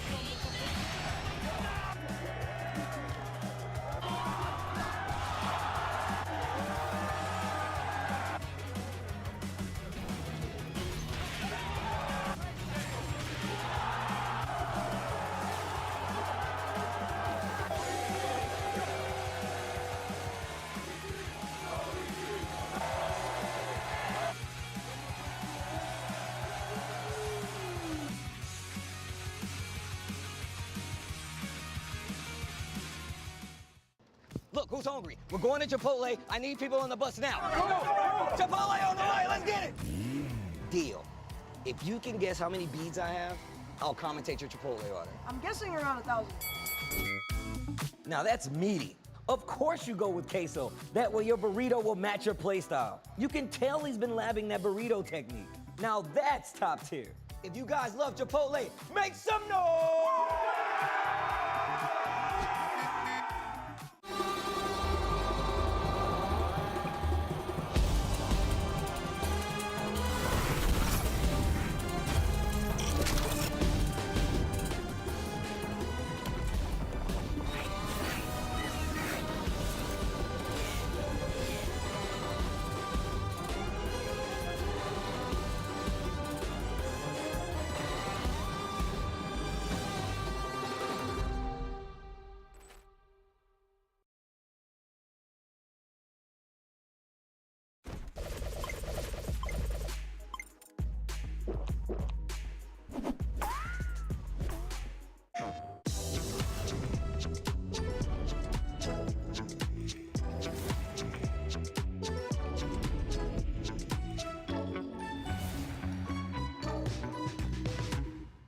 PlayStation.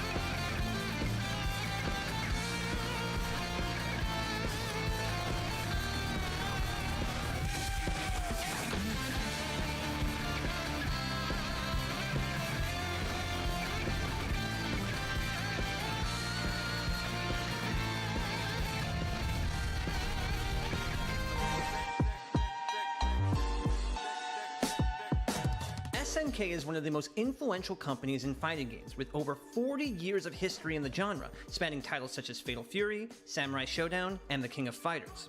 On our recent trip to their headquarters in Osaka during EVO Japan, we were lucky enough to see some of this history firsthand with a personal tour of their in-house museum, featuring all sorts of SNK-related memorabilia and artifacts. ハロー SNK のショールームへようこそ。今日はですね SNK 大阪の、本社ビルの中にある SNK のショールームの中から、非常に貴重なアイテムの数々を紹介させていただきます。かつて SNK が発売していた家庭用のハードウェアの機械になります。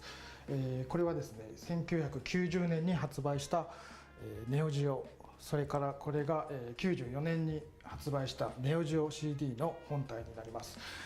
今もう発売はしてないんですけども、今でもまだ熱狂的なファンの方が集めたり収集したりっていう形ではい、人気の商品となってます。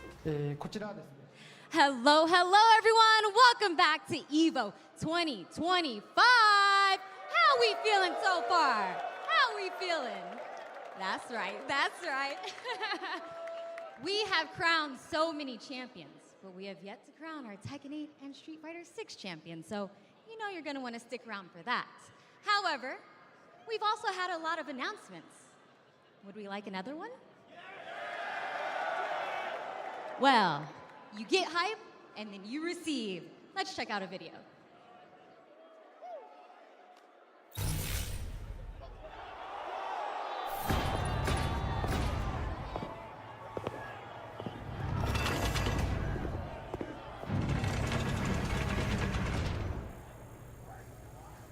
Ready, go!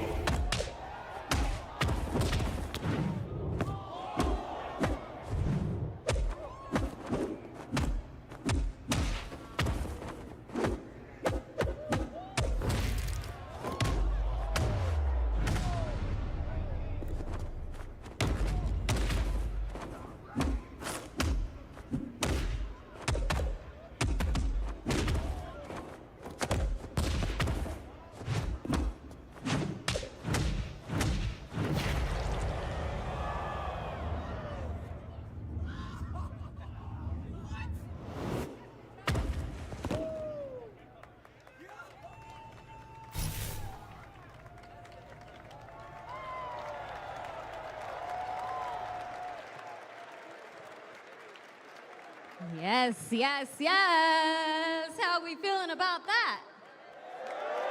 Well, if you would like to hear more, please join me in giving a warm welcome to Riichiro Yamada, the producer on this new Virtual Fighter project.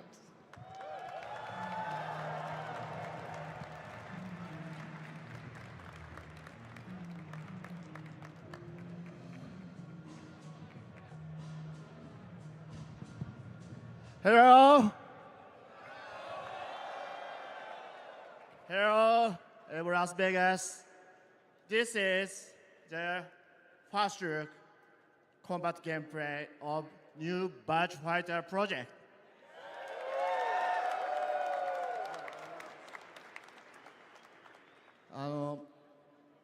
まだ開発途中のものなんですけども、皆さんにお見せしたくて開発チームで取り組んでまいりました。この場に立ててとても嬉しいです。So things are still under development, but I really wanted to show you this here at EVO because we have working so hard to make this happen.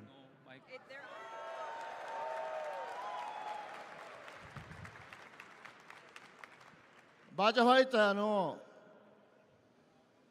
大事なもの DNA はイノベーションとそしてリアリティです。でこの大事なものを新しくしていくっていうことを我々取り組んでいます。ぜひ、期待してください。次の、東京ゲームショウではこのバトルシステムの、詳細を皆さんにお伝えしたいと思います。よろしくお願いします。So what we treasure most is innovation and reality, and we have been working so hard to further pursue this, and we will be sharing more details, so please check it out later on. はい、そしてもう一つ、ファイティングコミュニティの皆様に、一つ情報をお伝えしたいので、私の方からレガシーバーチャルファイタープロジェクトプロデューサーの青木の方を紹介させていただきたいと思います。So we have more Virtua Fighter 5 Rebo project info, so please allow me to introduce Mr. Seiji Aoki.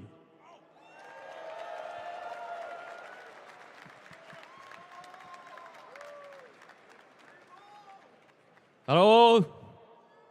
Nice seeing everyone. I am Legacy Virtua Fighter Project producer Seiji Aoki. Virtua Fighter is back. はい、本日ですね、このEVO 2025 Day3 にて、バーチャファイター公式、グローバル大会バーチャファイターオープンチャンピオンシップ2の、グローバルファイナルに出場する2人の選手が決まりました。赤西和歩選手、それから板橋ザンゲフ選手、お二人ともおめでとうございます。So today, day 3 at EVO, officially 2 winners have been crowned who will be advancing to Virtua Fighter Open Championship Global Finals. They are Akani Shiwapo and Itabashi Zangief. Congratulations to two of them! はい、そして、Day1 ではですね、Steam 版バーチャファイター5レボがバーチャファイター5レボワールドステージに進化しますと発表させていただきました。プレイステーション5、Xbox シリーズ XS、それから Steam 合わせまして、10月30日に発売予定でございます。また、9月上旬にはクローズドベータテストも開催いたしますので、ぜひご参加いただければと思います。So on day 1, we share some details of the upcoming Virtua Fighter 5 Rebo, which will evolve into Virtua 5 Rebo World Stage, coming to PlayStation 5, Xbox Series XS, and Steam. That is all coming at October 30th, and a closed beta test is also scheduled to begin in early September, so please be sure to check it out. はい、それでは改めて、新トレーラーの方をご覧ください。So please look at our latest trailer. Please watch.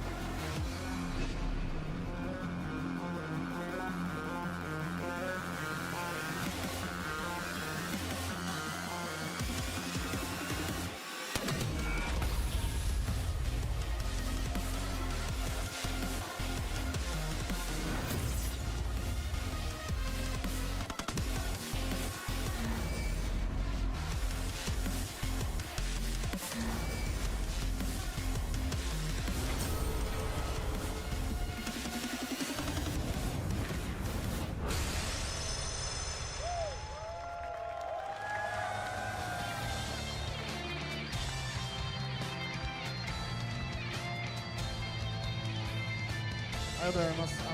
バーチャファイターはワールドステージになって、ただの移植ではなく新しいモードも追加して素晴らしいゲームを皆さんに届けたいと思います。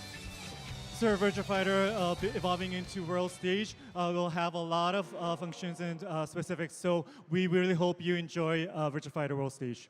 しかもですね、このゲーム自体はベースバージョンがこの会場で買うハンバーガーセットよりも安く PS4 版を持っている人にはさらにチーズピザよりも安く皆さんに提供することができます。So the base version will be cheaper than the lunch set that is sold here at the venue.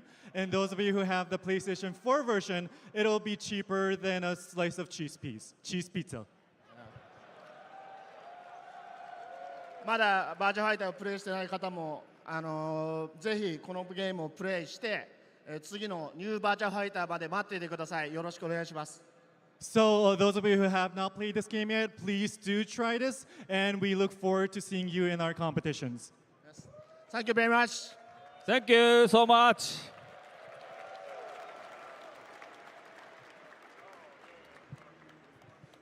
Yes, let's give it up one more time for the team. Showing up with some amazing announcements, making sure we're having a good time. And you know what else I think would be a good time? A little bit of rock, paper, scissors.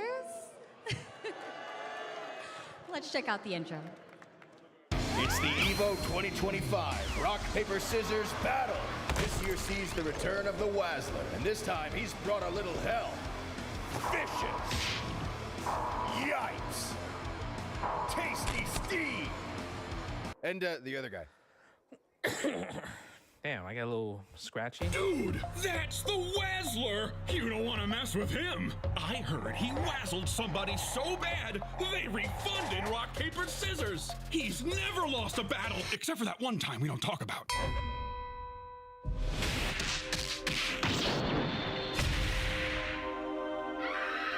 Oh, come on, man. Get that off the screen. Who wants to see that? Not me. Oh yeah, there was that other guy too. This is it, the final round.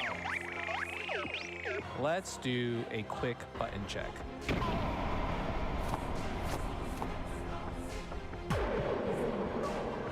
Round 4, fight!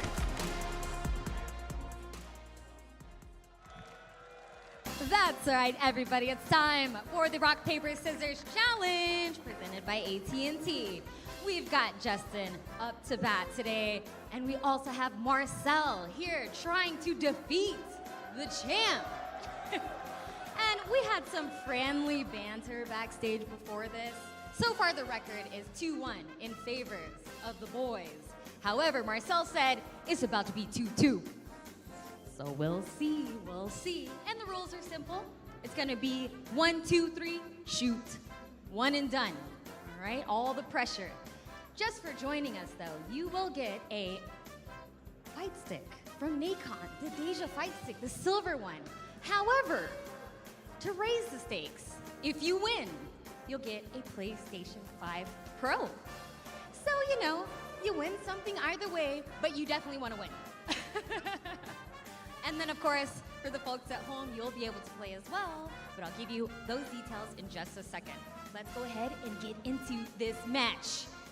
All right, it's time. Everyone count with me. Oh, no, you just gave him your energy for free? That was a mind game. Oh, he said he was left-handed? Wow. All right, this is intense already. Here we go. 1, 2, 3, shoot! Oh, 3-1, not 2-2. However, you still win the Nacon fight stick. But the PlayStation 5 Pro stays here. There you go. Congratulations. And now it's time. Yes. Now it's time for the folks at home who want to play against Justin. Now you're gonna use your chat commands, !R, !P, or !S. You're gonna see the timer pop up on your screen, so get your chat command in before it goes down. And if you win, then check the pinned message in the chat because it has a link to a website where you can win some prizes if you guess correctly. And I think it's worth it because you can get a gift card for the EVO online merch store, you can get Nacon items like the fight stick or the rig headset, so worth checking out. Are we ready, everyone at home? I'll give you a moment to think about it while I chat with Justin. How do you feel about stealing this man's energy right before the match? That was free. The problem was, he popped off. He said it's gonna be 2-2, so you know what that is? What are you standing up for? That's the real thing. Hey, it is what it is. The truth has been told. But I think we're ready. We are ready to go against the audience at home and everyone in the crowd. And here we go. 1, 2, 3, shoot! Paper. I see some papers. I see a lot of rocks. I see some scissors. But for those at home, if you won, go ahead and check out that website so that you can maybe get some prizes as well. Thank you so much, Justin. And everyone else, we're gonna head to a quick break. But when we get back, Tekkenate!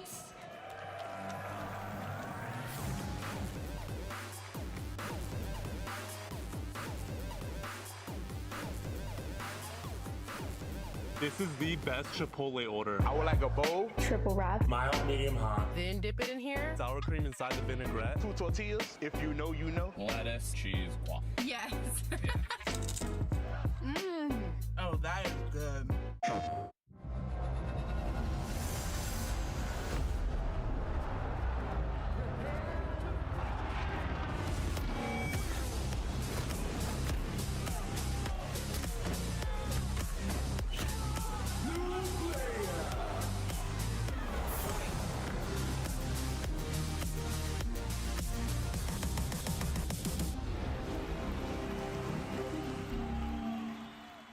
PlayStation. I got my hands on my back. No, I don't want your man. You can't keep that. I make it pop like bubblegum. I'm hot now, wait till the summer come. Shake some. Those who have lost their lives will never return. Nothing can bring them back.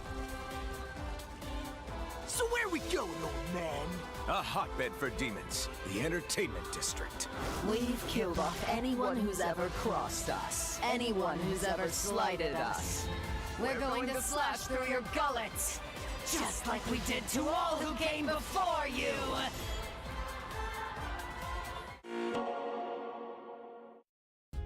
Sunglasses in the day, blue light glasses for the gaming at night. Zenny's got affordable eyewear for everyone. Vibe and style while protecting your eyes. EVO sunglasses, available now.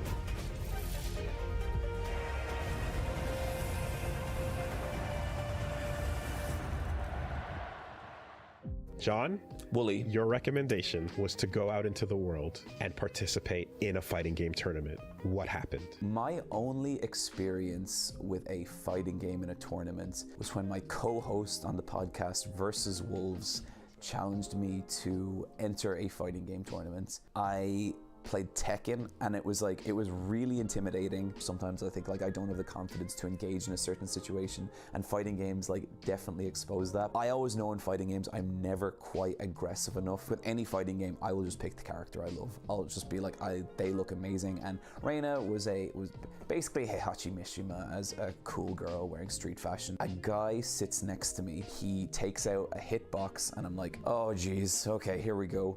And he picks Dragunov and I'm like, I'm dead. But then we had the first round and I actually beat him and I couldn't believe it. I was like, oh, whoa.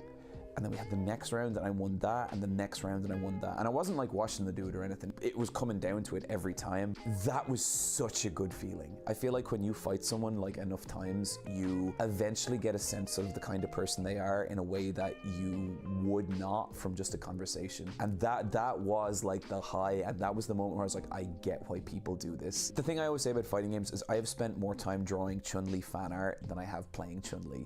You know, and that is kind of what it is to me. It is like the aesthetic. The level I play fighting games at, I never need to be the best at them or anything. I just need to be good enough to have good matches with people I care about. To be someone who really, really loves fighting games, I don't think you need to be labbing. I don't think you need to be looking at frame data. I think all you need is to love this shit and to love those characters.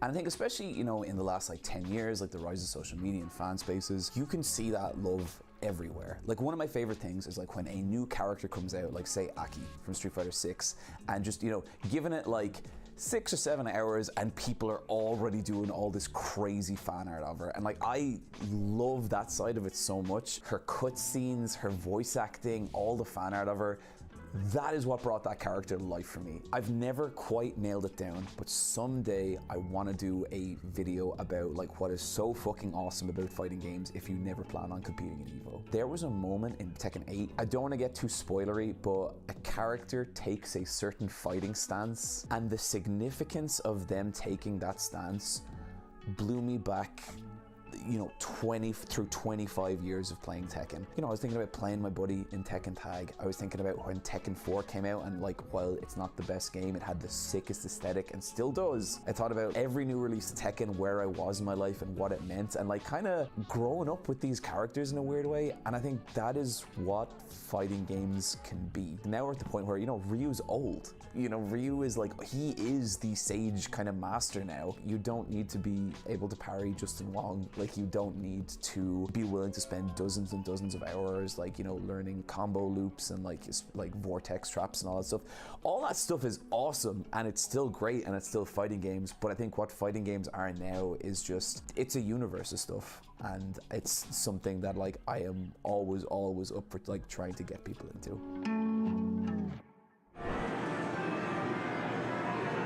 まあ自分が住んでたところがすごい、まあ、田舎だったので、まあ、いわゆるヤンキー不良がすごい多くて、でまあ時代もすごい昔なので、時代的にもこう不良がいっぱいゲームセンターにいるので、こう行っちゃダメな場所っていう風には言われてたんですけど、まあ、自分はやっぱりゲームをしたくて行ってたので、こう怖がりながら行ってたんですけど、やっぱりすごい不良は多くて、でまあ昔のゲームって結構こうなんですかね、まあ A パと言いますか、こう相手をこうワンタッチでそのまま倒しきるみたいなのがすごいあったゲームなので、まあ、それでこう不良たちを倒すと調子乗んなよみたいな感じでこう絡まれて、椅子が飛んできたり灰皿飛んできたりはまあありましたね。はい、In 1996. 先ほど言った小学5年生の時に初めてゲームセンターに行ったんですけど、その時にキングオブファイターズですね、96が一番最初で、まあ、すごいなんかかっこいい、子供の頃の自分からするとすごいこう魅力的なキャラクターで、まあ3キャラクター選んで遊べるっていうので、なんかすごい魅力的に感じて、はい、そこでこうどっぷりハマった感じですかね。KF96 が一番最初です。一番最初はその町のゲームセンターで、その時キングオブファイターズ98ですかねで初めて大会出て、まあ、当時からゲームセンターではもう一番強かったんで、まあまあ優勝するだろうと思ってで出場したんですけど、まあ 10人ぐらいかな、10人ぐらいのトーナメントだったんですけど、決勝戦で負けてしまうっていう、なんかそれは自分にとってすごいショッキングな出来事ですごい鮮明に覚えてますね。まあ、それが一番最初の大会ですかね。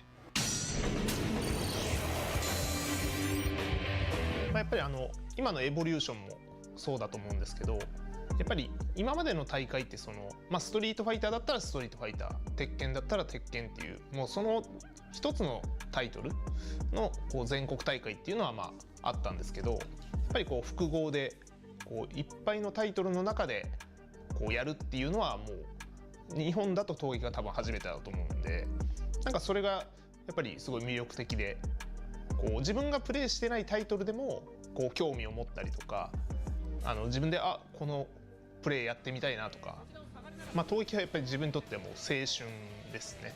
もう自分が本当に10代後半から20代前半ぐらいが、いわゆる闘撃の全盛期だったので、もう本当に闘撃で勝つことだけを考えて生活してたんで、当時は。はい。それだけやっぱり自分にとっても特別ですし。Welcome back to EVO 2025, everybody! The time is just about here for Tekken 8 Top 8. Are we excited? That's right, that's right. Well, trust me, you're about to get a whole lot more excited because we are welcoming to the stage Harada and Michael Murray!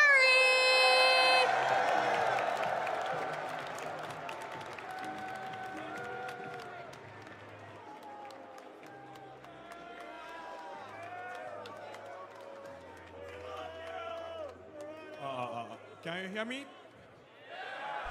Can you hear me? Yeah. Alright. Okay, guys.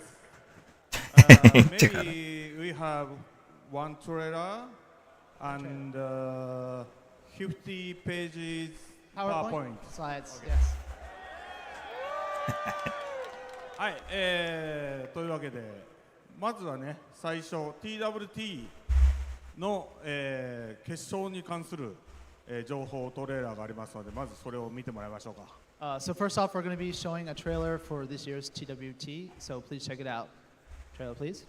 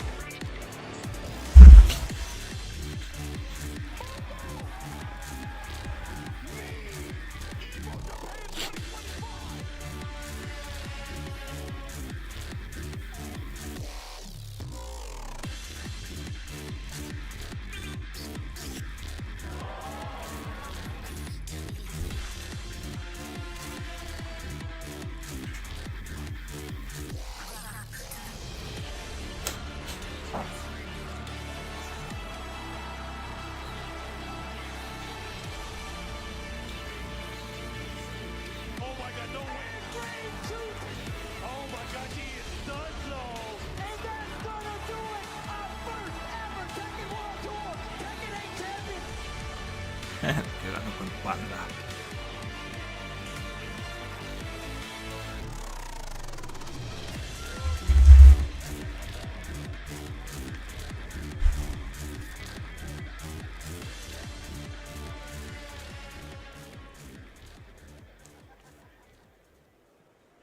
はい、というわけで、TWT、2025の決勝、場所はスウェーデンのメルモで1月29から2月1日で開催されます。So we're heading back to Europe for the Tekken World Tour Finals in Malmö, Sweden, which will be taking place January 29th through February 1st. で、LCQ、ラストチャンスクオリファイ、もちろんあるんですけど、いつもならすぐエボラスベガスの後にレジストレーション始まるんですが、今回はエボフランスですね、エボフランスのニースであるやつの時なんで、10月12日に開始、レジストレーション開始されます。いつもすごい勢いで埋まっちゃうんで、できるだけ皆さん早めにお願いします。And so obviously we'll be having a last chance qualifier as well this year. And it will be opening up October 12th, so around the same time as EVO France. And always these places get taken up pretty quickly, so once registration opens, hurry up. Okay, guys. We're not going to go away. We're not going to go home yet. Yeah. You want to see some battle footage of Armor King, right? Okay. Time to Armor King. Okay? Okay. じゃあ見てもらいましょう。All right, let's check out the trailer, please. Armor King.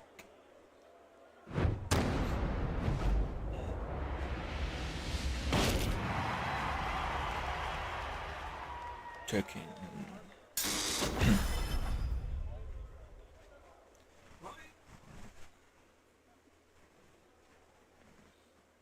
Now, let the world hear it.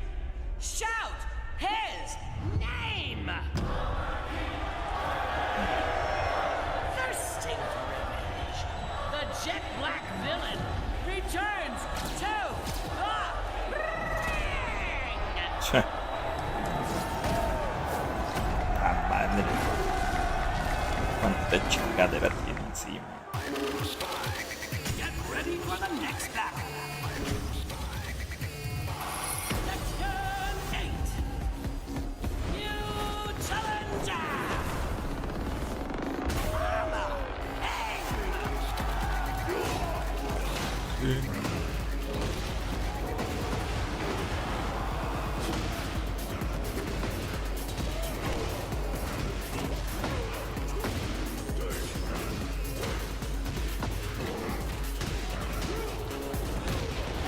I'll show you just how scary boxing can be.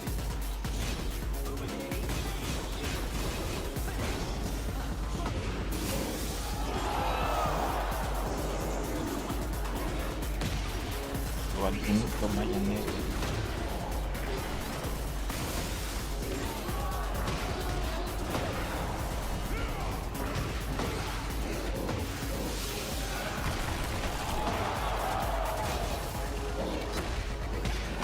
Oh.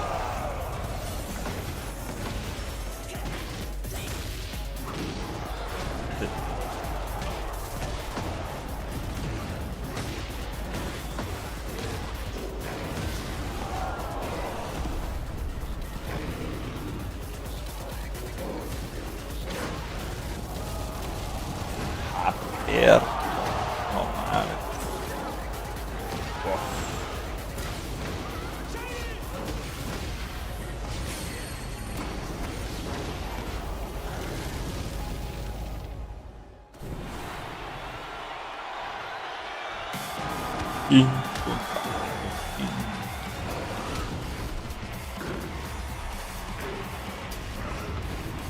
Che.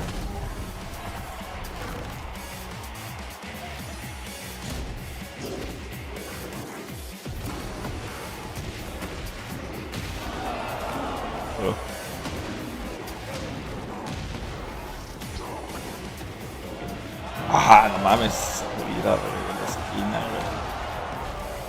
Perro.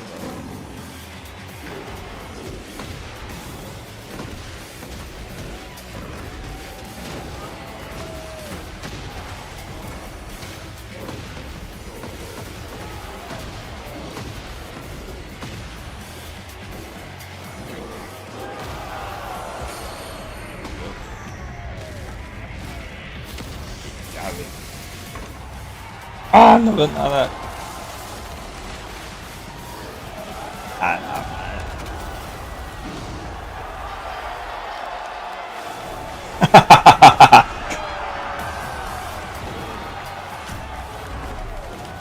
En la mesa lo dejó.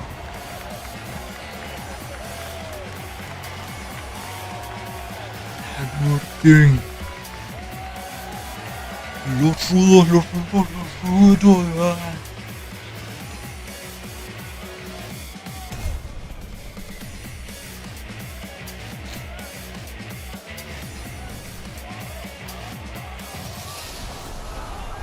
Oh. Teaser.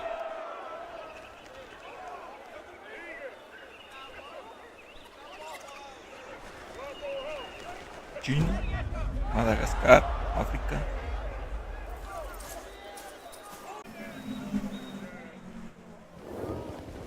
¡Ey! ¡No! Ah, ya. Mi Alice. ¡No!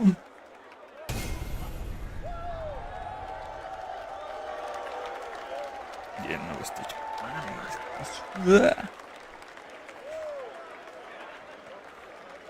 Thank you. はい、というわけでまずアーマーキングですけど、ここに書いてある通り10月13日エボニースのレジストレーションがTWT の LCQ のまあでもこれ PDT だからヨーロッパの時間がちょっと違うんで、そうだ、PDT だから、アーリーアクセスは13日で、オフィシャルリリースは10月16です。よろしくお願いします。So October, you'll have the registration for LCQ opening up, but not just that. From October 13th, these times are Pacific Daylight Timing, by the way. We'll have the early access start for people who own the character or the character and stage pass. And for the general release, that's going to be starting October 16th. Hope you guys can wait that long. Okay, next slide, please. Okay. はい、でこの、完全新規のオリジナルキャラクターですけど、名前がこれにちょっと国によって若干違うんだけど、日本語的にはミアリズなんですけど、じゃあ英語っぽく。はい、Okay. So brand new character to Tekken universe. We've just seen a glimpse today. The pronunciation is a little bit tricky because it's the local language. In Japanese, they say Miyarizu, but in English, it's like Miyarizu. Yeah. It's again, Miyarizu. 覚えて帰ってくださいね。Miyarizu. はい。で、このキャラクターは、鉄拳でも初めてのアフリカリージョンなんですけど、マダガスカル島ですよね。アフリカ大陸の右側のマダガスカル島の出身キャラで、おそらく格闘ゲーム史上では初めてのマダガスカル出身キャラクター、格闘ゲームの歴史の中でも、ビデオゲームでも多分メジャーなゲームだと初めてのマダガスカル出身キャラになります。And so this is the first time that we've done a new character for the African region. So Madagascar off the coast of Africa. And also for fighting games, maybe the first time we've seen a character from this country. で、マダガスカルのファイティングゲームコミュニティ、にも協力してもらって、僕と、ディレクターの中津が実際マダガスカルに結構長く滞在して、そこで取材したり、現地の人の話を聞いたりでずっと今もつながってて、そのマダガスカルの人たちと一緒にデザインを監修してもらったりして、作り上げたキャラクターです。And so Nakatsu and Harada actually went directly to Madagascar after connecting with a local FGC there. And although they didn't know we were creating a character at the time, they were both able to ask a lot of questions about the country and their people and working together with them to design this character. はい、また情報これから出てくると思うので皆さん期待しててください。So please look forward to more details at a further date. はい、じゃあこの後トップ8楽しんでください皆さん。All right, let's get to some good top 8 matches. Yeah, thank you. Thank you all. Bye. Okay.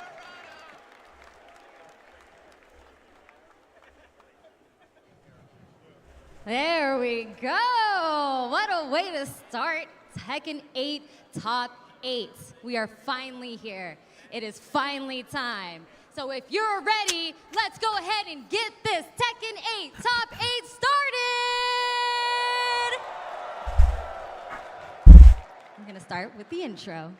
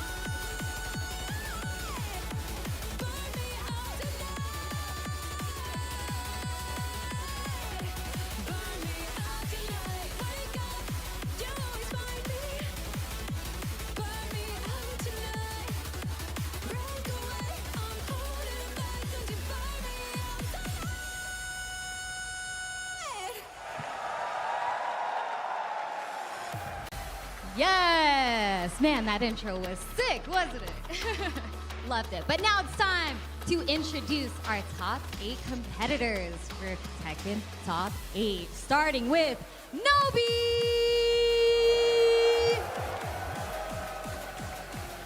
And up next, the returning champion, Arslan Ash! And up next, we have Lowhigh!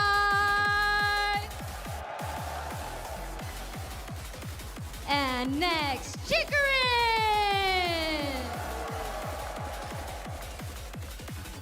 And we've also got Mio-Il!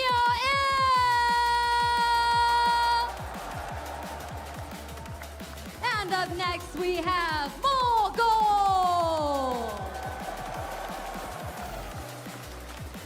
And next, we've got JDCR!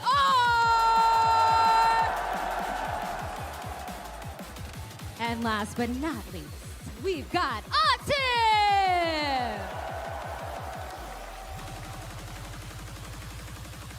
Good luck to our top 8 competitors. However, it is time to kick it to the desk. MYK, Tasty Steve, you guys are right over there because you all know how Steve gets. Well, we've reached the Tekken 8 portion of EVO 2025. My name is Tasty Steve. I'm joined by my brother from another mother in the Tekken world, MYK. And you know we got to start this right, MYK. Yes. Let's talk to EVO 2025. We got to Vegas, hear you look from you beautiful. guys. I know we got it started. EVO 2025, if you're ready for some Tekken 8, make some noise! Yeah! You know why I'm here. You guys are ready for some Tekken. I know you're ready for some Tekken. So let's get to it. But first, we got to let you guys know all our replays powered and presented by PlayStation Tournaments. They told me not to read it, but it's on the screen. We need to talk about our top 8 predictions. Absolutely. And look, you need to tell me, MYK, you're esteemed. I call you a Tekken archaeologist. shucks. You know it all. You are one of those guys. Who would you say is going to be the winner here in this EVO top 8? This is such a tough call, right? But I gotta go with Arslan, man. He's the 5-time EVO champion for a reason. There's something that happens to Arslan when he's on the EVO stage. I'm gonna call him Final Form Arslan. Wow, Final Form Arslan. I mean, 5 times already in the bank. I gotta go with somebody who has been always on the radar right after Arslan. I got to go with Atif. Atif is one of these players that I feel like it's way too hard for you to even say you have a read on him. I don't think there's any player out there that can say I have a clean beep on what Atif can do in any tournament, but that's just me. Yeah, absolutely. Those two guys have been killers here and consistently placing, and they're definitely ones to look out for. But just so you guys know, you guys can make predictions at home too. Presented by PlayStation Tournaments. You guys can use the exclamation with the number button in the chat. Vote for your favorite player. Who's gonna win? Well, look, I love to see the chat be wrong, so make sure you type it in correctly. Put your names by it so I can come and make fun of you later. 10 seconds left. Get your votes in now. Get your right votes now, in now. It looks like there's a lot of people favoring Arslan, of course, the 5-time EVO champ. But JD, surprisingly, you know, he made top 8 last year as well, but we can get to see him on the stage. This year, he's going to be up playing on the stage. 31% for JD, 34% for Arslan Ash there. And it seems like the people at home have made their decision. Arslan Ash, they believe, will be the 2025 EVO Tekken 8 champion, but we need to see if this is really going to be the result. But we need to talk about PlayStation Tournaments. The PlayStation Tournaments EVO warm-ups are still going on today. Compete in the same titles featured at EVO 2025. Sign up directly from your PlayStation 5 and win some exclusive prizing. Do it now. Good times. More tournaments all the time. Shout outs to PlayStation. Yeah, I don't think a lot of people know that. Like, we've evolved, even with EVO, letting you guys sign up, potentially get to the EVO run, all on your PlayStation. So shout outs to PlayStation, and shout outs to you guys for actually signing up, because I know a lot of high-level players that have done so. But you've made your choices on who's going to win. Let's look at the match layout. We're going to start with the top side. First match, Japan versus Pakistan. It's going to be Nobi, who, look, historically claimed this is a Japanese game. That's right. Going up against the 5-time EVO champion, Arslan Ash. And then, of course, we got Lowhigh, one of the best in the business, if you ask me, going up against an EVO Japan champion in Chicorin. Who do we have on that loser side? Dude, there's so many EVO champions just on the top side. But, of course, going to the loser side, we got Mio-Il going up against Mogul teammates. Only one can move on. It's a heartbreak situation, but that's how the tournament crumbles, man. And, of course, one of the favorites from the crowd, JDCR making his reappearance here in year 2 of Tekken 8, going up against Steve's pick, Atif from Pakistan. And Atif, last year, if you guys have known his history, always making it to the grand finals, but just falling short every time. But he's such a threat to look out for. Look, I think if you're going to talk about Atif, you need to talk about Arslan first, because I feel like he kind of paved that way, opened up the floodgates for what we have been having, which is a Pakistan full-blown Tekken invasion. But I like to see it because it shakes things up quite a bit. And in all honesty, I feel like we needed that. We're going into a new game. Like you said, it is year 2. And I now feel that the players are really getting to understand the flow of Tekken 8. That's why we're starting to see a lot more consistency in this bad boy. No, definitely. Of course, some players might have needed a little more time, but now the stories are continuing. We're already in year 2, like Steve said, but let's go ahead and take a look at how Nobi-sama got here on his big victory path, presented by Zero Proof by White Claw. Of course, Nobi going up against Edge 2-0 in top 24. Round 3's Tibetano and Matsuba. I saw that match on stream, a very close one. Dawood Sikander as well. Wow. Zenzar the Fallen, and of course you can see all the other runs from Pool 1 from Nobi to get here. Look, a lot of players come out to this is the strongest tournament when it comes to people who are able to enter freely, is not locked behind points. And if you're going to do that, you got to know this man holds the lion's share of titles for EVO. He went through, of course, Mulgold, who he now is and loses, Chanel, Dapper, and then of course we see Sharp and Narya, and then there's a slew of other bodies by the wayside in Pools round 1 that Arslan has made it past. So now we get to the main bracket. What is Arslan going to do, or should I say, what is Nobi going to do to stop Arslan Ash? Yeah, absolutely. That's the story of the day, right? But shout outs again to White Claw, Zero Proof for bringing us that victory pass for those players. And it's always cool to see how they got here, right? It's so hard to catch every match on stream, and of course the brackets and stuff like that. But Nobi, these guys have had a history against each other. Earlier this season, Nobi was rocking a lot of the Lars. He's still playing a little bit of the Lars right now, but Lars got touched up a little bit more recently. He tried Steve most recently, from what I recall, last time he ran up against Arslan, and the set was very, very close. I mean, that's the tale, I feel like, of Tekken 8. Like I said, it's a race at this point to see who understands it most. And of course, Nobi is always okay with either switching or sticking even more so to some of those characters he feels more comfortable with. Lars did definitely get some love, and he is definitely more annoying in this time. I mean, his stances, his up-close pressure, it becomes a problem. But what do you do to stop that offense? I'm pretty sure Arslan's gonna poke it to death. But we're gonna get into our first match. EVO, before these guys get into it, make some noise as we get started for this Tekken 8 Top 8 here at EVO 2025. You guys are lovely. I'm gonna be talking to you all night. All right, here we go. Nobi-sama from Japan going up against Pakistan superstar Arslan Ash, bringing out the Lars in game number 1. Match 1, game 1, let's go. Look, Anna has been a nuisance when it comes. Since season 2 has released. Since she got here, huh? Since she got here, exactly. she was a nuisance in the last game too, to be honest. But here we go, while sending 2 to dynamic entry to create some space. Gets the whip punish. Using stances early already. I like the low post. This is exactly what I was expecting to see. Down jab, one of the major counter options in this game, but it's a little scary to do when you're fighting against a character like Anna. Yeah, finds the counter hit down forward 2, but Arslan cutting off all the stance pressure with down back 1, which is a very unconventional choice for Anna. I'm telling you, I feel like he knows that the stances are going to be an issue. Some of these slower pokes are really going to gunk up the gears that Lars likes to play. Yeah, we're seeing a lot of down jab challenges from Nobi trying to steal his turn back, but that's Anna's 10-frame counter hit jab. And Nobi just swinging, he gets the float. Off Big the side. damage. No, didn't get it. Didn't get the full combo on the Ball back. pressure for Nobi. Scary business. Shoe shine. Trying to waste Arslan's heat. Heat burst. Oh, what a trade. Huge chunk of damage in Arslan's favor. You can see that Arslan's continually going to these strings, and it's really clipping Nobi while he's trying to get his game in. Nice, goes for the string. Delay on it, the armor gets the punish. That's the Arslan style, right? He plays both the Williams sisters. He just wants to stick onto you with like glue. Jabs, down forward 1s, a couple of lows. Look at this style right here. Range 0 all the time, but second hit counter hit for Nobi. What a confirm, okay. I like how he's delaying it. Big damage here. First activation, take her to the wall. Goes for the old school wall combo. I like that. Old dog, no new tricks. Heat dash. Down 2-0 on block. Look at the pressure. Block. Oh my God, he finished the string. He's healing what the a sidewalk the third around dimension. the sweep. The third dimension, it's Tekken 3D. is a 3D game. Lars Clef Cannon. The L Clef. Oh my God, the swipe. waifu punish. Instead of actually going for the punish, go for the sweep. Arslan up 2 rounds, getting the full combo extension here. She's got a little wall carry herself. Okay, the 1-2. Okay, nice. Nice block, too. Tries to duck and delay it, hold the shotguns. Yeah, free chip there after the 1-2-1. Oh, a little flash duck. Didn't get the punish, though. Out of range. Great spacing, though. What a down jab, saving his life. Okay. Oh, I like Give me that. Oh, wait a minute. Get up, he says. Good Oki. Trying to steal back the second round in the first game. The waifu punish isn't enough with the rage art. Not quite. What a block! He went for the wall instead. He went for the wall instead. 2 rounds apiece. Game number 1. Already contention. Oh, here we go. And this time, not getting hit by the last part of that string. The sticky play style from Arslan just staying on him. Part of that string. The sticky play style from Arslan just staying on him.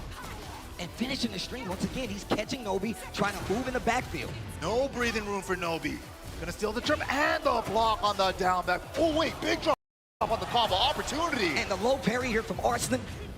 This is gonna get him in trouble because Nobi minute. with this big combo.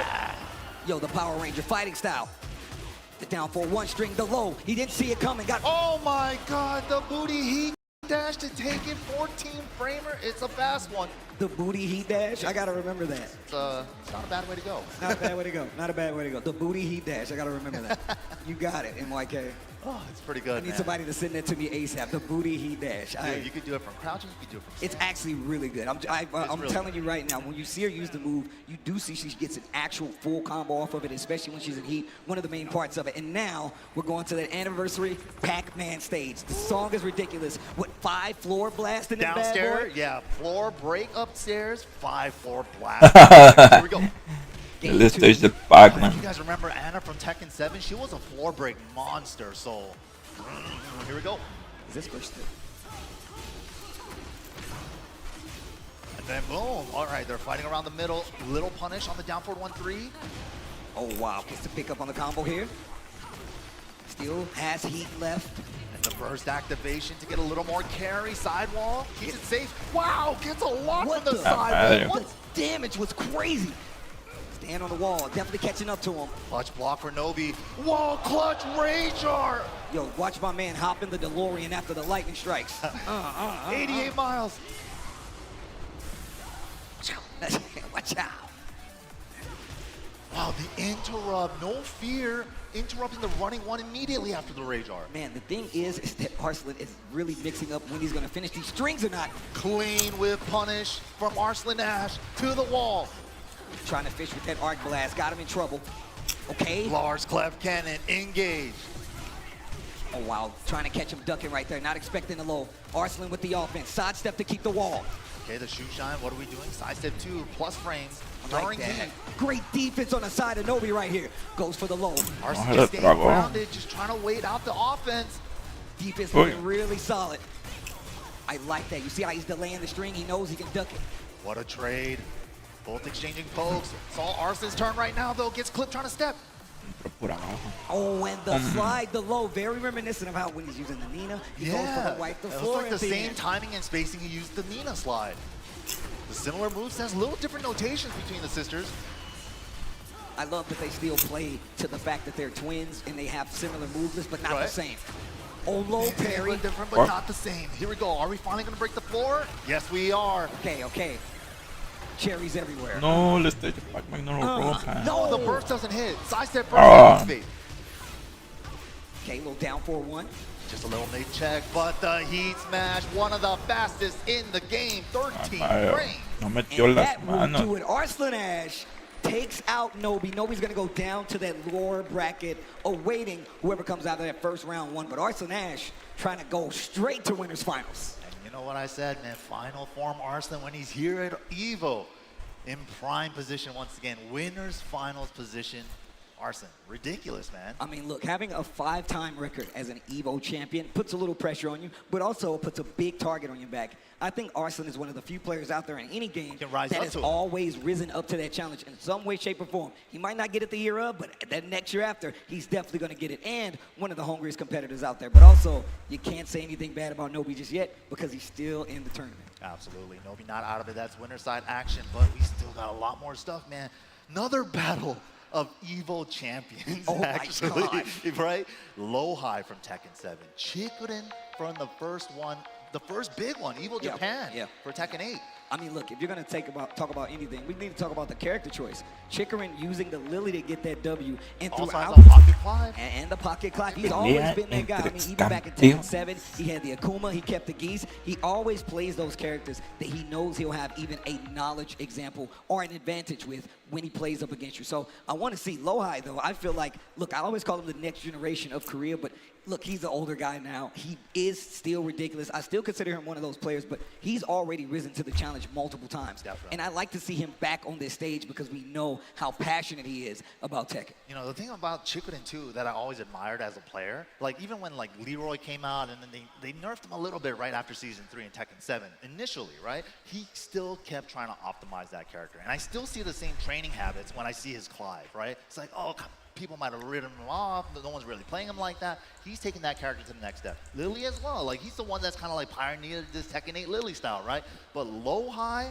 I feel like he's been kind of on this soul-searching path early on in Tekken 8, right? But let's go ahead and take a look at his victory path. Shout out to White Call, zero proof on how Low-High got here. And you can see right there, JDCR 2-0 up at the very top. And then we have one of America's strongest warriors, Joe Crush down there. Hafiz Tanvir, one of the players, one of my favorite players to watch, absolutely here. And that's crazy that he got that W. The USA's very own Jimmy J. Tran, also in the path of Low-High, going to the side. And of course, what is that, duet? What is that? Due to side effects. Due to side effects, there you go, too many layers. But also, yeah, that just reminds me that Jimmy played against Low-High and the Law in this tournament. Wow. I mean, Brian Fest. Two of the strongest players out there you have to talk about. But Chikurin, let's look at his road and how he got here. Obviously, Atif, the first and the largest name up there. Crazy. That was a crazy set. He brought out the Lily and he was able to get the job done against Atif. That's the reason why he's sent to the loser side here in the top 8. And of course, TWT champion, current champ, ranks you in round 3. Akil 9, Mr. Croft, super strong Ling Xiaoyu player from EU. So many strong players. I mean, Leo from Strike Miss, from NA as well. Look, so many strong players. Just look at these names. Chikurin already living up to the challenge. And on top of that, once again, we talk about EVO. Man, the Tekken EVO brackets are always stacked. This one is no different. It's one of the reasons we have a TWT champion up here with Chikurin. But Low-High is going to be the opponent, and I would love to know what Vegas thinks. So I'm going to ask you guys a very important question. Vegas, if you like Low-High to take the set, make some noise. Okay, NYK. How do you guys feel about the EVO Japan's last year champion, Chikurin? Okay, all right, that was a little bit, I heard it go up just a little bit for fans over here. Well, we're going to get into it right now. Once again, Low-High, no stranger to this stage. Chikurin, no stranger to this stage. Only one of these players is going to stay on the top half of this bracket. The other one swimming with the sharks. Let's see what happens first, though. I'm curious to see, because it seems like Low-High in this season, Season 2, he's kind of locked in the Brian Fury, right? Season 1, he was still kind of messing around with the Shaheen and the Steve Fox. But the Clive? The Clive from Chikurin's side. By the Firebird's flame, forevermore. Pull up. And he's got a very long jab is another thing we really need to talk about. Of course, and a weapon character as well, so he has extended range on his like down forward 2 with punishment. Big damage. You know he's got these combos. Going to try to take it to the wall early on. Activation all the way. Going for max damage. Oh my La madre, lo que baja esa mamada. Two-touch round. And just like that, round number 1. And he's finishing the stream. This is Korea versus Japan, by the way. Long-standing rivalry in Tekken between these two places, so it's always good to see them go head-to-head. Minimum 20 years. 20 years plus right now. Okay, full extension. I like that, playing a little defensive on the side. Confirmation on the down forward 1. Where you stepping? Nice. Chikuden's defense. Back two right there. Cannonball, get me off the wall. He burst active. Gotta watch that limit meter on the side right there for Clyde. Oh, tries to sidestep. Big damage on Brian's side. Wall pressure as well. Snake Eyes used up. He's still there. Just pressure Yo, with the double step from Oh. Chikuden. Yeah, he doesn't overcommit to the back turn wall splat. Down, back, forward. But the rage art is good. The specialty, the low-high rage art. Yo, I like how he does it. Yep. Torgal. Torgal's like, I'm here if you need me. I'm here if you need me. Wow, Look a at little me. shimmy. Give me that counter hit. Look at Step still from Chikuden. Wow, ducks the high. Machine gun blow. Going for the mid that while standing 3. Nice duck. On the back two, big call out from low high. Combo City. Go straight into the heat engager. To the wall. Al muro. Damage ender. La madre. Oh my god, the super hatchet. Hell, I'll Oh, beat to the mames. regular one. Just in case you forgot. Game number 1, low high. This is exactly what I'm talking about. Low high, look, we Me say las manos. the Sharks bracket is down there, but this guy smells blood. If he feels like he has the advantage, he will turn on the offense, pedal to the floor, nothing but gas. That's what he wants to do, man. And the Brian Fury is getting it done. He's locked it in with the Brian. And I kind of miss the Shaheen, but his Brian is doing work. I mean, look, I feel like he does the thing where he has a matchup that he feels like benefits Shaheen. He would 100% switch. But I love the fact that he does commit. And anyway, he's doing really good in his matchup. Seems like he understands the Clyde matchup. He's like, I understand. You I gotta see. do your thing. Nice confirmation on the down forward 1 again. Okay. Madre, Quick sidestep left. Yeah, to avoid the down forward 1 now from Chicken inside. First hit, counter hit. Still got hit by the Again, Man, and he's covering the hatchet as well, so he's covering multiple options that Low High wants to do. Defense getting heavy on the side. Wow. Low high, big pickup here, and still gonna get the full combo. Heat, big damage. Huge damage. Not too big, but good situation for Oki afterwards in heat state. Right. Okay. Looking a lot better in this second game. We start to see the sidestepping really pay off in that game number 1. Low high, which is able to turn on the offense, especially when it came to the wall. Look at the way Ya Low empezó a High is meter las adjusting his manos. offense though, like dash before La and finds madre, Torgal. güey. Spin that heat now. Big shoulder, takes the Oki. I like that. Yeah, when you go for the recommender, that's a taunt setup. So the kid Por on abajo. smash though from Low High. Breaks the glass, steals the round, 1 round apiece. Game 2. Goes for the mid right here. Oh, nice. Engage. Lane dash. Gets hit by the Phoenix mid again, but this time at the wall. This is gonna hurt. Al muro. A great way to get in, great way to extend combos, of course. A great knowledge check too Ah, as well. mam. Oh, gets the Snake Eyes off that power crush, but the counter hit string, nicely done off the 2. How did he catch that, bro? I don't even understand. But, Mike, you know what time it is. The floor Is lava. Oh, and they're going for it. The 1+2 throws, give it to me. You said the floor's lava. Well, why don't I just go for this throw? Get off me, bro. Oh, Chicken gets to use it first. No more floor for you, you Low High. And now, big damage starts to Flip eat him first. over, set him up. Oh, Northern Cross fighting off the wall. Phoenix shift. Deep burst into the forward 2-on-2 incinerator. Get me off. Okay, down 4-1. Smash is good. Clipped him. Spins it all. Wow, that was so far. No heat on either side. The back one. Counter hit, big back one. To the wall. I love that just to get the carry. Al muro. Fake out with the Like duck. Chicken and Brown. Nice. Wow. Casi That la. down 4-2. He's just reaching for it. That's crazy. That weapon caga. down forward 2, that little extended range. Even though he's used the bottom of the sword, he's still hitting it like the 2 of those in that game. That really saved him. I mean, if you go back to the first game, he just sidewalk down 4-2 just to get the launch, and he's consistently doing that. He knows that a lot of the strings he's doing is going to keep pushing him another way. He'll hold that sidestep. You know, a lot of times you want to in-tech it, you want a defensive quick sidestep block. He's like, I'm just going to 3D walk all the way around hard you. commit walk. He's like, I know the moves you're trying to use. Down forward 1, hatchet kick. I'm just going to hard walk left. But Low High, stepping off stage, I think should get a little bit of coaching from me. Oh, wow. Perro trae coach. Invested, actually. No, that's definitely infested. Yo, Vegas, you enjoying this tech? And make some noise for me one time as we wait for these guys. That's what I'm talking about. Staying awake, stand with me. Don't worry, we got games after this too. But I love the fact that he's taking time to get a breather, get a little bit of coaching, get a little more confidence, and on top of that, you can kind of ice your opponent a little bit. That's definitely a strat. Get a tip or two for yourself, ice the opponent. Man, Get that 1 minute timer, use it. Chicken. I love that he's stuck with the path through and through. That's right. You know, we were just assuming that he got a kid and he just like can't play at night on the stick, but he's just moved on to the pad. Just saying, he moved on. Yeah. No, stick player for years, man. Right? It just hurt my heart to hear you say moved on, but here we go. The final game between these two, low high versus Chikurin. Oh, nice block on the low. Punish as well. It is that 8-way walk again. Yeah, just so confidently walking left. Full crouch down. Power crushes the burst. Oh. Finishes the string. Trying to get a reaction out of low high does not work. Rest of that heat's about to be done. And I love that Chikurin is attacking because he knows that he wants to take his turn back with heat. Activate heats of his own. Here comes Chikurin. +4, can't go anywhere. Okay, all right. Low high, all right.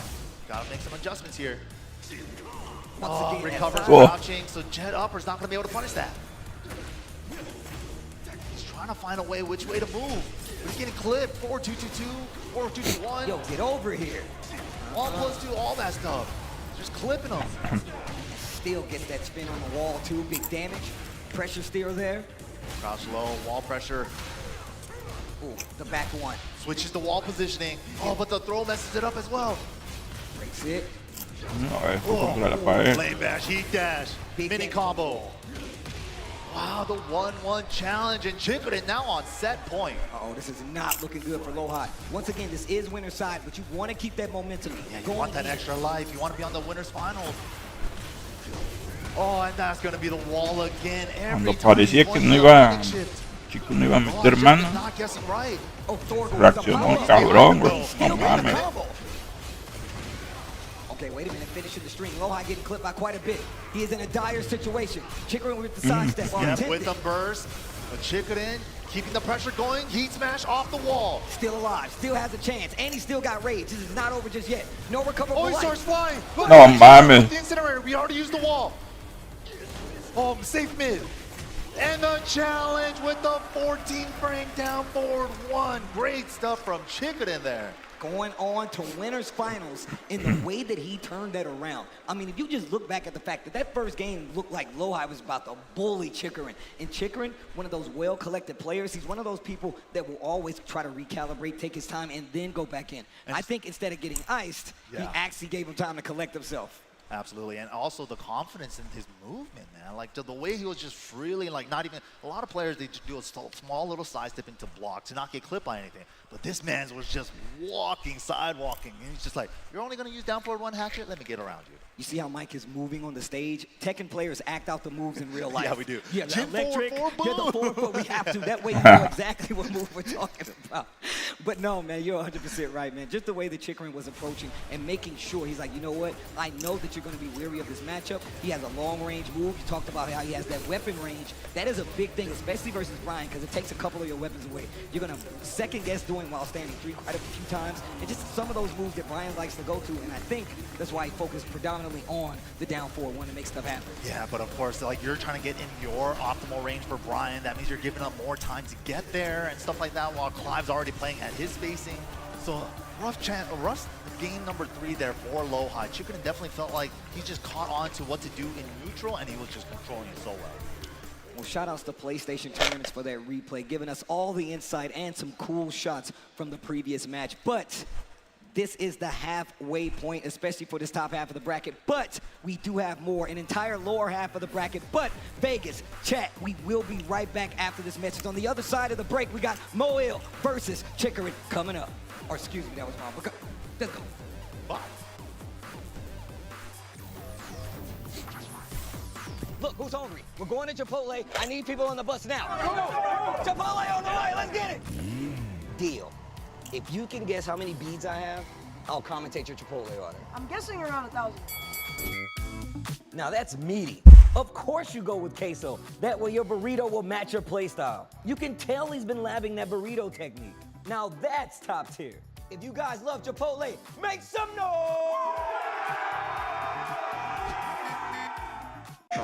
I won PlayStation's Road to EVO and went head-to-head with Arslan Ash. I won PlayStation Road to EVO and battled against Sonic Fox. I have never seen that in my life. To compete on PS5, choose your game, find PlayStation tournaments, and register. It's that easy. Sign up for PlayStation tournaments for opportunities to win unique prizes and much more. PlayStation. Well, Vaya is laughing right now. Look at Vaya laughing right now. Oh, he's doing a dance. What is he doing? Man, he's too ready, you know. Not today, man. Oh my God!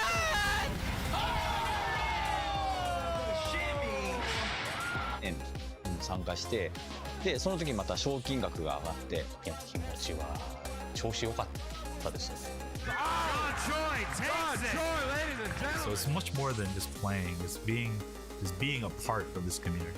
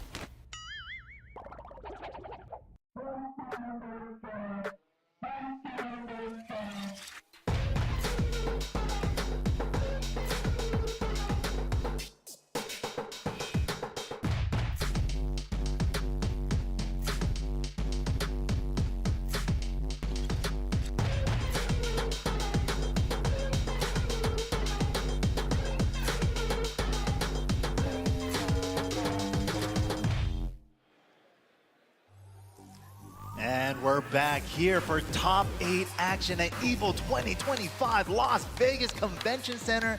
And man, the action has been phenomenal. But we're going to be going on to the loser side of the bracket. Coming up next, we got a Korea and a same team kill. Yeah, it's going to be scary, bro. I mean, look, obviously we talked about we do have a lot of Japan, we do have a lot of Korea, we do have Pakistan, but this is definitely going to be a team kill. 2 of Korea's best going to have to go head-to-head to see who lives in this tournament. But once again, let's take a look at the bracket. We see that Lohai, Nobi waiting in that losers quarterfinal. We're going to go to Moil versus Mool Gold to see who's going to take on Lohai.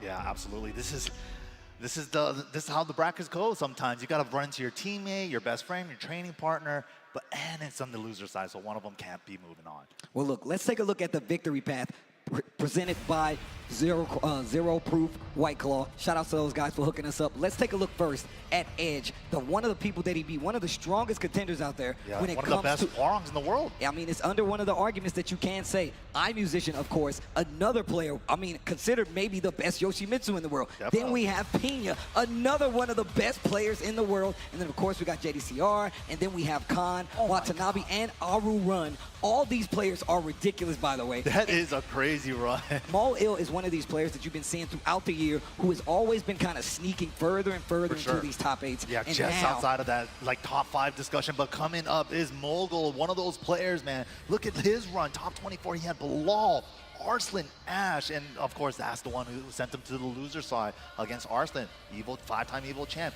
Mangja and Tomo Riru in round number 3, Strong, super strong Steve player, and Dew Glider as well, super strong Lily player. So none of these guys had an easy road here, but this is it. Well, shout outs to White Claw, Zero Proof, for giving us that road to victory. Obviously, once again, this is the loser side. Moil's one of these guys who does have multiple characters. Mool Gold does as well, but I wonder what characters we're about to see for these two. Once again, tournament lives are on the line, and this means one of them is going home.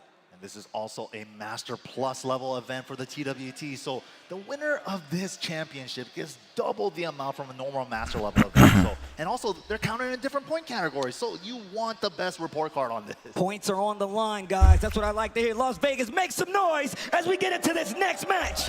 One of these players is going home. One of them will not survive. Oh, man. Here we go. Only one can be crowned champion.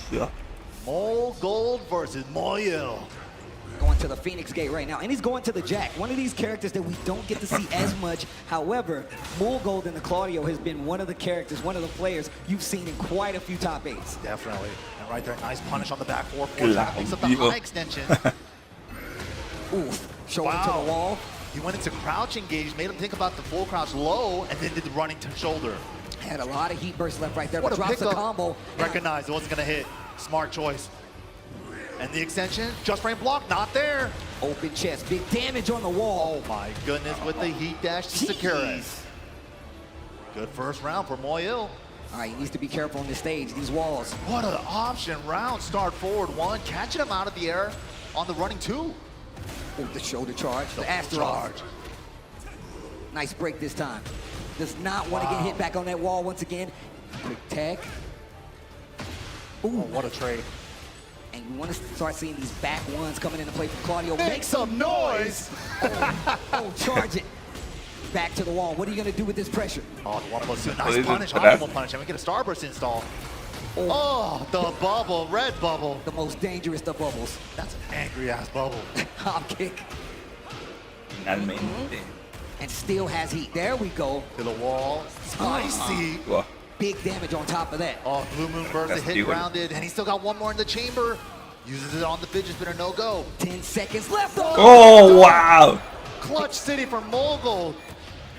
Take the rage art to close it out. Nice, simple and clean to make it an easy win. Staying sharp, even with the life and time dwindling down. Mulgold gets the round. Okay, Mulgold, a young player, but a ridiculously strong player. Oh yeah, he's so sharp. And he has, yeah, like you said, power of youth on his side. That's a bad combination for his opponent. I mean, I remember Super ATL tournament last year. Me and you were actually calling that Mulgold one of the strongest contenders when it came to that entire bracket. He was unstoppable. And he's only went up since then. I mean, now in this top 8, and still one of the lion's share players with the most points on the TWT leaderboard. Right. Definitely a threat. So what a step with Jack. Side step right. Heat stomp again. How do you get a tech roll? Okay, little down jab. Oh, and Armor's through it with the Gamma Howl. Mulgold in trouble. The high crush. Burst. Big damage off the wall. Is this enough with the rage? It's hella enough. Joshua into this, the light of Sirius. Wow, you calling out the move names, huh? All right, okay, all right. Heat me a potato. Heat me a potato? He's just asking, just let me get a potato. Yeah, potato please. I don't even know how these guys are still fighting. There's 2 giant monsters in the back. The icons in the background going off. They should be friends, man. Right?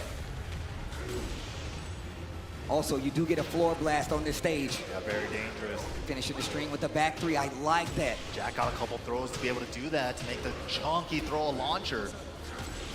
But is he going to get a chance? He's so backed up in life, man. He's got to make the life deficit. Okay, Mulgold pops first and gets the heat dash on the back 4-2, and that should be the game. Nicely done. Wow. Okay, okay. Yeah, Moyo was trying to probably think about where can I safely activate here, especially, but Mulgold didn't even give him a chance. He's like, oh, your life's too low. Let me just pop first. I mean, look, I think one of the things that Mulgold understands about Tekken 8 is when to use his heat. I feel like he has a strong understanding on his placement of his heat. And if we talk about just how strong Claudio is as a character, we haven't seen much back 1. We haven't seen a lot of side step forward. And I think it's because Jack has a natural kind of those long-reaching 2s. He gets to move forward a lot. You're looking for down 4-2s. Like, there's a lot of things that makes him have to respect that range. So I feel like he's going to play back a little bit. Yeah, exactly. And of course, Jack, a big body character, not really able to sidestep that well, even though we saw one really clean one in that set, which is very rare for that big body character. But a lot of, like Steve said, a lot of back and forth, a lot of range control with that extended big body jab. But, man. And you saw Moel going down there, getting some help from Ulsan, came up and gave him some words of wisdom. Another, one of the strongest players in Korea and in the world. They're all teammates, man, DNF boys. Just rough sometimes, it happens. It's hard out here, man. There are no friends in fighting games. You gotta beat everybody if you want to be the champion. That's true, only one, only one. Mike, I'm saying if we ever got to this point, I would hope you just beat the sleeves off me, bro. I'm gonna try to I hope you do the same to me too, Steve. And that's how it works. I wouldn't have it any other way, man. There are no friends in fighting games. None. That's a real friend. That's a real friend. Here we go. Oh man, the mid checks, jab checks. This small tech in right now. I like the running 3 right there to kind of start that offense. And now we're starting to see more of the running 2s. Clutch throw break, counter hit throw too. Nice punish on the hop kick. But still gets that side sexy switch. Put him in a time. blender. Mike, please, that noise. Que agarre. Big combo. Oh my gosh. Oh, is it the real one? Oh, he got counter hit it, so it made it a launcher. Big damage. Ow. Full charge again. No, he Faked lets it it out, rock. but that one doesn't splat anymore. But the low smash is enough, especially with the counter hit. Low smashes in this game, bro. So sneaky, man. They're so nasty. Engage. The stomp. And now look at that. A little slower, but back 3 in the mid game. The guard crush. The gamma, how he's trying to mob. Nice. Goes into the stance. Combo. And just tacking the legs. Wow, just outside of the red bubble range. And with punish, nice confirmation off the down forward 3. And I like that, the awareness to pop the heat on the wall. And Yo, he's still adjusting the combo. KYSG combo? Again. And he knows. And look. Wait, he didn't get the heat dash and he missed the combo. That was the game. That was the round. And he didn't break the 2 throw. Once again, it's used for switching sides, but he didn't break the normal throw, so he died from the 1 round apiece, game 2. He was definitely shook that running 2 heat dash didn't get there. Hands off, bro. Wow, what a trade. Fortunate. Ooh, run into my launcher, please. Down 4-2, full launch, take him to the wall. Good keep out from Moyle. Wall damage, the T7 wall combo. I like how we getting a lot of nostalgia combos here today. Yeah, right? The old school wall combo. Whoa. Second burst wins. Okay, no duck on the high, but a down jab to stop the pressure. That low heat smash. That pesky low smash with Joshua assist. What is this? You sounded like somebody who's played this Final Fantasy. I'm telling you just right the now. intro. Oh, nice whip punish with the smash. Drops it on him. Oh, and the side step 2 is enough. Moyle fighting back. Okay, okay. Going back to the explosive floor. Yo, they are going to war. You think this is over? I'll destroy this whole castle if I have to. The fist clash, it says fight at the same time. Up forward 2+ frames, just keeping the pressure going. Remember, that floor blast is there, so whoever gets a big combo first, probably gonna use it just to take it away from the opponent. Oh, just the back 3s, just locked down. Oh, wow, goes for the mid, almost got a combo off of it. No floor blast just yet. Second hit counter. Blue Moon burst, okay, safely activates after. Starting to add up, heat dash. Wasting his timer. He still got a sliver though, uses it on the heat dash. Oh, the shoulder. Life just about even. Oh, clutch break. Uy. Get off of me. The twin piston Salió del agarre. out of nowhere. What a call out. And gets that second round in the bag. One thing I love about Mulgold is that what he does is he is efficient. He won't go for the crazy combo to get the kill. He's like, I got rage art, I'm doing it. That was insane. If that was blocked, he was dead. He was dead, He dude. bet the farm on that one. But up a game, so why not? Down The forward trade two. though, in Big- Moyo's favor. Flavor? The Moyle flavor? Oh no, missed the blue uppercut on 2P side. Practice too much on 1P. Oh my God, he tried Break to my backdash. guard, help. Punish, nice. Fishing for Whoa. a good interrupt, just interrupt. Doesn't want to wait it out if he's para finished at the entrarle. 3rd or the 4th. Red bubble, Whoa. punished. Second time he's done that. Big damage here on this combo. Not gonna kill, but man, is it gonna hurt.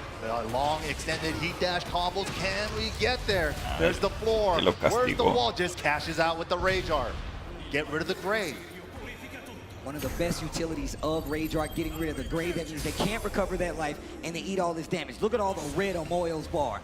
Moyo in trouble. How are we gonna do this? Running 1+2. Pressure. One throw for Uy. the side switch. Salió del agarre otra vez. 1+2 Oh. in return. Oh my gosh. Throws are actually starting to become quite the thing. And I feel like we love to see how people are mixing that in their matches because they want to call out that armor and get the throw on top of it. What a set though right there. Oh, that's a great point that you bring up, Steve. Like, utility for throws in this game is so important, right? Especially with activation, with heat, the heat burst, power crushes. You got to counter those with hard call outs, sometimes with throws. So it's always an option that you should throw in there. Well, look, once again, you have to pay attention to exactly what's happening when it comes to these armors. They're really strong in this game. Heat Dash being there too. It has created quite the circle of offense when it comes to Tekken 8. The wheel of options. But once again, that was loser's side, so you have to understand one of those players did go home. And look, much love to him. Thank him for showing up. And of course, we're going to see him on the TWT. So make some noise, guys. Going out, still a top 8. Still a top 8 showing, obviously. Absolutely. What a great showing. Moyle, super strong player, man. Definitely cannot count him out. I mean, look, he's definitely come with more characters. You know we're going to see him further down the line on that TWT. Now, we go further into the Sharks bracket. That does set up Lowhigh versus Mulgold, another Korea versus Korea team kill match. But now, we get JDCR versus Atif. It's Korea going up against Pakistan. This is about to be a banger. I talked about this with Majin Obama at Combo Breaker. Shout outs to my guy. I know he's here somewhere, probably riding a bike. But it was more about the fact that you do see just how strong Atif is when it comes to this world of Tekken. And he pointed out that, look, who is going to tell him that he's not on the up and up, man? I like seeing Atif in this position, but I also like to see JDCR back up on the stage for a top 8 showing. Yeah, it's so good to see JD up here, but let's go ahead and see how these players got here. Shout outs to White Claw Zero Proof. JDCR, one of the prediction favorites, right?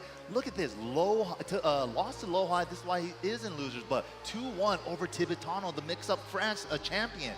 We have 2-0 over Moyo, 2-1 over Ulsan, which was one of the most lucrative Tekken players from last year. 2-0 over Anakin and Tails, and so many more in round 1. Look, all you got to do is look at those names, bro. This is what I was talking about. If you look at Tekken brackets, they're historically some of the most stacked brackets. JDCR had to make quite a run to get here, and you're looking at it right now. But let's take a look at Atif. Goes up over Mangja 2-1. Of course, Chicorin. Oh, actually, he lost to Mangja, so it was 2-1. Lost to Chicorin, yeah. And then, of course, we have Farzine, Book, Kagemaru, Dweebus. Bro, that's actually crazy, man. Jay Georgium as well, 20Z. This is a bracket that you have to pay attention to because, look, Chicorin is obviously, like we said, a TWT champion, has multiple characters. Farzine is just one of the strongest players out there in the world. And Book has been on the up and up too. So if we're going to talk about a route, you still have to talk about Atif. And Atif, I mean, arguably probably second best in the world behind Arslan, and that is arguable. No, definitely. Atif, like any given day, you could swap those two, right? And those two guys, like ever since Arslan came up on the scene in 2019 here at EVO, first starting it off with EVO Japan, but the crowd, man, they are super excited to see. Yo, Vegas, make some noise. You're looking beautiful out there, you know? This is JDCR versus Atif from Pakistan. Korea-Pakistan rivalry still continues here at EVO 2025. So look, I want to ask Vegas, I hope you guys are still with me. If you guys would like JDCR to take the set, make some noise! Oh, wow. And if you guys want Atif to take the set, make some noise! Okay. I like the honesty, though. I do like the honesty, though. That Red Bull section over there. A lot of the homies over there. Saw Just the Spirit over there hanging out. Mizzy, me, and the homies all there. Hungry Box as well. Hungry Box right there in the front. Is that Fakumram sitting in the Red Bull section? That might just be. I thought you needed a shirt to get in here. I thought it was no shoes, no shirts, no service, man. They just let this dude come in here in his full just boy tie guard, bro. That's how he does it, Fakumram, man. He probably just jet kicked the security guard. Let me in. With the rage art? But let's talk about JDCR. We know he's been messing with the Heihachi. We know he's got the Dragon off as well. What do you think we're going to see here?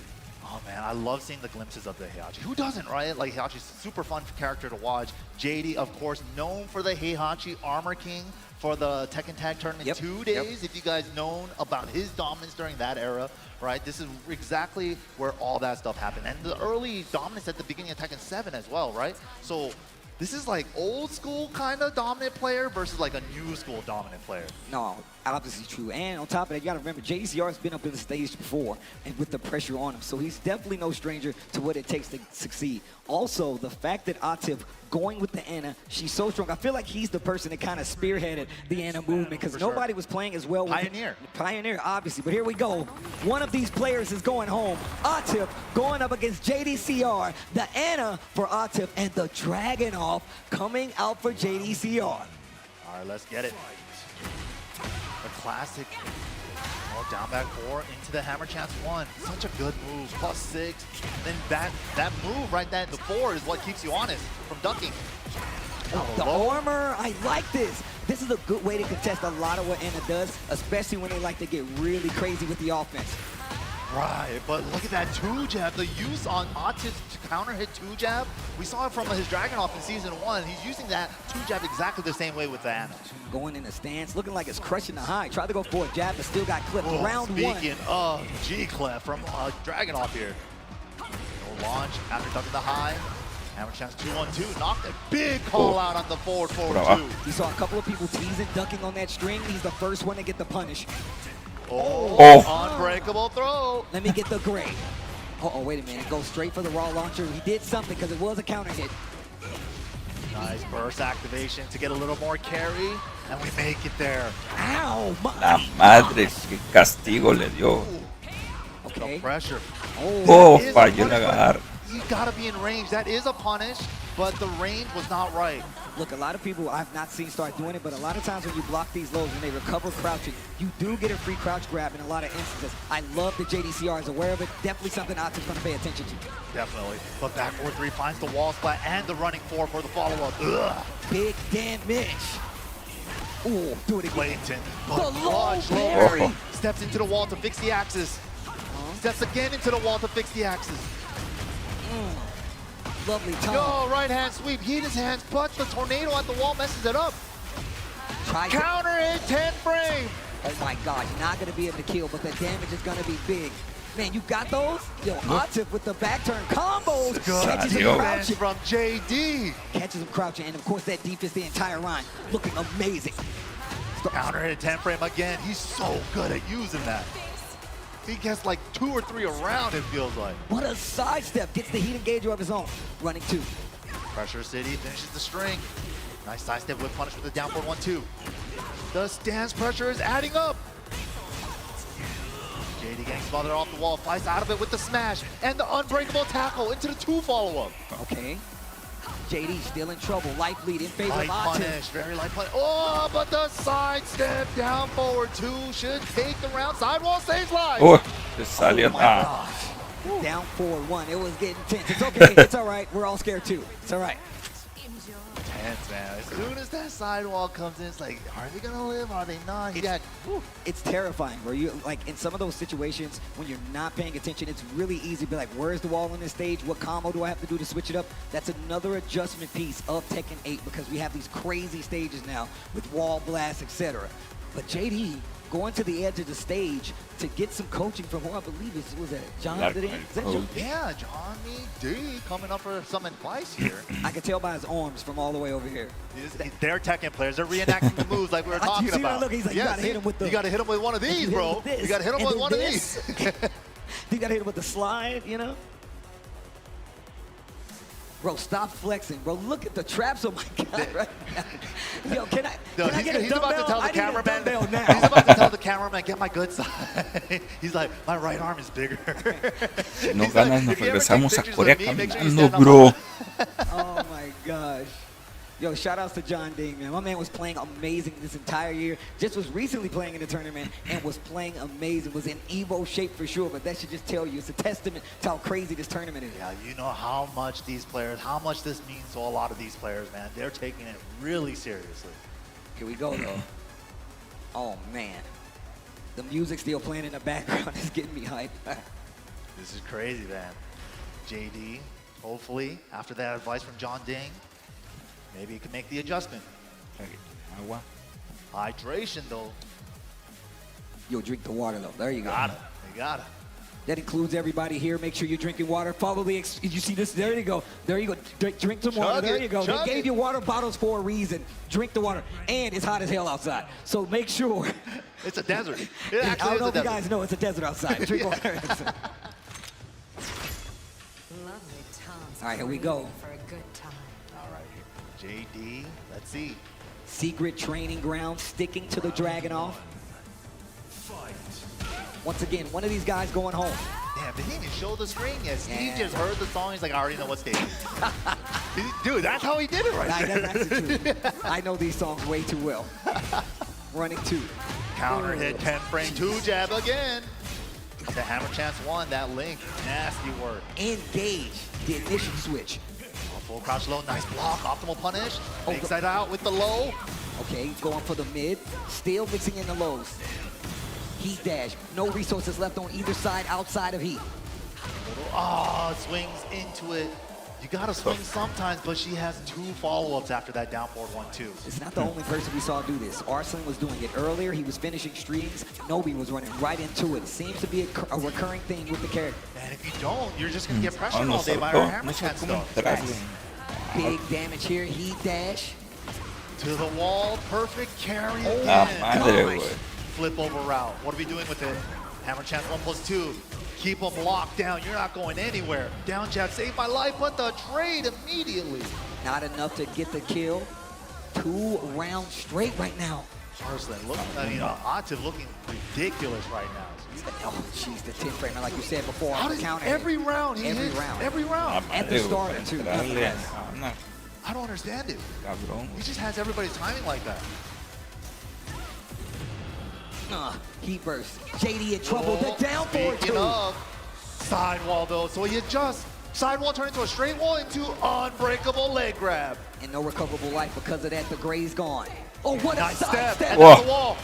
And it breaks. He's gonna be able to get a big combo here. To the next wall. Here we go.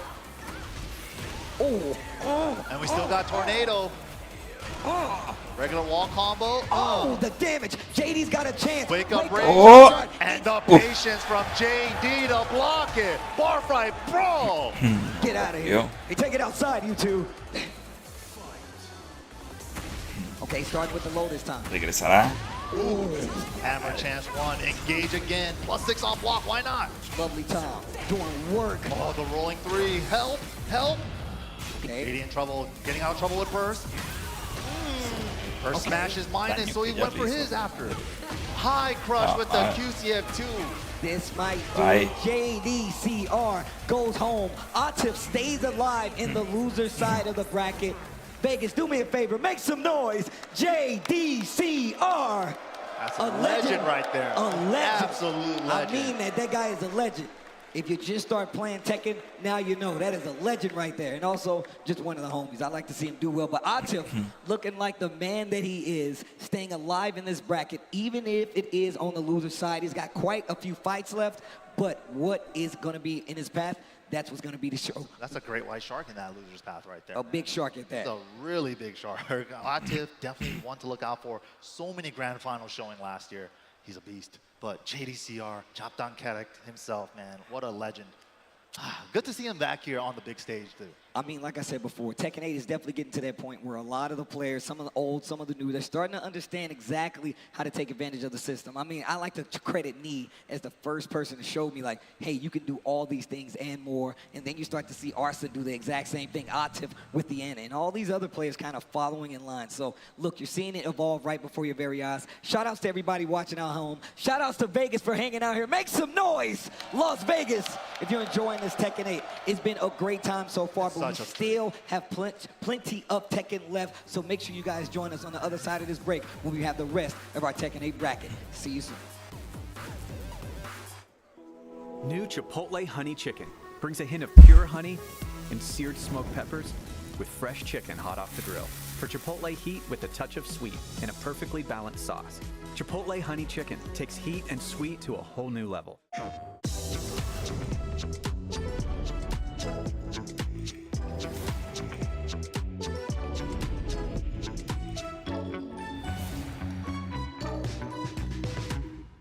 PlayStation.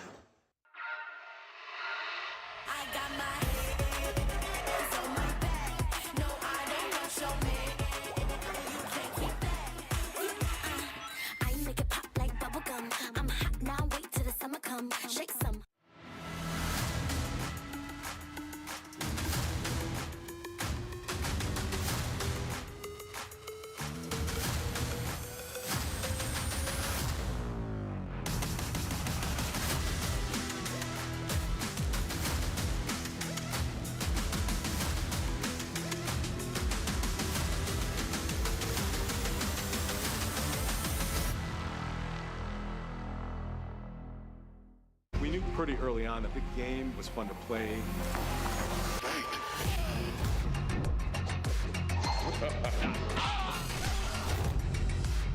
It became something that added to the mystique of Mortal Kombat.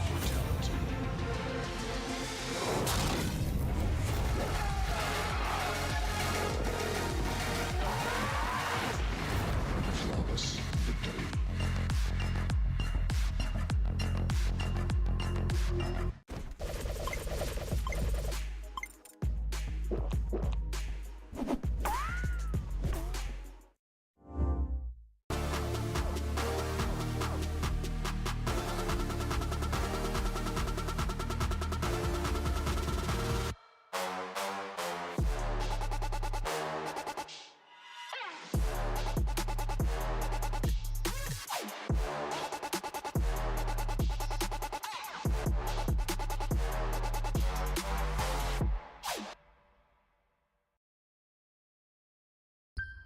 I started playing fighting games when I was 7 years old. I used to play Mortal Kombat with my twin brother.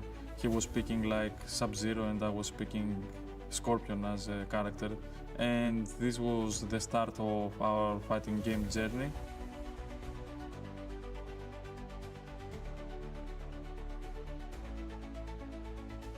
When I was like 13 years old, we had some local tournaments in Greece for the first time. For me, it was something new, so I went to my brother back then to play Tekken Tag Tournament 2, and we managed to win the event at such a young age.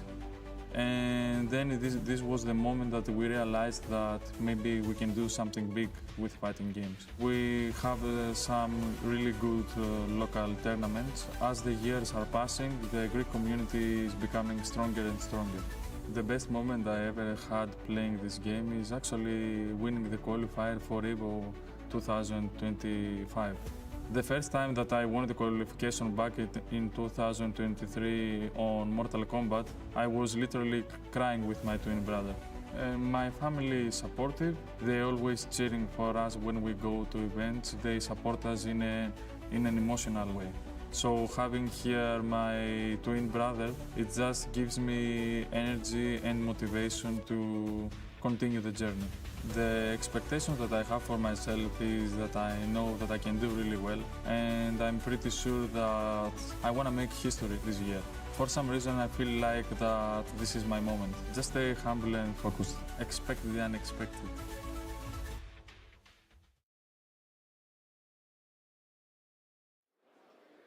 EVO 2025 Tekken 8 Top 8 Wits continues right now. And of course, we just saw that road to EVO. Look, once again, man, shout outs to PlayStation for actually giving us ways to get to EVO right from your very own home, from the comfort of your own home, where you can sign up for tournaments and possibly get your way to EVO. I love hearing those stories because it sounds like me. Yeah, sounds like me sitting in my mom's house. Can come true, right? Just from playing video games from your comfort of your own home, you too can make it to EVO, maybe become a champion one day.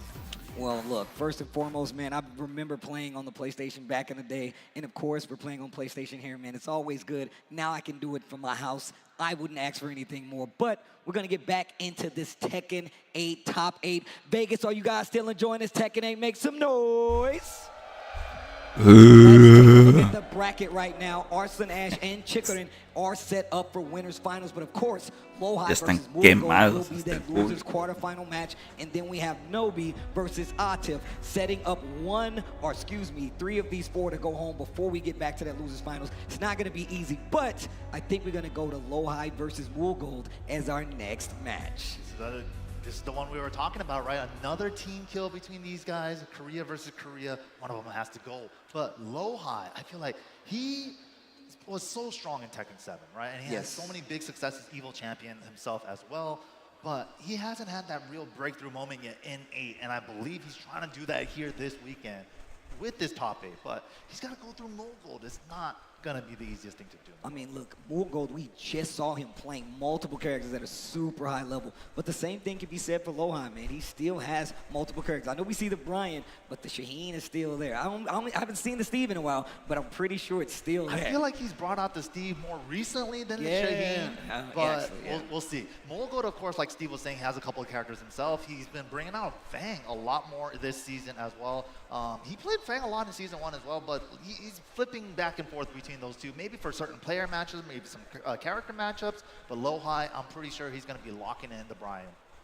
Let's see what happens. Gold versus Low-High. Once again, this is losers quarterfinals. Somebody is going home. Another legend will be sitting by the wayside at the end of this set, and I wonder who it's going to be. Like you said, you think the Brian's going to come from Low-High. I think we might actually see, oh, wow. So it's going to be Claudio, Brian going head-to-head, Gold versus Low-High. This is going to be good. I think we're going to see a lot more back one this time around. Maybe, yeah. Like, Low-High definitely likes to move, and he's great at it. But Blue Moon Burst, back one, all of these things kind of play into each other. How is he going to navigate these landmines? Okay, big stage here, too. But we know Low-High's got those combos. He'll take you to any wall. Oh, the whole string. All right. I like what we're seeing. A lot of the players here in this top 8 are just finishing strings. Test them out. Yeah, see if they're going to react. Wow, just got up at the last second. Sidestep forward is good. Took his frames with the jabs. Playing the jab game right now. Just a little standing 3 right there to kind of keep the distance between himself and Low-High. Nice punish right there. Second burst wins. Double heat burst. Ooh. Wow, Blue Moon Burst, like I was talking about, getting under the jab control from Low-High. Just short of the wall, though. Finger guns, fakes it out. Not full level 3. Hatchet. Takes the frames with the down forward 1. He tried a hop kick. Get off of me. Breaks the throw. Incinerator. Let me get that. Okay. I like to imagine that Brian's grabbing grenades off his belt as he's punching. He just chucks it at you. The shotgun shell off his ankle. Yeah, dude. Ah, shit. Down 4. Wow, there's the back one. Where are you stepping? Okay. Little back 3. Proficient. Left knee. Give me that counter. Give me that counter. Cannonball. Hop kick. Okay. Still has heat. To the wall. Just a bit shy. Touches it, but not going to be able to convert. Goes for pressure after. Big counter hit shades. Both sides. Back 3 unblocked. Tech roll doesn't tech. Fakes it out. I like him staying on the ground to get away from it. Second time he's finished that back 3 stream. Yeah, 1+2 is a mix of you tech roll or not. He just guessed right. But the Blue Moon Burst under the jabs. That's so scary to try to jab a Claudio when he has install. Look at the spacing we're seeing from Gold. He's playing back so far. Yeah, he's like, I got more range than you.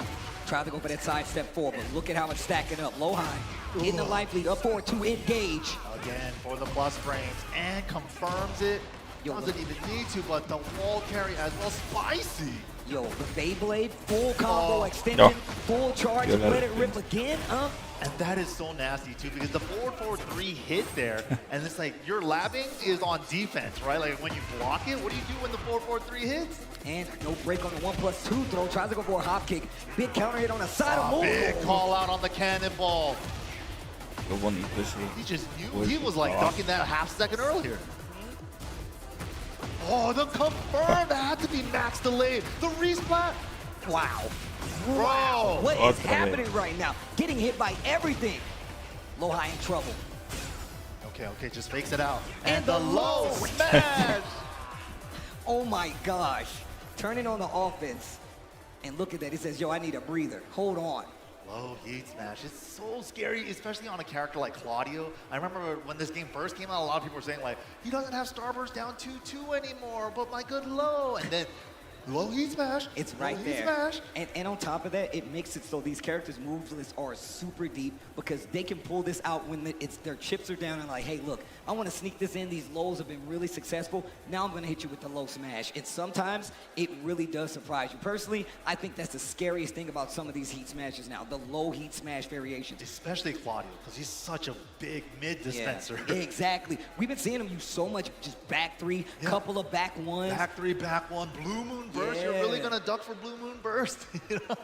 Woo. And he's getting the full charge now. He's noticing that Lohai is kind of freezing a little bit, and he's taking full advantage.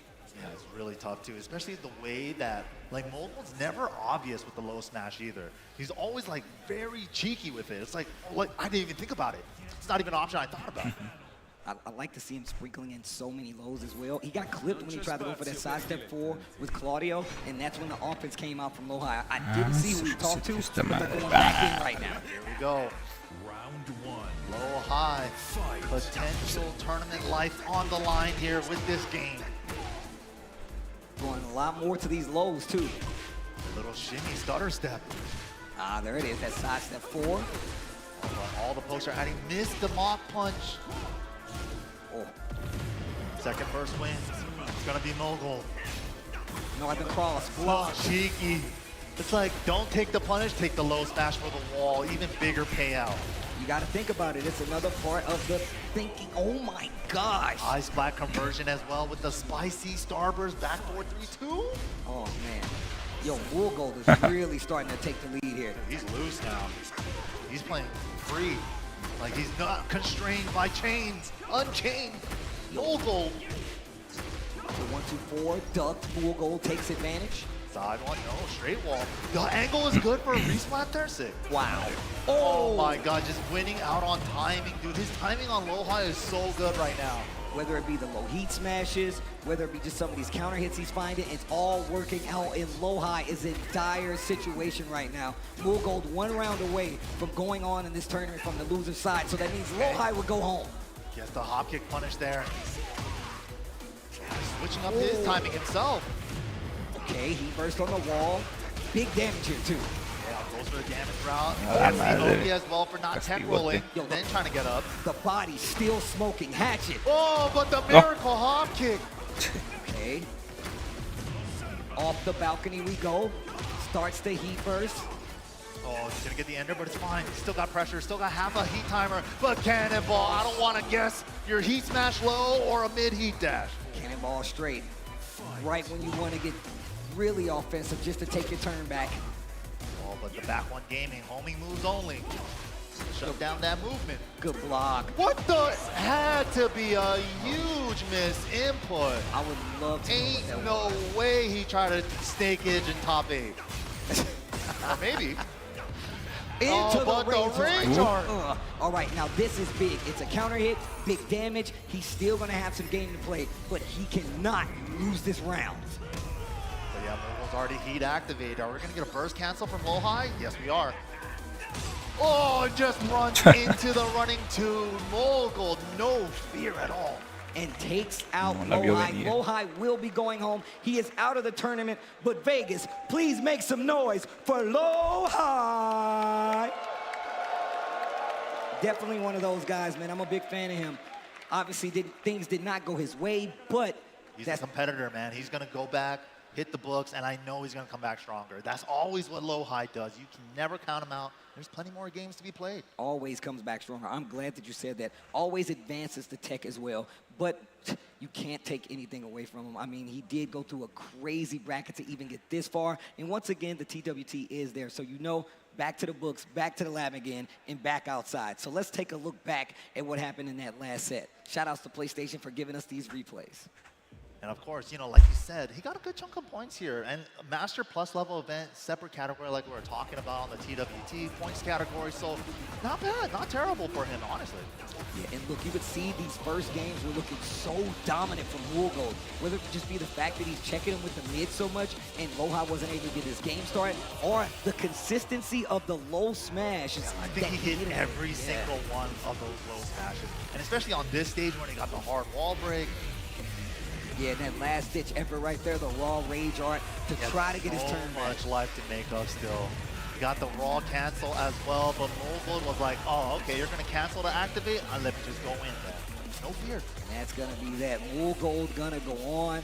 And once again, shout outs to PlayStation Tournaments for supplying us with those replays. That sets up Woolgold to go to the loser semifinal. But now we have Nobi going up against Atif in this losers quarterfinal to see who goes on. And once again, Nobi is on the chopping block, just with Atif as well. Right, and of course, Nobu, we just saw him go up against Arslan's Anna. Maybe he could take away something from that. Maybe he reviewed like maybe some of the things that happened. But of course, different player, different play styles, different options, different timing. There's like so many things he's got to adjust for. I mean, look, and also we have to talk about the fact that Arslan, Atif, obviously they game together quite a bit. You know the Anna tech bag goes really deep between these two, but Nobi gonna be using a different kind of Anna. Atif, I mean, look, Atif gonna be using a different kind of Anna. Nobi, Yeah. I would love to see what character he brings to the table. Will it be the Lars? Will it be the Dragunov? Just because I feel like the contention in that up-close game is gonna be a little better, a little more consistent going up against a character like Anna. I would, personally, I'm sure a lot of people would love to see the Nobi Dragunov. I think he's kind of the one that put the character on the map, the down twos. I remember you, No Respect You, when you go to Japan, it's like, why is Nobi so strong? He just tapped the stick 3 times forward and hit the 2 button. That's the reason why. Dude, instant running twos, he's known for it. But also, I mean, look, Atif, we might not see it, but Dragunov was his first character as well. But that means he does have the knowledge to deal with it. But it looks like we're going to get the Lars and the Anna lock-in. We're going to get to it. One of these players is going home. It's going to be Nobi or Atif. Let's go. Dude, look at that Nobi picture. So good. It's so good. Nobi screenshots are too good, man. You should see his YouTube thumbnails. They're actually ridiculous, Yeah, all of them. Definitely check out his stuff. But here we go. First game between these two, Lars versus Anna. The all-red outfits. Por si Nobi puede romper The Evil Arena where a the esa bad guys hang out. And the Evo Arena. Whoa, 1+2 counter. Goes for the 2 follow-up instead of the debuff. There's that down jab, wine opener. Okay, shoe shine. It's a limited, but dashes up because Atif backdashed away. Wow, what a sidestep. I feel like that was definitely a sweep. Whoa. Try to step, but the heat right hand sweep. So good. Oh, wow, he dashed. Oh, Rage Art is good. And that is going to be big damage. Oh, Counter hit damage with that. And look how low Nobi's life is. That means he's going to take off even more. So got a lot of work to do. Le da chance, una oportunidad de salirse. One heat smash. Put him in, okay, 2 jab. And like that gets the punish. And what an answer. Counter hit, down back. Atif's down back 2 usage this weekend has been very interesting. He's not familiar with him using before with his character. He's been using it to great effect all weekend. Oh, wow. Finishes the string, recovers just a little late, so he's got to block it. And the block stun is crazy. Oh, but the swung into the mid extension. Gets himself splatted. Talk about finishing strings. Nobi taking a page out of Atif's book. Oh, overcommitted on the sidewall combo. To the wall. Perfectly carried from Atif. And does not use the explosion. Wants the pressure. Oh, the trade. Unfortunate trade. Too big of a trade for Nobi to convert. Just takes the grounded hit. Oh, wow. Oh, my gosh. He's trying to swing so big to get these launches. More 2 from downtown. Down jab to save lives. Goes for the mid. 15 seconds on the clock. Did he call it? Yeah, nice block from Nobi. The right into block. Okay. A bloquear. Contention on the field. I like it. Got Atif to flinch and the Lars Clef cannon to start it off. Looking super strong with the Castigar. Oh, second hit saved Atif there. Wow. The pressure, help. Ah, me lo tiene contra la... No mames. Yo, lovely Tom doing work. Oh, that was a disgusting sequence. All that chip into a safe move into power crush for the wall break. Knows that he was going to try to swing back, takes advantage, and no, he's just running into so much, tries to interrupt, finishes the string again. Atif just stealing the win from the boat sail of my guy Nobi right now. That new Tekken 8 extension, man, down 4-1-4. Ugh. So responsive. Yo, so responsive. Counter a 2 jab again. Such a good tool. What an interrupt before the armor even kicked in. We're definitely going to get to the wall. 100. Oh no, slightly miscalculated the formula, but doesn't matter. It gets the sidestep too. Nobi ties it up in rounds. And there was a late sidestep there by Atif in that situation. That's why he got clipped. 2 rounds apiece, game number 1. Once again, this is first to 2. One of these players is going home. I thought he was going to get under that mid. I also thought he was going to get under that mid. He was dipping under that. Down 4-1 to start the string. Hammer chance 1+2, big overhead. And down back 2 again. Not counter, so he tags him with the low. Y lo tiene contra el muro. Oh, great counter hit. Wasn't able to get anything off of a little quick sidestep. Goes for the low to start it up again. 4-4-3-2 for days. Oh, back to Wow. This is the launch. Can we structure this combo right? Beautiful. Okay, big damage on the wall here. However, Qué 18 gran seconds left castigo. on the clock. He Nobi with rage. Atif just outside of rage. No. Lock into heat smash punish. Man, Nobi was playing so well right there. They were going neck and neck for a second there. Yeah, they were playing so good. I love that he was actually not letting Anna and Atif just run away on the offensive side. He was interrupting a lot of the strings, lots of down jabs. That's what I want to call out too. The down jabs have been like saving the offense from saving himself from the offense against Anna. Well, we're gonna see something, but like now, look who he's over there talking to. You can see he's talking to right now. Another fellow team member on the Yamasa. Lord Take. Okay. Yamasa boys. Man, everybody started using the box. Yeah, to cover their hands. box. Oh yeah, the cover as well. Looks like they're trying to steal something out of a crane game. It's like they're trying to, it looks like a school project. trying to get extra snacks out of the machine. Lovely Tom's craving for a good Here we time. go. Round one. Locked in. My man says oh wow. He says he doesn't shave till after the tournament. So yeah. The mustache, the facial hair just keeps growing all weekend until after the tournament. Might be a good luck charm. Hey, wow, the walk on the shoe shine. Counter hit, confirmation. Oh, the low. Sidewall. Oh, good sidewall. Come wait. Oh, that could have been so much worse. I'm glad Alcanzó a salirse, to nah, man. actually recover, but still gets hit by the heat smash. Optimal punish with the heat smash. Castigo que le When the metió. low that started off once again, could have did something crazy there, right? Especially with the situation of recovery, just wasn't too prepared for it. Made something out of it though. Nobi just getting locked down. Nobi trying to find an opening, but counter hit, 10-frame jab again. Orbital! Oh. Okay. Lifesaver, get me off this wall. Give me some breathing room. Speaking of the wall, right there. Get up kick. Man, that is so tricky. Counter hit Oh 2 my for God. the wall flat. Yo, realignment for the wall. Oh my God. Re-slap combo. That gosh. was ridiculous. Uh-oh. The floor is lava. Pinche muro. Ah, mames, está cabrón para que regrese. Oh, they didn't see the counter hit. He already committed to canceling the hammer chance to full crouch. See the side step right there. Once again, trying to Oh, move. speaking of, there it is again. Y al Ball muro right de there, nuevo. and there's the floor. La madre, güey. Pinche castigo. Set him up. Uh-oh, and just letting him get away with that. No duck on the second part of the screen. Tries to interrupt and eats every hit of the No, metió las manos. explosions. And wow. Dominant game from Atif there in game number 2. And that is gonna do it for that last set. Atif with the Anna going strong. And unfortunately, Nobi will be going home. Las Vegas, make some noise all the way from Japan. Nobi! That's Nobi-sama. Of course, Atif will be the winner. He will be staying alive, so he gets another chance at that EVO championship. Yeah, Atif, definitely. He was your pick, right? Like, he's still in there, man. He's super strong. I mean, look, obviously coming from the loser's side, but, I mean, Atif's still one of the strongest players in the world, bar none. So you really got to give him that space. Let's take a look back at what happened in that match, especially considering that it was definitely looking like it was a fight going into this with Nobi being super offensive, feeling super confident going into it. That first game was super close. It really could have gone either way, but Atif really cleaned it up in game number 2, man. Just really showing us that sticky play style that the Williams sisters like to do with the lockdown.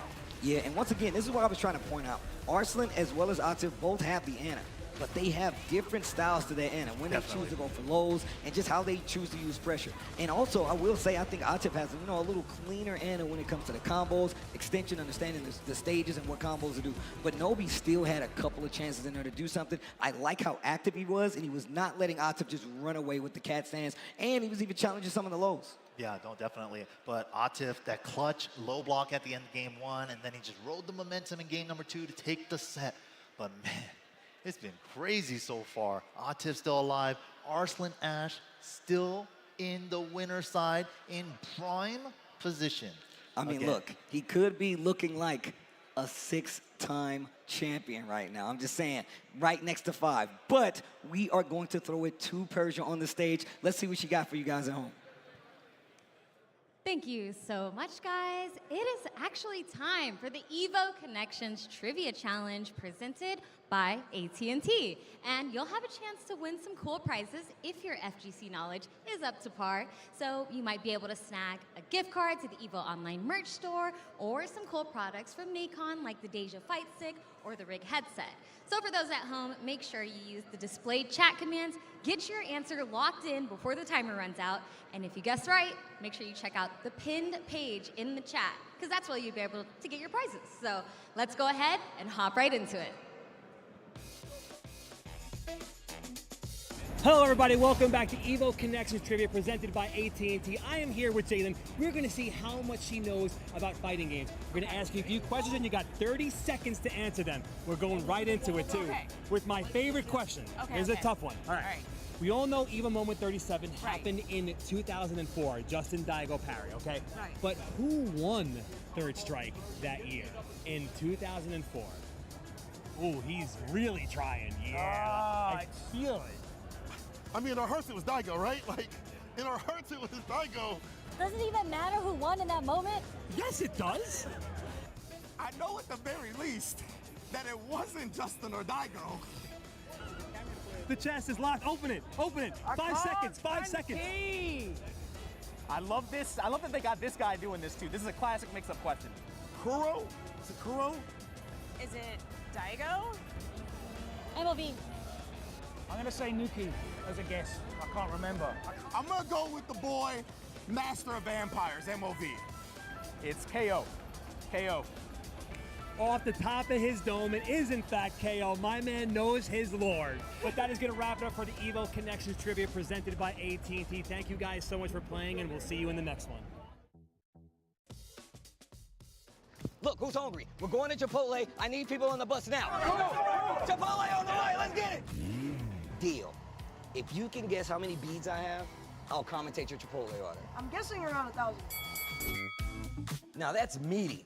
Of course you go with queso. That way your burrito will match your play style. You can tell he's been labbing that burrito technique. Now that's top tier. If you guys love Chipotle, make some noise! Well, Vaya is laughing right now. Look at Vaya laughing right now. Oh, he's doing a dance. What is he doing? Man, he's too ready, you know. Not today, man. Oh my God!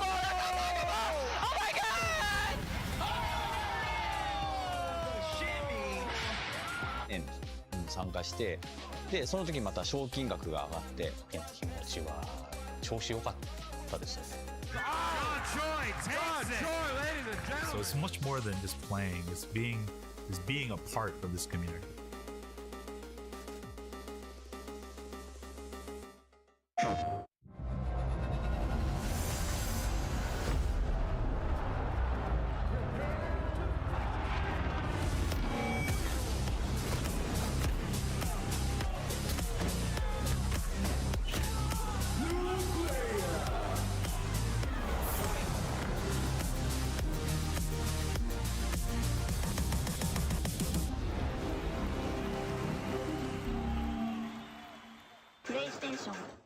All right, Jay, you ready for this block? You already know. I feel like we've been killing it lately, and everyone's been loving it, but we gotta let the people know where we're gonna be at. Let's just do the meme real fast. You know, my heart meme, get the engagements and everything like that.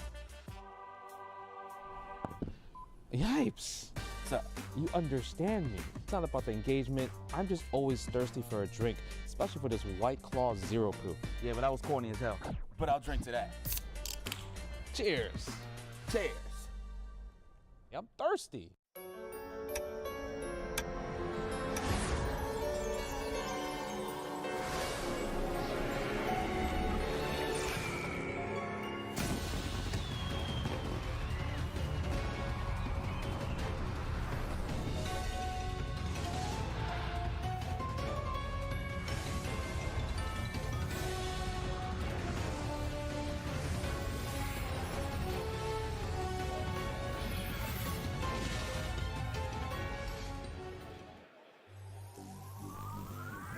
Welcome back to EVO 2025. We're looking at Las Vegas. You look beautiful out there. Make some noise for yourselves. Top 8 Tekken 8 action going down right now. Arslan Ash versus Chikarin. Winners finals. This is crazy. We've made it here, man. Arslan Ash, 5-time EVO champ. You guys are going to hear it a million times. Chikarin, last year's EVO Japan champion. But Arslan Ash, of course, coming back up on stage, trying to make him trying to get his 6th EVO title here. Look, man, I love when the EVO winners come up and they play on the golden stick. Right. It's such a flex. It's added intimidation to let you know I've been here before. I've won the big dance, but he also won the big dance. And I don't Le think they have intimidan a con smaller, una arcade controller with gold on it just dorada. yet. But Chikarin is definitely Mira, one güey, of fui the strongest campeón. players out there, always evolving his game. We talked about the fact that he is an EVO champion. I mean, we saw how he played in the TWT in years past, always in the position to be one of the best players out there. And now he's in the position to take out one of the best players out there with Arslan Ash. Yeah, Chikarin definitely has his accolades as well. He got TWT finals overall on that one year. Of course, EVO Japan finalist as well, champion as well.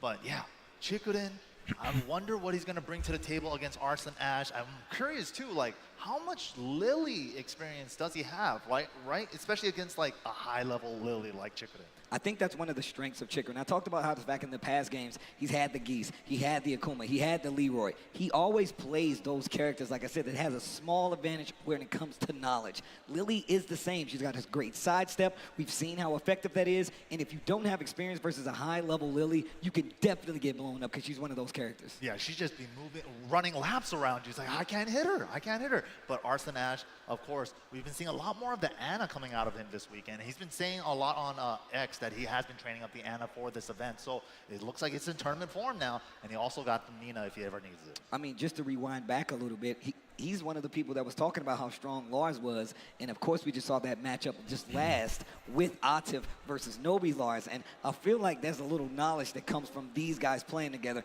and being able to fight. Yeah, of course, Arslan also tried out Lars a little bit at the beginning. You know, he liked him for a little bit, and then he was kind of like, you know, protecting him on exit and stuff. Just like, don't nerf Lars, please. But now kind of locking it into the Ana. Chikarin locked it into the Clive like we saw earlier. All right, Evo, we're about to get into it. If you would like Arslan Ash to take the set, make some noise. That's almost a 6-time champion, baby. And if you guys want Chikarin to take it, let's hear you. Oh, wow. Okay. Oh, got some Chikarin fans in here. They like some Clive. Of course, Clive comes from Final Fantasy. He's used to the status and limit specs, bro. He knows. Oh, sick parry. Nice. Oh, the strip ball. Hold on. Plus frames into the down forward. Too raw like that. The read. Whoa, tricky. I don't think he wanted to be on that side. I think he wants to stay on the same side. The angle, though, messed it up. Lockdown, not letting him use his heat. Oh, wow. And then instantly goes for attack right after. He knows that he's going to try to take his turn back. Big nice. block on the slide. Arslan paying for it. I like that from Chikarin. Perfect combo for that situation. And then the down back 4 right there as well. Oh, wow. Goes for the low. Casi lo And castiga another por one on top of it. fallar ese agarre. And we know he's been going to it so much, going to those lows, and now I think Arslan's going to second guess just standing there. Look at the side steps once again. But it was a little late on pulling the trigger on that down forward too, but he's looking for it. He's trying to kill Arslan for any little poke right now. Counter hit fishing with that 2 jab into hammer chance 1. I love the defense coming from Chikarin. I mean, obviously he's still down half-life, but I like him playing this active defense of staying in front of him and just getting in a position to try to get these big moments. Wow. Smart heat dash there because the angle was going to mess up with the sidewall. Great adjustment from Arslan to secure the round. The last hit from Lovely Tom, bro. That was actually really good heat dash. Wow, whoa, big step, but wasn't close enough for the down forward 1. Oh, we're trying out new transitions. Getting tricky with the Clive stuff. I do like that, man. Use that Phoenix shift to try to take advantage, to see how much they know about the Clive matchup. Whoa, big down back 4. Counters the armor. Huge. Back 2 gets the full extension on the combo. He bursts to the wall. Perfect carry. Building up that meter too. Oh, what a quick duck. Didn't do anything with it, but he still takes his turn back. Sidewalk, but he's still going to get hit by the heat burst. Just chip. Whoa, clean step. 180 step. Final poke to extra delay full crouch low. He did that rounds. several times, but the timing switch up that time. All right, here we go. Throw move. Vision. Oh, wow. Had the hit, didn't see it. And that is such a good move. You could basically confirm that move. Nice punish. He got the blue spark. Phoenix shift once again. He's not challenging the stance. Sneaky. I like that from Arslan. Snuck a right hand sweep in there. Big damage. I like that. Standing strong. What a jab. Step left to keep him at the wall. Chikrin trying to step right away from the wall. Finishes the string with Thorgal. Oh, heat burst. What a Breaks the trade. glass. Oh my god. And the right up in there. Chikrin takes the first game over Arslan. Interesting. Interesting. Once again, this is champion versus champion. Both of these guys have seen the bright lights of the stage before. Chikrin is definitely known for somebody always in contention. Like I said before, Arslan Ash is the man to beat with 5 EVO championships under his belt. And I'm telling you right now, anybody able to get a win over Arslan in any tournament, that is a big accomplishment. Definitely look out for Chikrin, man. He's doing his thing right now. Arslan, though, sticking with the Anna. No Nina yet. Okay, and look, once again, that was pretty decisive. Down 1 game, and we're going into the second. He really has to make a note with this. I'm really liking the placements on Arslan's sweeps right there. He just does something slightly safe, slightly unsafe, and then goes into crouch when you want to take your turn back from the jab. Okay. Ooh, okay. Plus frames, goes low. Phoenix shift going for the 3 extension. I like it. Chikrin getting really loose with the Phoenix shift stuff too. And I like him using 4 and 3, just give you a little fake orbital just in case they try to swing. Sidestep 2 finishes it. Back 2. Didn't get to use his heat. Oh my gosh. And he did commit to the down Counter forward hit too. confirmation. Oh, good interrupt. That was smart stuff. And the lead is on Chikrin's side. 4 rounds straight right now. Momentum building. Oh, The coverage. But he didn't get the down forward too. Oh, wow, baits out the parry. Yeah. What are you snapping your fingers for? Oh, and this is not close enough. Interesting carry choice. Wasn't quite the combo. And big call out on the hammer chance. 2-1. I've had enough. Down back forward gets the counter hit. Chikrin is looking unstoppable right now. Dangerous with the burst. Little extra carry. Sidewall doesn't matter. He's building up the Zanny meter. Oh my God, Phoenix shift 3, heat burst. Arslan's got a chance right now, goes for the low. He's definitely not out of this. -5 on her heat smash. Look at the defense, the down jab once again. Chikrin not trying to give Arslan any chance to breathe. Dude, 5 rounds straight. What is going on? Maybe the Anna isn't working. Maybe it might be time. And it might be too late. Nice block from Arslan, still fighting though with the Anna. Wide open to try to mix it up quite a little bit and obviously turning on the offense. He's trying all these transitions into hammer chance or 3rd hit of the string or not. The fake outs, but Chikrin not biting for any of it. Counter hit finishes the string. Heat burst cancel on both sides. Phoenix step, but recovers crouching. Oh my God. Went for a high whip punish. Arslan the second hit connects and that's up with the right combo. And the wall, little too early, but doesn't matter. The low tap, 2 games to 0 over Arslan Ash. Madre, lo está castigando, cabrón. 5-time EVO champion on the ropes right now. Of course, this is winners finals. That means it's first 2-3, 1 more game.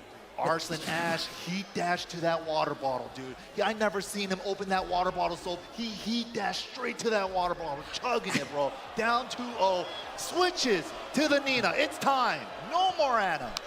Yo, Vegas, you guys enjoying this good ass Tekken? Make some noise! I knew it. I could feel it. Here we go. Winner side action. Arslan, can he stay up here for the grand finals? But he's got to get through Chikrin 3 games straight.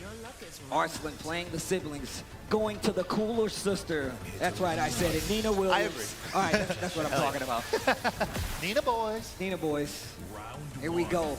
Last chance for Arslan Ash. He's got to do something. He cannot lose this match. And I know he doesn't plan to. But Flame bash by the Firebird's flame. Okay, NYK. By the Firebird's flame forevermore. Yo, let's go. Yo, Cloud be talking his stuff, though. I'll be like, hold on. Okay, he dashed once again, and he all used up. No step from Chikurin there on the burst. Down jab once again. And second hit. Arslan keeps getting caught. Oh. Second hit of 4-2. Come here. And aquí tracking to prácticamente. her left on that down back three. That is the way it goes.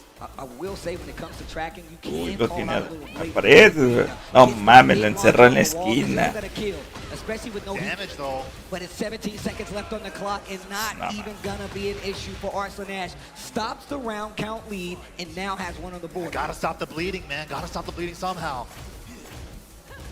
Uh-oh, works out this time where he finishes the string, but he holds his ground, tries to sidestep, and now we're engaged. Chikurin really testing a lot of these players. How many Clive 2-2, forward 2-2 strings do you actually know? Oh, sidestep. Big sidestep, down forward 2, and this is gonna hurt. Is he gonna go for the wall? Yeah, the angle's so... What the? How did he poop No. on the side? I have no idea. This is getting way too hype. Oh, duck under it. Look at this Oh, offense. La madre, pinches. That's gross, dude. Pupita ahora no sabe cómo entrar. Not a quitter. Nice. No mames. Going in. Down forward 2. Big extension time, and he's wasting the time too. This is gonna make it so hard for Chikurin. Cambió el personaje, le cambió la jugada. Right away before the get-up kick. 2 rounds straight right now for Arslan Ash after the switch. Ivory, multi-throw, sexy time. The full multi-throw. Oh no, and you're great. We didn't even have any. Madre, pinche agarra. Play back. Okay, forward 2. Oh, huge. Didn't stick to the wall though, too far. Wow, tries to move on the ground, gets hit for it. Down jab interrupt. Wow. Phoenix. That's the link. 3. Nice confirmation. Picks up off the side. Yep, back 2. Keeps the combo going. Back 2 again. Heat dash. Picks up the angle. Next wall, please. Whoa. Duro.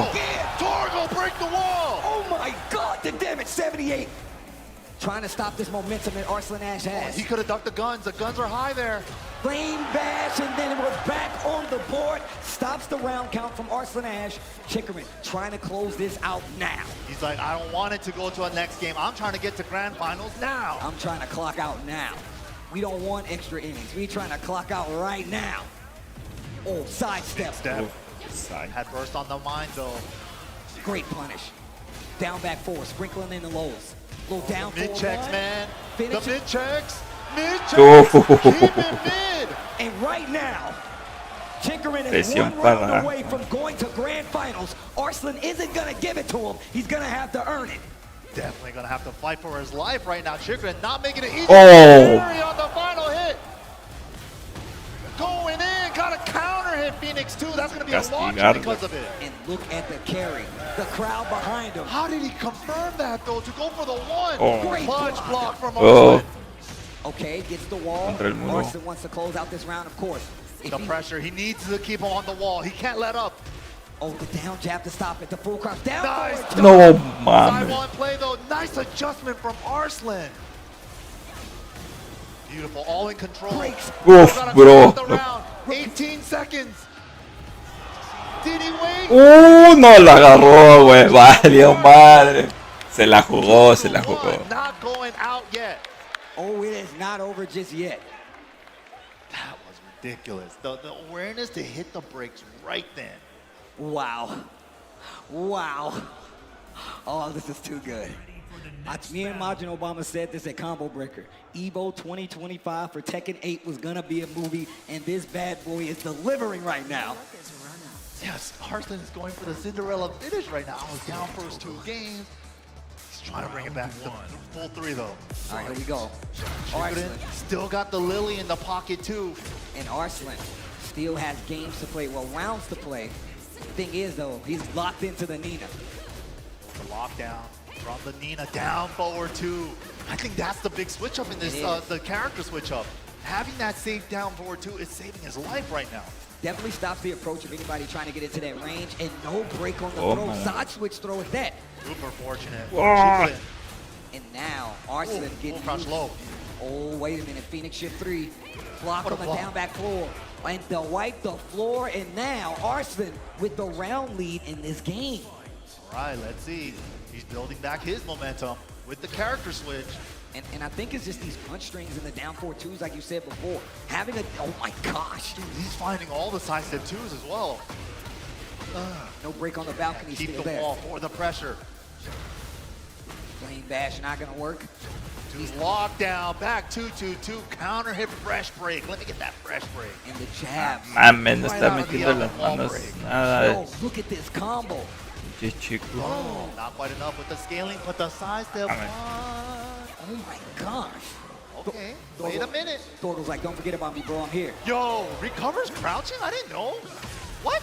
Back 2, gets the extension on the front. Ahora no saben ni cómo entrarle.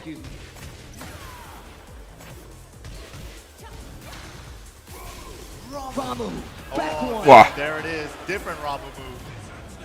This ends now. Boom, he wants the wall. Back to the Nice wall. carry. Oh my goodness. God damn it. Oh. Bro, I don't care what anybody say. Class combos are sick. Yeah, he hit him like 50 times on the wall. Podrá Man, empatar. Claude was like, I don't even know what, well, actually, I guess he does know what an assassin is. Oh, it's so tense. Jab down forward, one game only. Fishing for counter hits now, both sides. Where you step in, back 2. Oh, but the side step 2s from Arson have been so good. Big damage on the board right now into the wall. La madre lo va a castigar. A la madre, güey, lo que le castigo, cabrón. More get off the wall with the running 2 into Phoenix 2, 1+2. Side step 2-1. Just pushing him on block. Look at this. Oh, down jab. Knows that Arson likes to close out and like kind of squeeze in that floor. Oh, wait. Nice punish from Chicken. No, mami. But the double up low. Same strategy from Chicken used against him. Jeez. With a smidge of delay in between the first and second low. My man said, hold on. I got a question. I have a question. Time for Like we're in school? I got the answer here. I do have the answer. Cambió el personaje, le cambió la breather, jugada, coaching. cambió todo. Same coach coming up from last time. It's Matsuba, I think. Can't really tell from here. But yeah, A la presión. getting some advice right now. Even holding hands too. I know, Like, right? like, This is an consoling. intimate, like, This is training like- session. Like, this look, is you like- gotta listen to me, all right? I'm telling you. I can feel your heartbeat. Listen, you're too hype. Calm down. Was that the heart rate monitor? That was the heart rate monitor. Seguro le bro. está We don't contando need to un watch. I'm gonna do it for you. Just calm down. You got this. You got this. Play your game. I wonder if they're discussing if he wants to. Is it the time to bring out the Lily? You saw what he did? He hit the. He's like, you gotta watch for me. Yeah, you gotta look out for this move. But no, I'm thinking you're bringing up a very good point. The down forward 2? The down forward 2. That's exactly the move they were acting out. And on top of that, just the jabs, right? Just to be like, hey, I'm not going to let you come into this range and do whatever you want. I'll jab you, at least to trade, or even down jab, you know, just making sure you don't get comfortable. They dap it up, he goes back, pit stop over. Woo. Here we go. Got some new set of tires. Mental tires. Taking Fue larga full esa. advantage of the time, I like it. All right, here we go. Se acabó. Last game between these two. Winners finals. Final game. To get into grand finals, oh my God, I love this song. Who's gonna make it their 5-time EVO champ? Or is it gonna be EVO Japan's championship? All right, here we go. Ramu! Here we go. What? Oh, Whoa. man. That was definitely a sidestep accident. I think so. Yeah, tried to do up forward. That's how you get the float move. So he did up forward. Unfortunate. Got the stomp at the wall, and now the pressure is building. Just getting a little bit of chip with the mid guns now. Intentional throw for the side switch, but still just takes ya no all sabe the ni cómo damage, and the entrarle. break is gone. Yeah, no breaking those Nina. multi-throws is really going to get you in trouble. But he dash after the activation. Spins it all and gets Oh. Wait a minute. Come here! Oh. Shuriken's fighting, man. Still got half a heat timer. Arson not gonna let him use it though. Nice block, good punish. Big damage too. No mames. So smart, Cabrón. get under the jab. Shuriken. What's he gonna do? Brown start down forward 2, and that's exactly, look out. And that means he Verga, lo va a castigar bien cabrón. A la madre. Castigo. Yeah, the side step 2 gun extension due to this season. Okay, Nice counter hit, but did it stick? Oh, back Big one. counter at back one. Needed that one. trying to get the wall-to-wall. But I can get there. Okay. Oh, just the end. He didn't know what to end it with. Second hit whiff. Good recognition, though. Sidestep. Stepped up first. Whoa. Didn't splat. It didn't Oh, splat. mames. Oh. Too slow for the punish. Whoa. Out of nowhere. 1 round apiece. This is now first of 2 rounds. This is dangerous, man. Larson coming out strong, but Oh, no counter. mames, otra vez la aplicó. Goes for the meter build one. I was about to say, look at the gauge though. He's right there. Instead of the real damage one, so it's all gray light for Arslan here. But the thing is, if you get a big combo and end with that With level the Zanny, level 5 Zanny. Ooh, that gets sidestep. There it is. Clean with punch with the down forward 2. Look at the damage. La madre. Oh my gosh. Oh, sidewall though. Nice. It's still hit. Castigo que le aplicó. ¡Oh, no mames! Around the wipe the floor clean. Steve jumped Bro, in no the mames. air. Oh my God. That was great. Oh, that's No mames. ¡Oh! ¡Wow! Alcanzó a bloquear esa madre, güey. Walked it that time. 1 round away from going to grand finals. Engage. Mid guns, extra bullets during heat. Bro, no mames. ¿Cómo regalas el pinche ron así? Slightly low wall. No punish on the token. Bro, está. Tienes que salirte. Ah, man. Rounds come down to this final round. Let's go. Se lo regaló, güey. Let's make some noise for me one time. Grand finals on the line. Only one's gonna go. Who's gonna make it? Finishes the string. Great punish. Nice punish. Going in. Doesn't duck it this time. Tags him low. No mames. First on the mind. That was a clean whip punch opportunity. Falló el agarre. Sidestep of his own. They're slugging it out. Smash. Don't use yours. Nice duck. The 4-3. Out of the air. Out of the air. No mames. Pressure with the run 1+2. Trying to get out of there. Finishes the string. The Nice small punish. Breaks the multi-throw. Got to do a lockdown. Down 4-1-2. Doesn't want to wipe the floor. Too scared to do the wipe the floor now. Oh my God. Mames. 1-2 and Arslan's gonna take it. Arslan Ash going to grand finals. On the winner's side. What a set. Maybe 2 sets away from Mames, lo tenía y le regaló un pinche ron. maybe 2 sets away from being a 6th In time. that short amount of time since he exploded onto the scene in 2019. Bro. What a legend. Oh my God. Obviously, Chicorin not out of the tournament, but going down to the shark-infested waters of the loser side bracket. Chicorin literally was right there. Yeah. He was right there. 1 round away. It couldn't have gotten any closer than that. Oh my gosh. Like I said before, you're looking at the best Tekken players in the world. This is a situation where obviously, like I said, Arslan Ash is the man to beat. Chicorin definitely in a position to beat him. And let's take a look at the highlights presented by PlayStation Tournaments to let you guys see exactly how this went down, some of the highlights, some of the big pieces of the puzzle from this last match. That was ridiculous, man. Like the Anna pick didn't work out. It's the character he's been training the most lately, right? So it makes sense. Doesn't work out, switches to the Nina in game 3 and brings it back 3 games straight. I mean, just the fact that we were watching him play so well with the Clive, right? Now, I'm wondering, do you think it was an Anna thing against Clive, or more just the fact that he's more familiar with Nina versus the Clive? I think the main tool was the down forward 2. Yes. The safe down forward 2 just for keep out, just for timing, right? That saved him a lot with the Nina.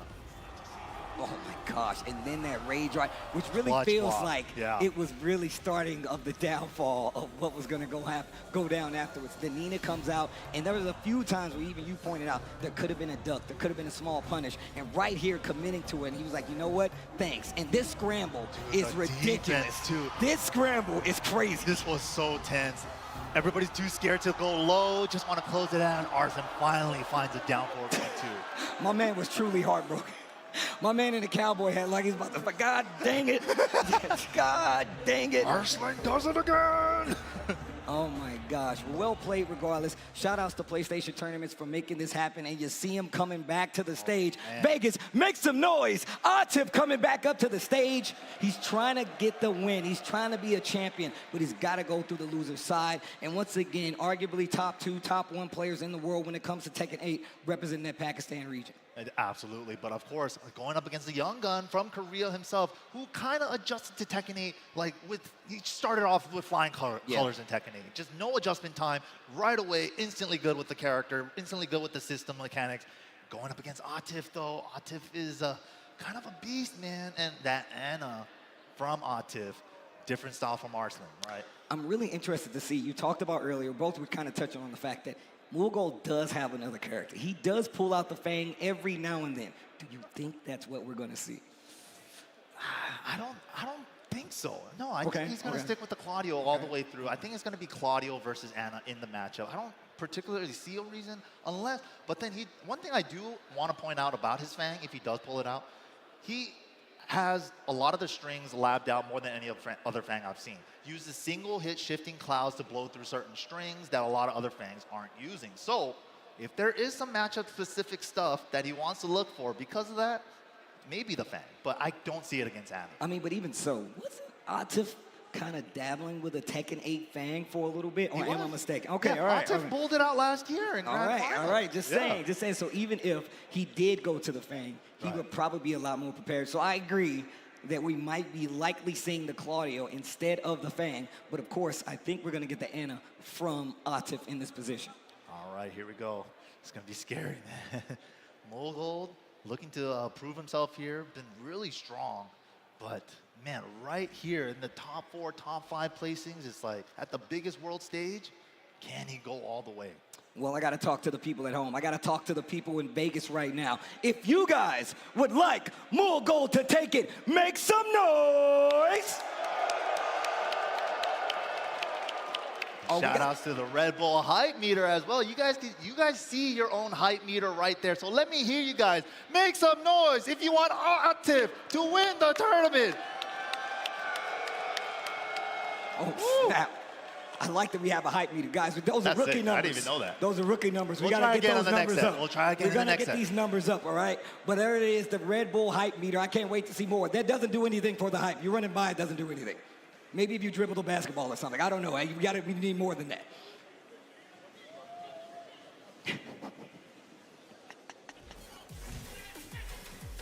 This guy, every year, he's a staple guy.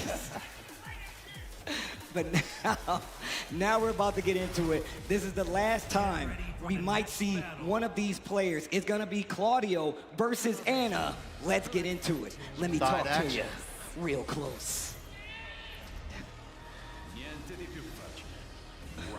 All right, here we go.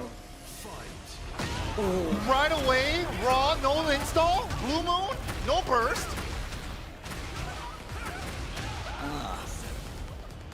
Okay, side step 4, trying to keep him on the wall. Power crush, never your turn. I like that option. Let him know you're not afraid to interrupt. Small delay. Again. I think that's the adjustment. Side step. Huge step.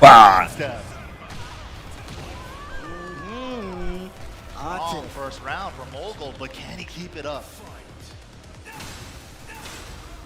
Go. Bringing it to him. Back one. Definitely coming into play right now. I like the way Mulgol's playing right now.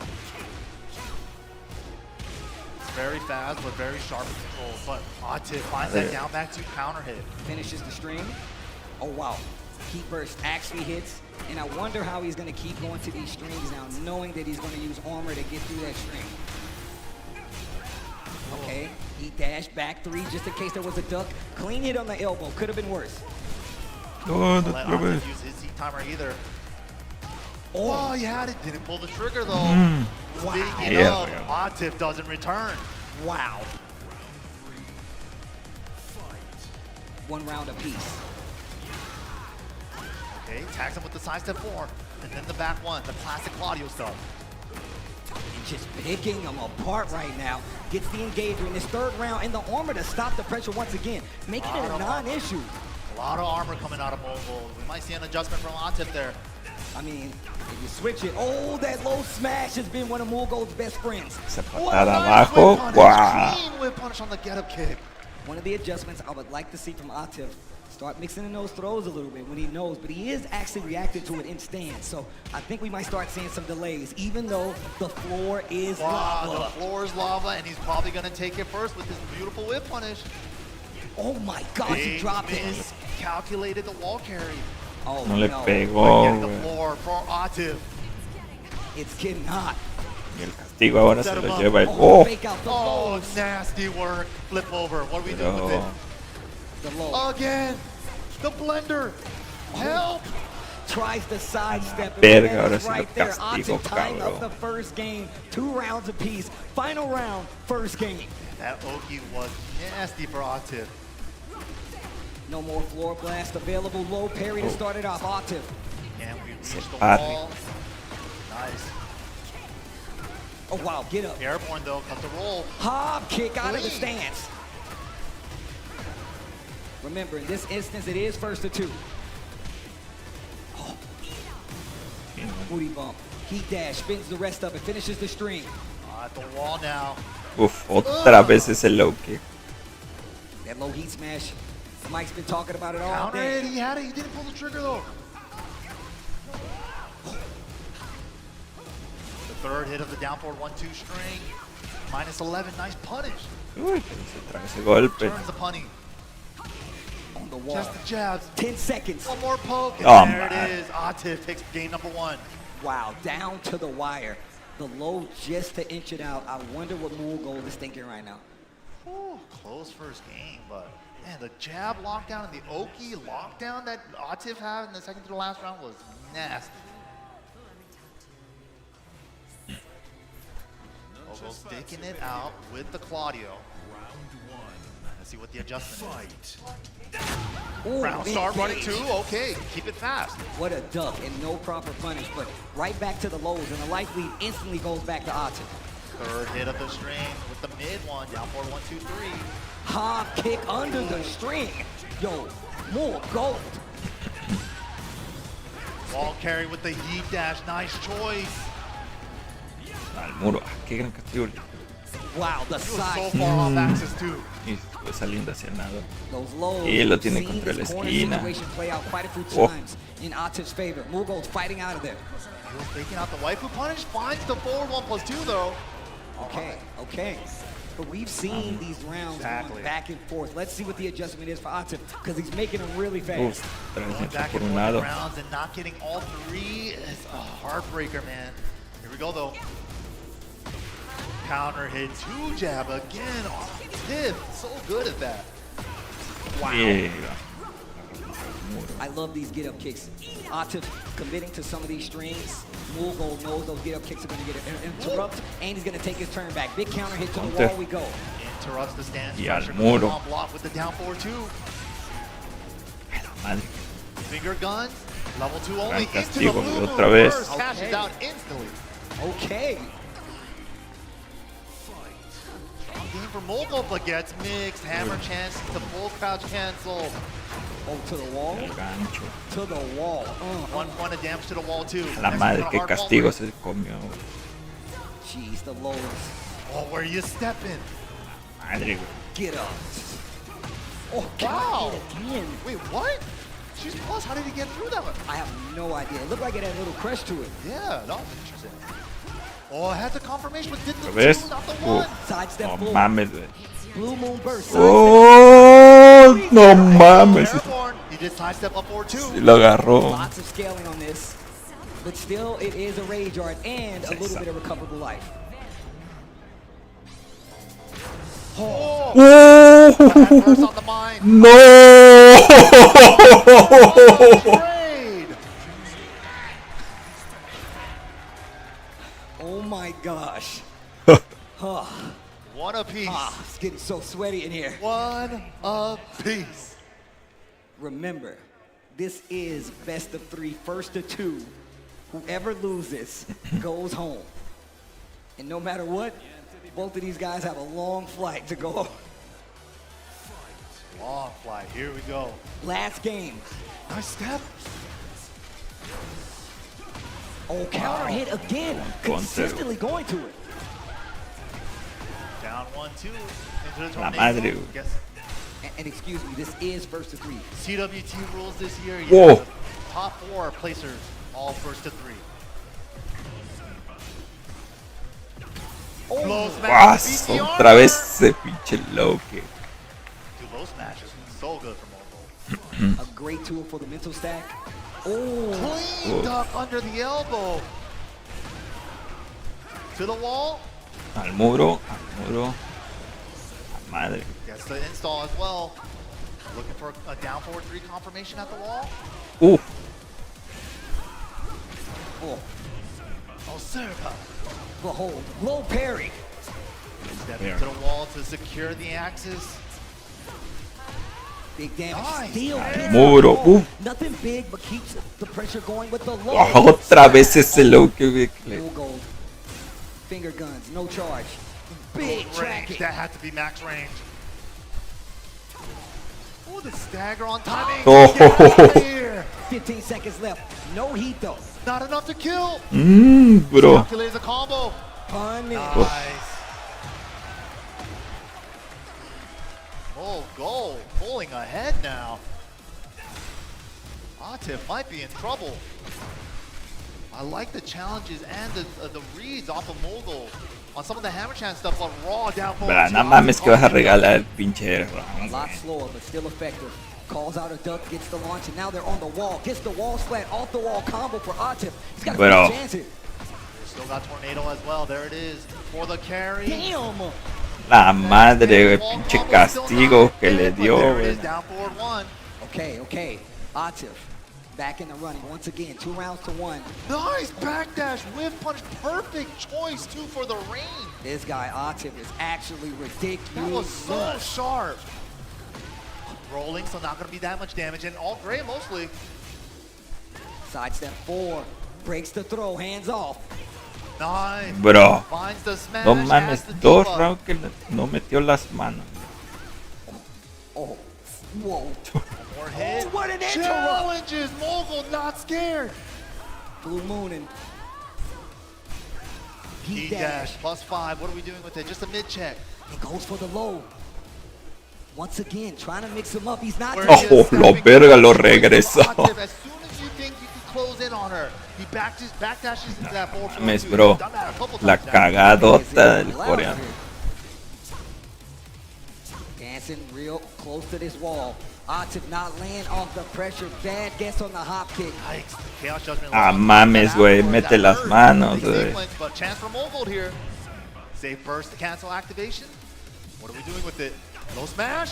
Finally blocks one. Optimal punish as well. He was threatening it, and he was kind of being very deliberate. I'm gonna mix you. I'm gonna mix you. I'm gonna mix you.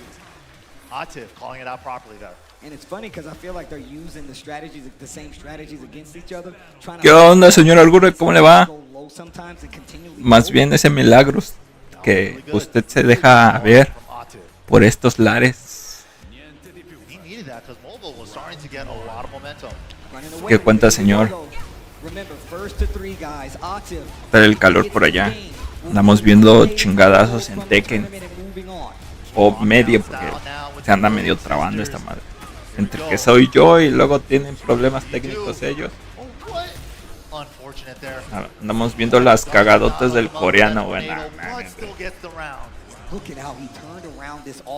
Viene a dar su beso del... Hoy cobro. A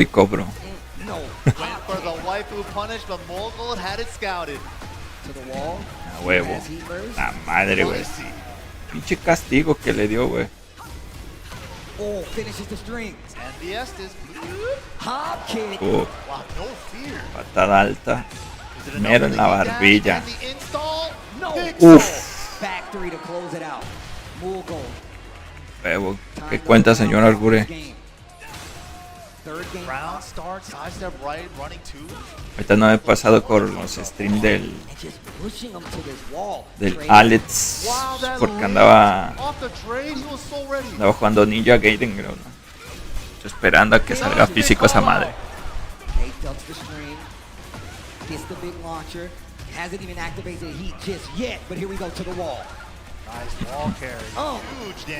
La madre, el daño que le metió ese cabrón.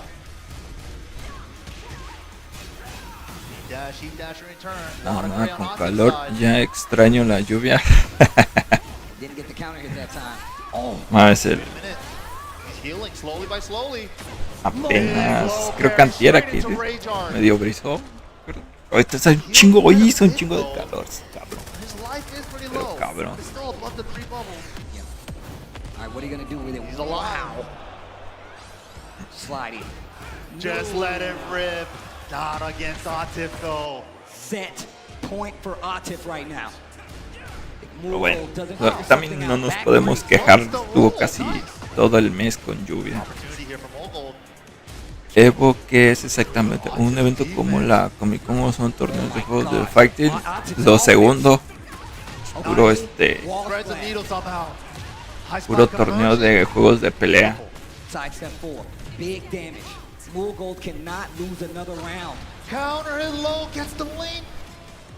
Obviamente ya uy, lo pasó a pisar. Obviamente ya le meten más cosas como para rellenar, güey.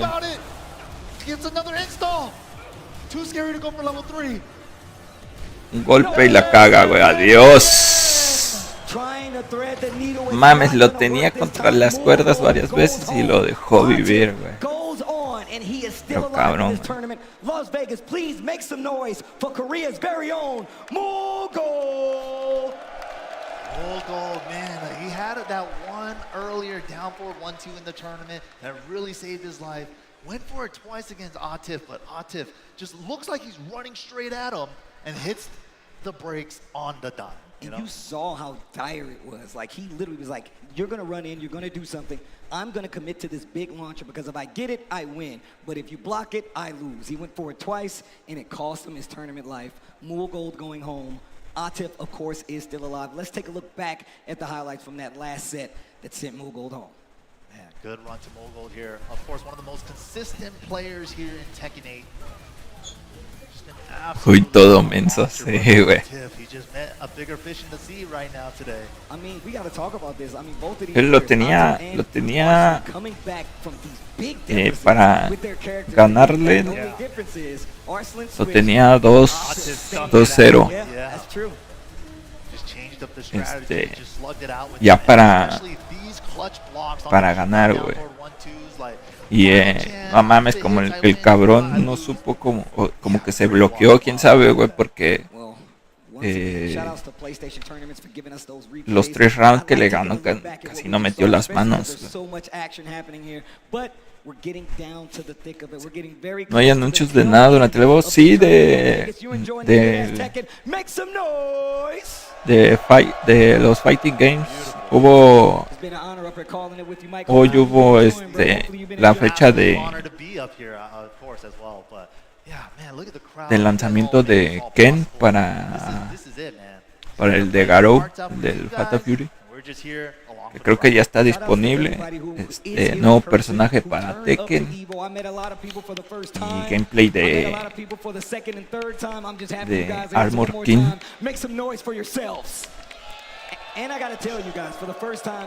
También aprovechan para anunciar. Y ahorita después de Tekken va Street Fighter. Hoy son las finales. After this short little break, hopefully you guys have been enjoying the action. Don't go anywhere, guys. More Tekken 8 action here.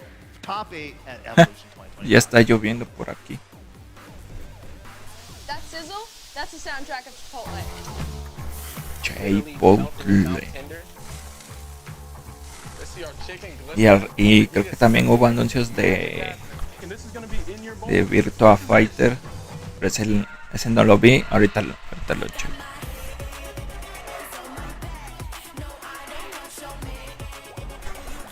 También un teaser de Sea Viper, creo que ese fue muy temprano. Eso fue para Street Fighter.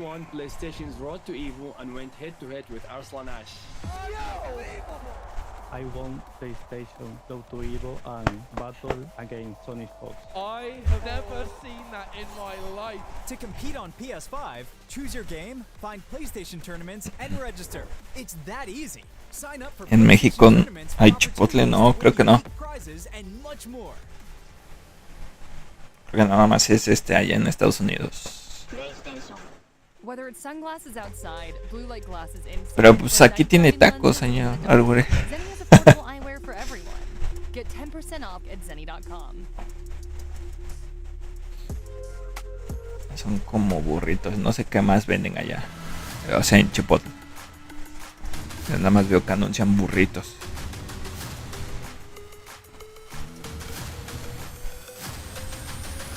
Puro burro.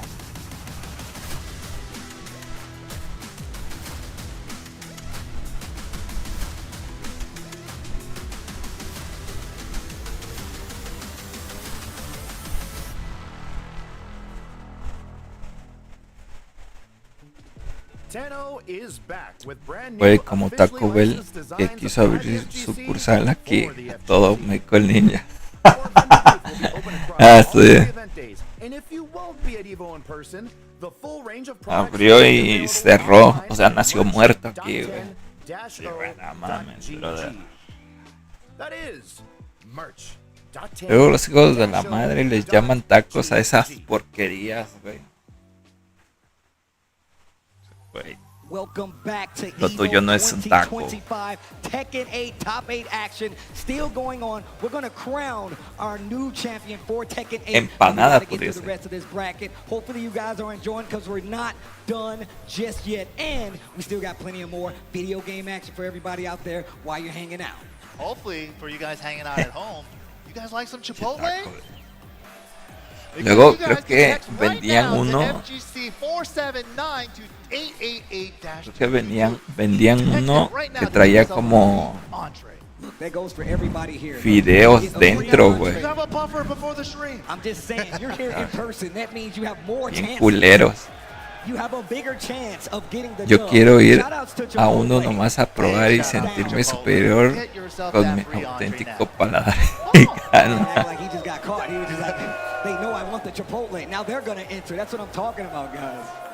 Vas, regresas y dices, güey, fui a Taco Bell. Ya con eso eres superior, güey, por decir que fuiste a Taco Bell. Como la banda que dice, ya, güey, yo compro en el Costco. Se sienten superior.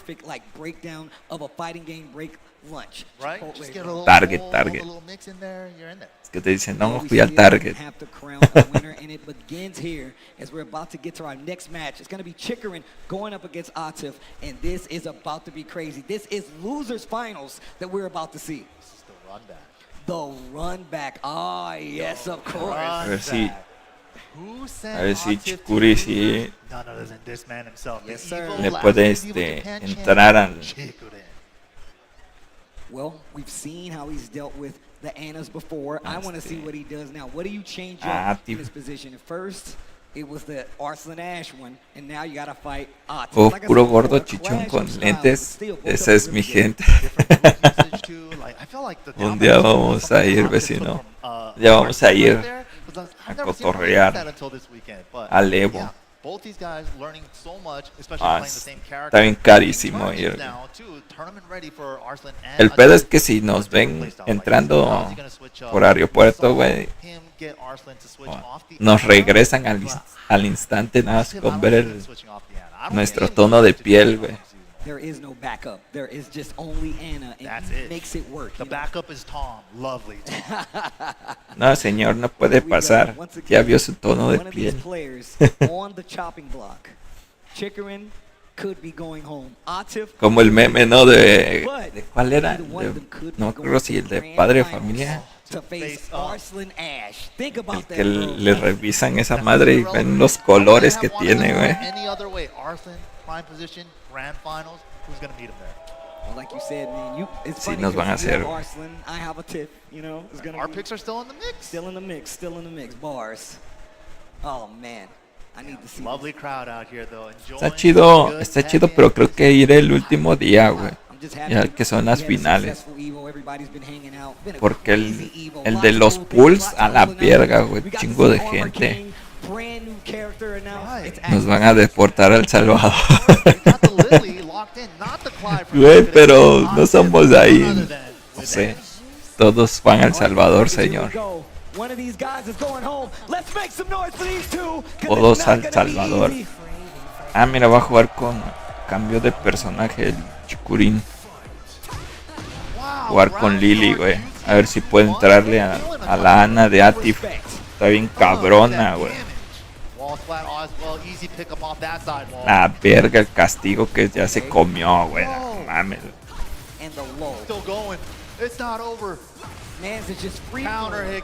A la verga, güey. Yo no sé por qué cambió de personaje de Chicurín si con el Clive le estaba partiendo la madre, güey.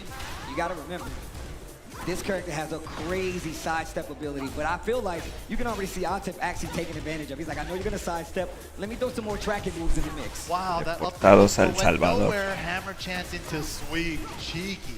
Ah, mames, güey. To burst activate should be the wall. Sidewall, though, luckily.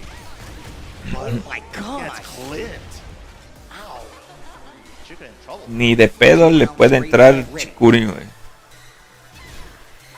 Attack. Fishing for the counter. Good adjustment. Recognize it wasn't on hit. Güey, así le hicieron a varios inmigrantes de México, Colombia, etc. Los mandaban al Salvador.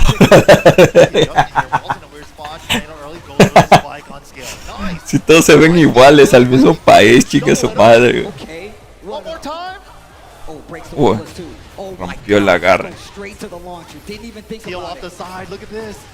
¿En cuánto sale la entrada? No sé. Así no sé cuánto sale la entrada. Pero... o sea, imagínense. Entrada más ida. La verga, güey.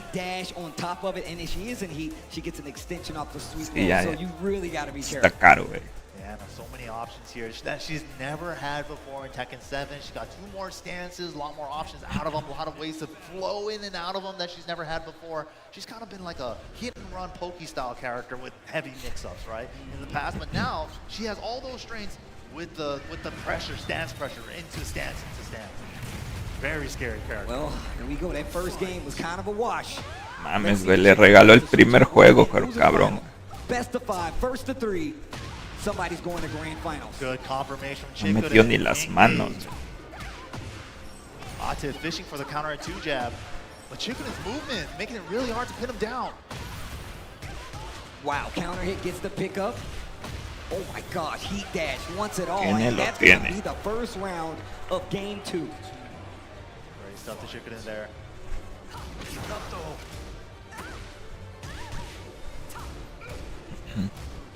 Nice block. Could have been a launch though. Wine opener. It's so hard to distinguish on the fly between wine opener and down back 4. Y luego deje usted que entremos. Deje usted que entremos al país. Luego al llegar y a ver si nos dejan entrar al evento, güey. Aunque yo digo que sí.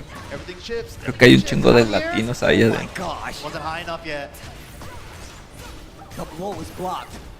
Chikurin trying to take his turn. Oh. Goes for the mid out of back turn. Chikurin. Nice stuff to Chikurin. A ver si logra empatar. All right, you're gonna get a floor explosive here. Unos 50 pesos como los bailes de rancho de aquí cerca. Con asado y frijoles refritos en platos desechables. Oh, imagínese.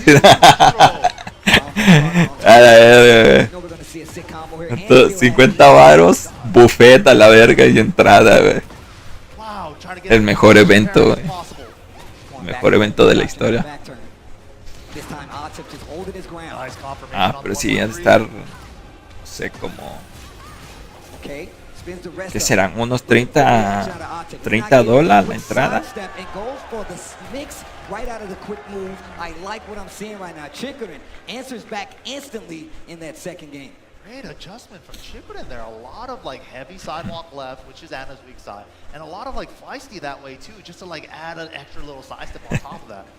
Making it really. Imagínense que le den la comida con plato desechable, güey. Homing attacks to keep her honest, but seguro sí lo hacen. ¿Sabe? No he visto ahí a alguien que le den la comida así ahí. He visto que a veces los que le patrocinan les dan la comida, pero como en cajitas. adjustments from both sides. Capta esas como las del McDo. Ve que la hamburguesa se la ponen en una cajita. Yeah, round start QCF but cancels it. Recognize he went Así he visto que se las dan. That was actually so sharp. Wine opener trying to do something with it. Counter hit. Gets the free follow up as well. Little down 4-1 action. Oh. Fishing for it. A la verga. Ah, sí. And we've seen Chicklin use this Pensó to que take se iba a advantage tragar of the turn. esa finta. Turn into stuff like this. Back one, engage. Yeah, and keeping him honest when he wants to overreach with that counter at back A one has verga, been güey. so good for La him, too. madre, ese low kick. Wait a minute. A los tobillos Put the directo. pieces together. Oh, and then down 4-2. Good, clean whip punish down 4-2. Off the wall, back to it. Doesn't he have Ah, one la less verga. wall hit? Good adjustment, but oh wow, the 3 still whip. Pues una búsqueda rápida en Google dice que en Las Vegas, donde está el evento, el 30% de la población es latina. Yo digo que si entramos, chingue su madre. No mames, hasta nos ofrecen agua gratis. A la verga, güey. Qué gran castigo de Dios, güey. Nos ofrecen agua gratis. Y en unas de esas hasta nos llevan al evento, güey.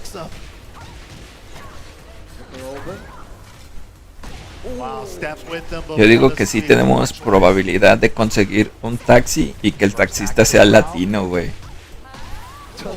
La verga, güey. A la madre, güey.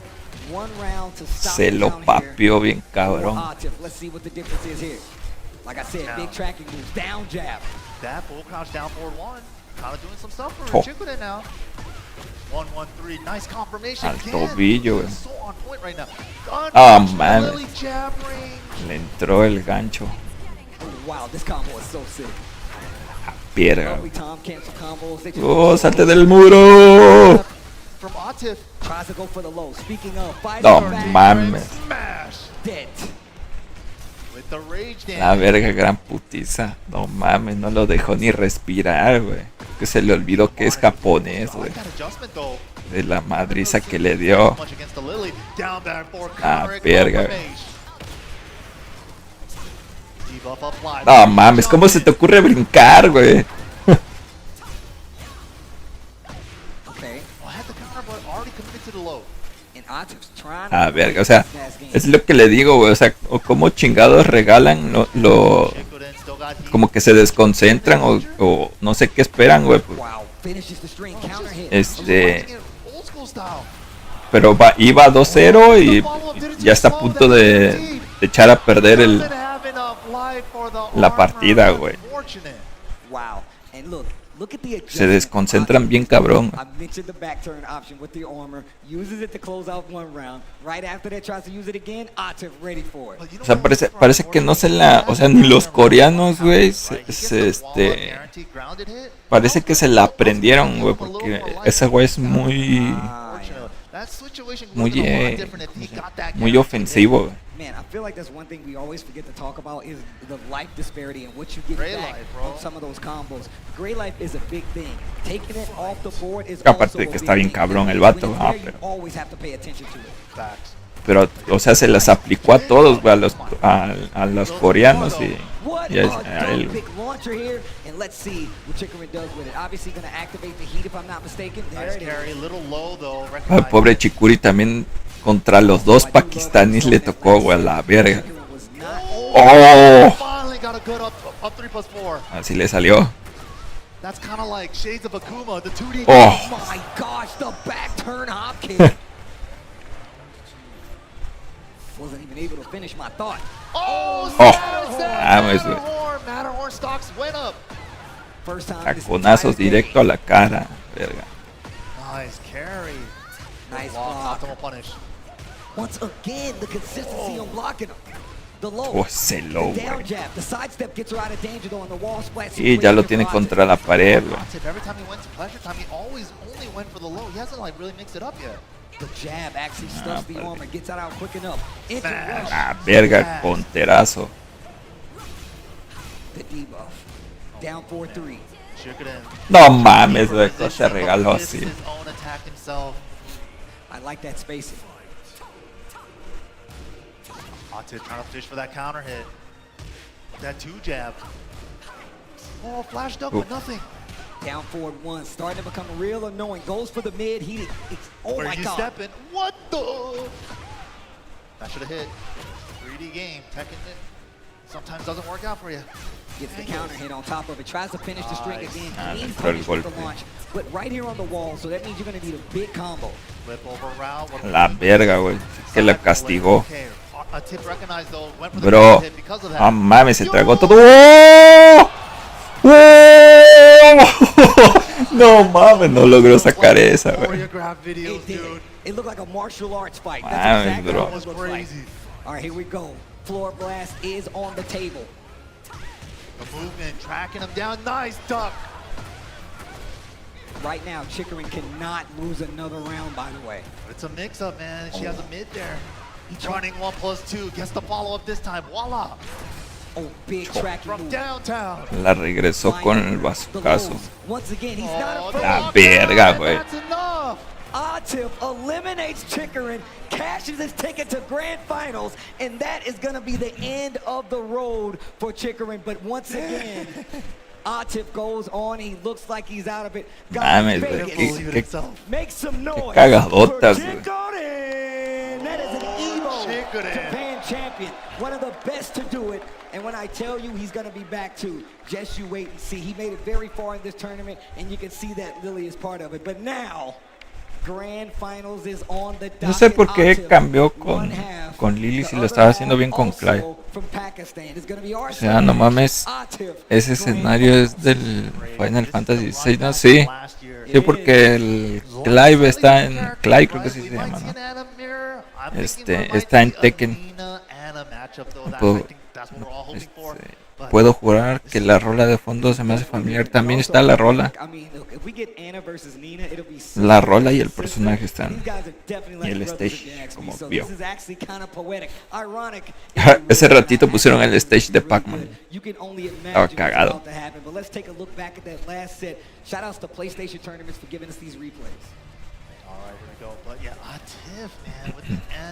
Está bien cabrón. Atif. Genes chinos siempre ganan. No, pero Atif es pakistaní. No sé si considerarlo chino, ¿no? Desconozco. Oh my gosh, it just goes for the heat smash right after it. Man, that move started getting numbers when it came to these later rounds. Big tracking mids, actually catching them just standing there, and now... Big sigh of relief. We only caught the end of that. Por ejemplo, con Chicurín contra Arslan, le dominó Ana bien cabrón.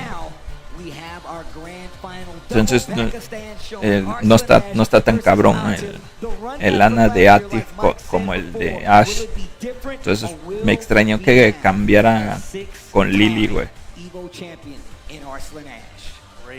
It's so wild to think about. Arslan just exploded onto the scene. EVO Japan 2019. Final de pakistaníes. And he's already claimed 5 EVO titles since then. I mean, look, I always think about that interview I saw when he literally got off the plane, came to the EVO Japan venue, and he was like, I literally just came from the airport, and Kenny Omega gave him the interview. He was like, look, I'm really tired, but we're still about to go in here and go. Ese güey, si mal no recuerdo, el de gorra blanca, creo que es 5 veces campeón del EVO. Si gana esta, va a ser la sexta, güey. Está cabrón. Es Chino Light, sí. Chino Light. Medio chino le diremos. They work so hard to get here together. Now, only one can move on, but Atif can't count him out. TWT champion himself. He actually got the TWT championship before Arslan. De todas maneras, el campeonato se va a ir a Pakistán. Gotta do it. Well, we're about to get to Grand Finals here for Tekken 8 EVO 2025. And we're almost out of here. But, Vegas, I have a question. Would you like a 6-time EVO Championship for Arslan Ash. Make some noise. ¿Esta es la final? Sí. Pensé que el de gorra verde había perdido. Él avanzó por el bracket de losers y avanzó a la final. Ahorita si gana Atif, son 3 de 2, creo. 3 de 2, 2 de 3, perdón. Como que se resetea el bracket, le dicen. Envía al de ganadores, lo envía a losers, donde está él. Y tendrían que jugar de nuevo. Si el de gorra blanca gana, pues ya no habría otro partido. Anna Mirror, sister battle, we don't know. Who's it gonna be? Is it gonna be water? Quiere agua. H2O? Water, H2O. That's a good ass character. That's cute. That's cute. We should all probably name that. Actually, you're right, bro. Let me pop this water one time. Let me pop this ¿Cuánta water agua one time. tragarán, güey, todo el pinche torneo, güey? La sangre ya se les ha de haber puesto líquida, pero ya ni espesa, o sea, ya agua, tal cual. Wait, they locked in for the mirror? Yeah. They locked in for the Anna mirror? That's crazy. The mirror, bro. All right, they're still picking. Don't do that to me, bro. What? Dos Anas. Yo, the double Anna. Who switches first? Who puts the pressure on first? But of course, Arslan has a little cushion. He is coming from the winner side into this grand final, so he has an extra set to play. Vamos a verle si Atif le rompe la ilusión a Ash de ser 6 veces campeón. Las ganas de orinar, güey, sí, güey, a la verga. Seguro usa pañal, güey, seguramente.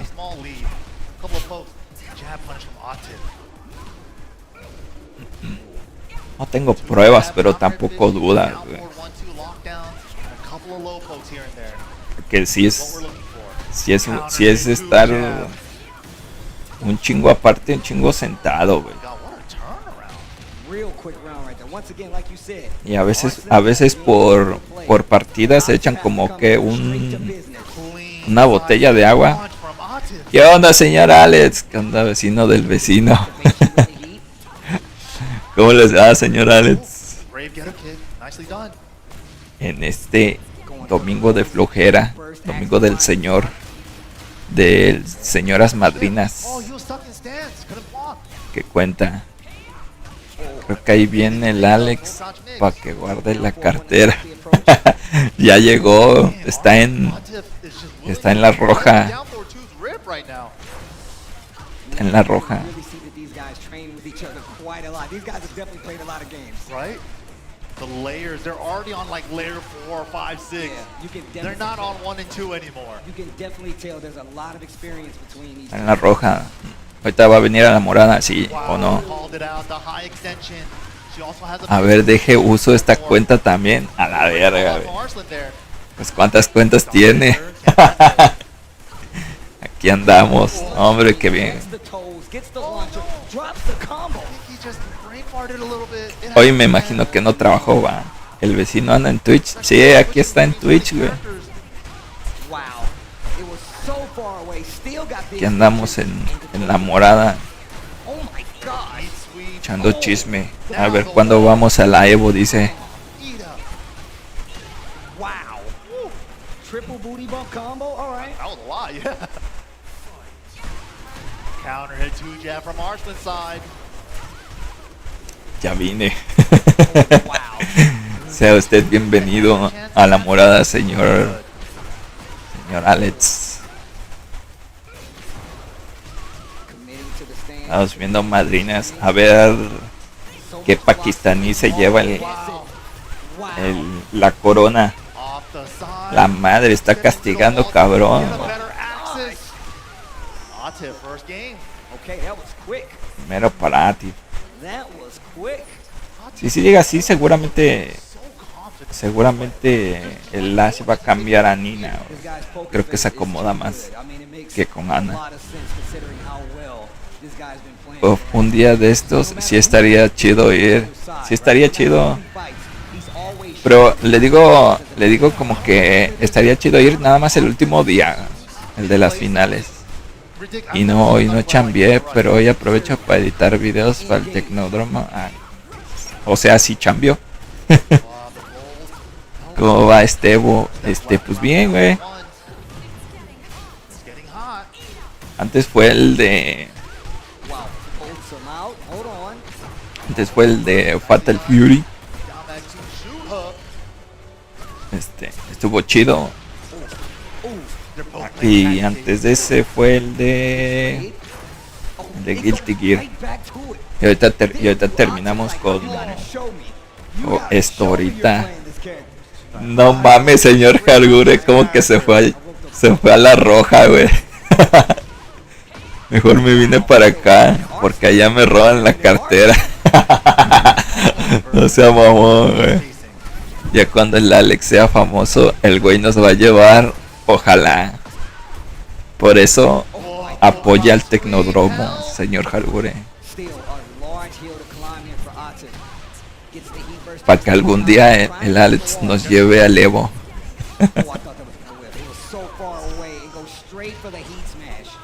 Such a reliable high crush too on that heat smash. For how fast it is, counter hit too.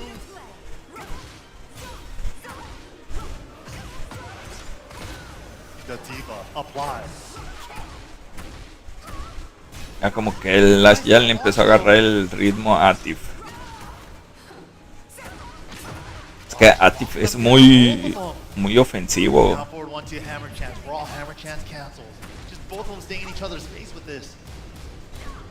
Like the third hit rip. No punish though. Oh, wait a minute. Cartera y celulares. Y un rato el de GGS y se puso bueno. Sí estuvo bueno. Soy sub para que el Cuyello me regale una Switch 2. No hay de estos torneos aquí en México. Apenas hubo uno, creo. Pero no sé si esa madre cuente como para calificar al EVO o algo así, güey. O a los torneos mundiales. ¿Cómo se llama? Factor, no sé qué. Apenas vino hasta Justin. Arre, nos vamos todos, como no. Jalo, claro que sí. Creo que fue en Puebla y hasta el Justin Wong estuvo aquí, güey. Pues el señor Fabi Men se tomó una foto con el Justin. Ahí andaba presumiendo su fotito con el Justin. Hay que organizar el uno nosotros a huevo. Vamos a llamar el Tecnódromo. Tecnódromo World Tour. Tecnódromo México Tour. Y lo hacemos en la Riviera.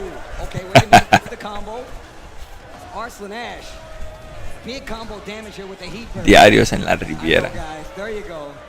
El de Pokémon creo que fue ahí también. Verga, güey. No había visto bien. Ya van 2-0. O sea, Pichas no ha metido las manos, güey. Qué raro que no cambió de personajes de Ash. O sea, siento que se acomoda más con Nina, creo que se llama.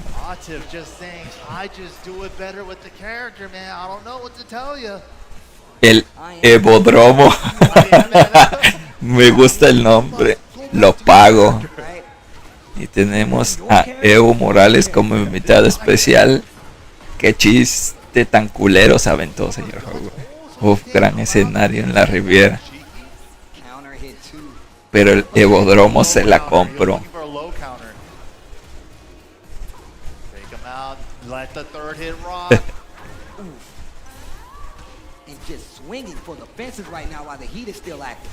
O sea, ni hasta Ash pudo entrarle a la Ana de Atif, güey, a la verga, güey.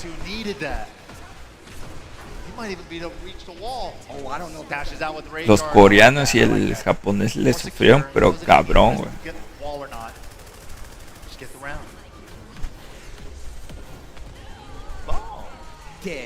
Ahí va. Big 86 damage there. Okay, Arslan. Not bad, not bad. He's staying alive. Raw hammer chance crouch. Sick. Oh, the slide. One shot. Wow, they were both doing the same move. It really is a mirror match. I'm telling you, bro. La madre, el pinche castigo que se comió, güey. Into all this, set him up. Real close. Out of the air? No, she landed in time. Down for one string. What a Ah, mames, güey. Oh my God. Pinche Ash, pues mete las manos, güey, haz algo. La verga, güey. O sea, se lo papió, cabrón. Evo Morales como mascota del torneo. Si está verga, así se la digo. Esa madre sí lo pago, güey. Si es como mascota, lo pago. Con cinto rojo en la frente, güey. Okay. Ya está empezando a meter las manos Ash. O sea, ya cuando está nada de perder, güey. A la verga.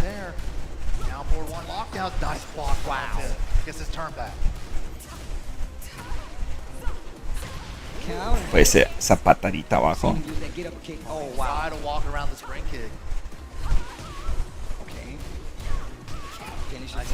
Great punish. That roll kick is completely safe now. Wow, look at this offense. Mala verga, güey. Vas para abajo. Still alive. Uf. Bye, bro. With the Atif reset. 3-0 y reseteó el. This man is ridiculous. Reseteó el bracket. Ah, se me hace que Ash lo hizo adrede, güey, para ver que para ver cómo entrarle. El piedra papel. Es como que cambian de asiento, güey.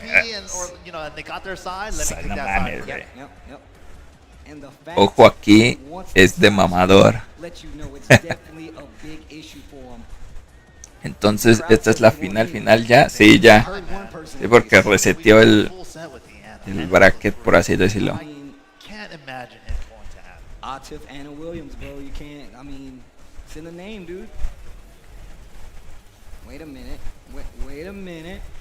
Lo hizo para dar más show. Seguramente, güey.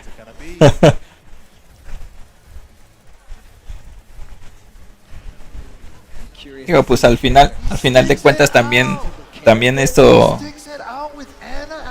También ese es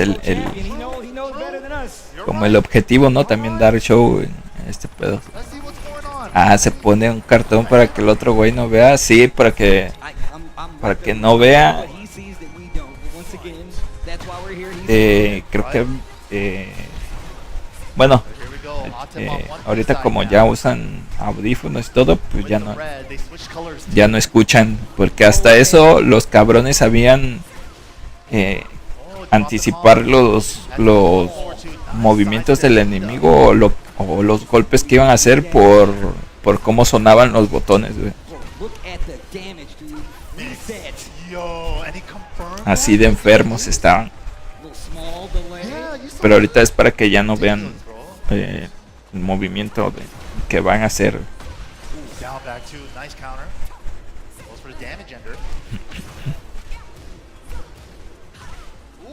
Qué raro, güey, que él se quedara con Ana, güey. Pues está viendo que no le pudo entrar con ese personaje, güey. No sé por qué no cambió a Nina.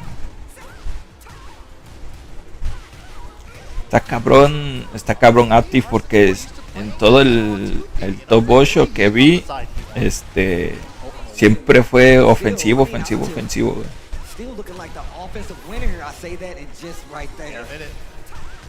Como que no esperaba a ver qué hacía el oponente, güey. Fue agresivo.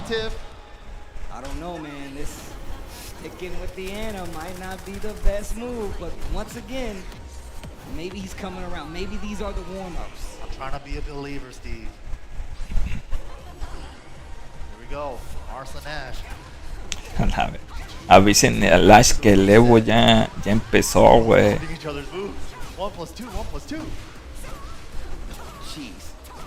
La verga, güey. ¿Cuántos low kicks le conectó, güey? Bro, güey, es que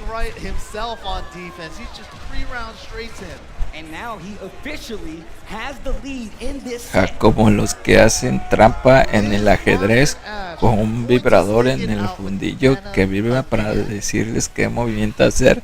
No mames, no le creo, güey.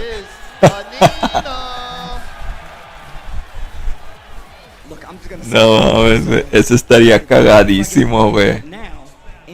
Championship is 2 games away for Atif. That's right. Qué cagado. Here, game 2 after the reset with the Nina. Yeah, let the intros rock. Obviamente, güey, es que era obvio desde los primeros 2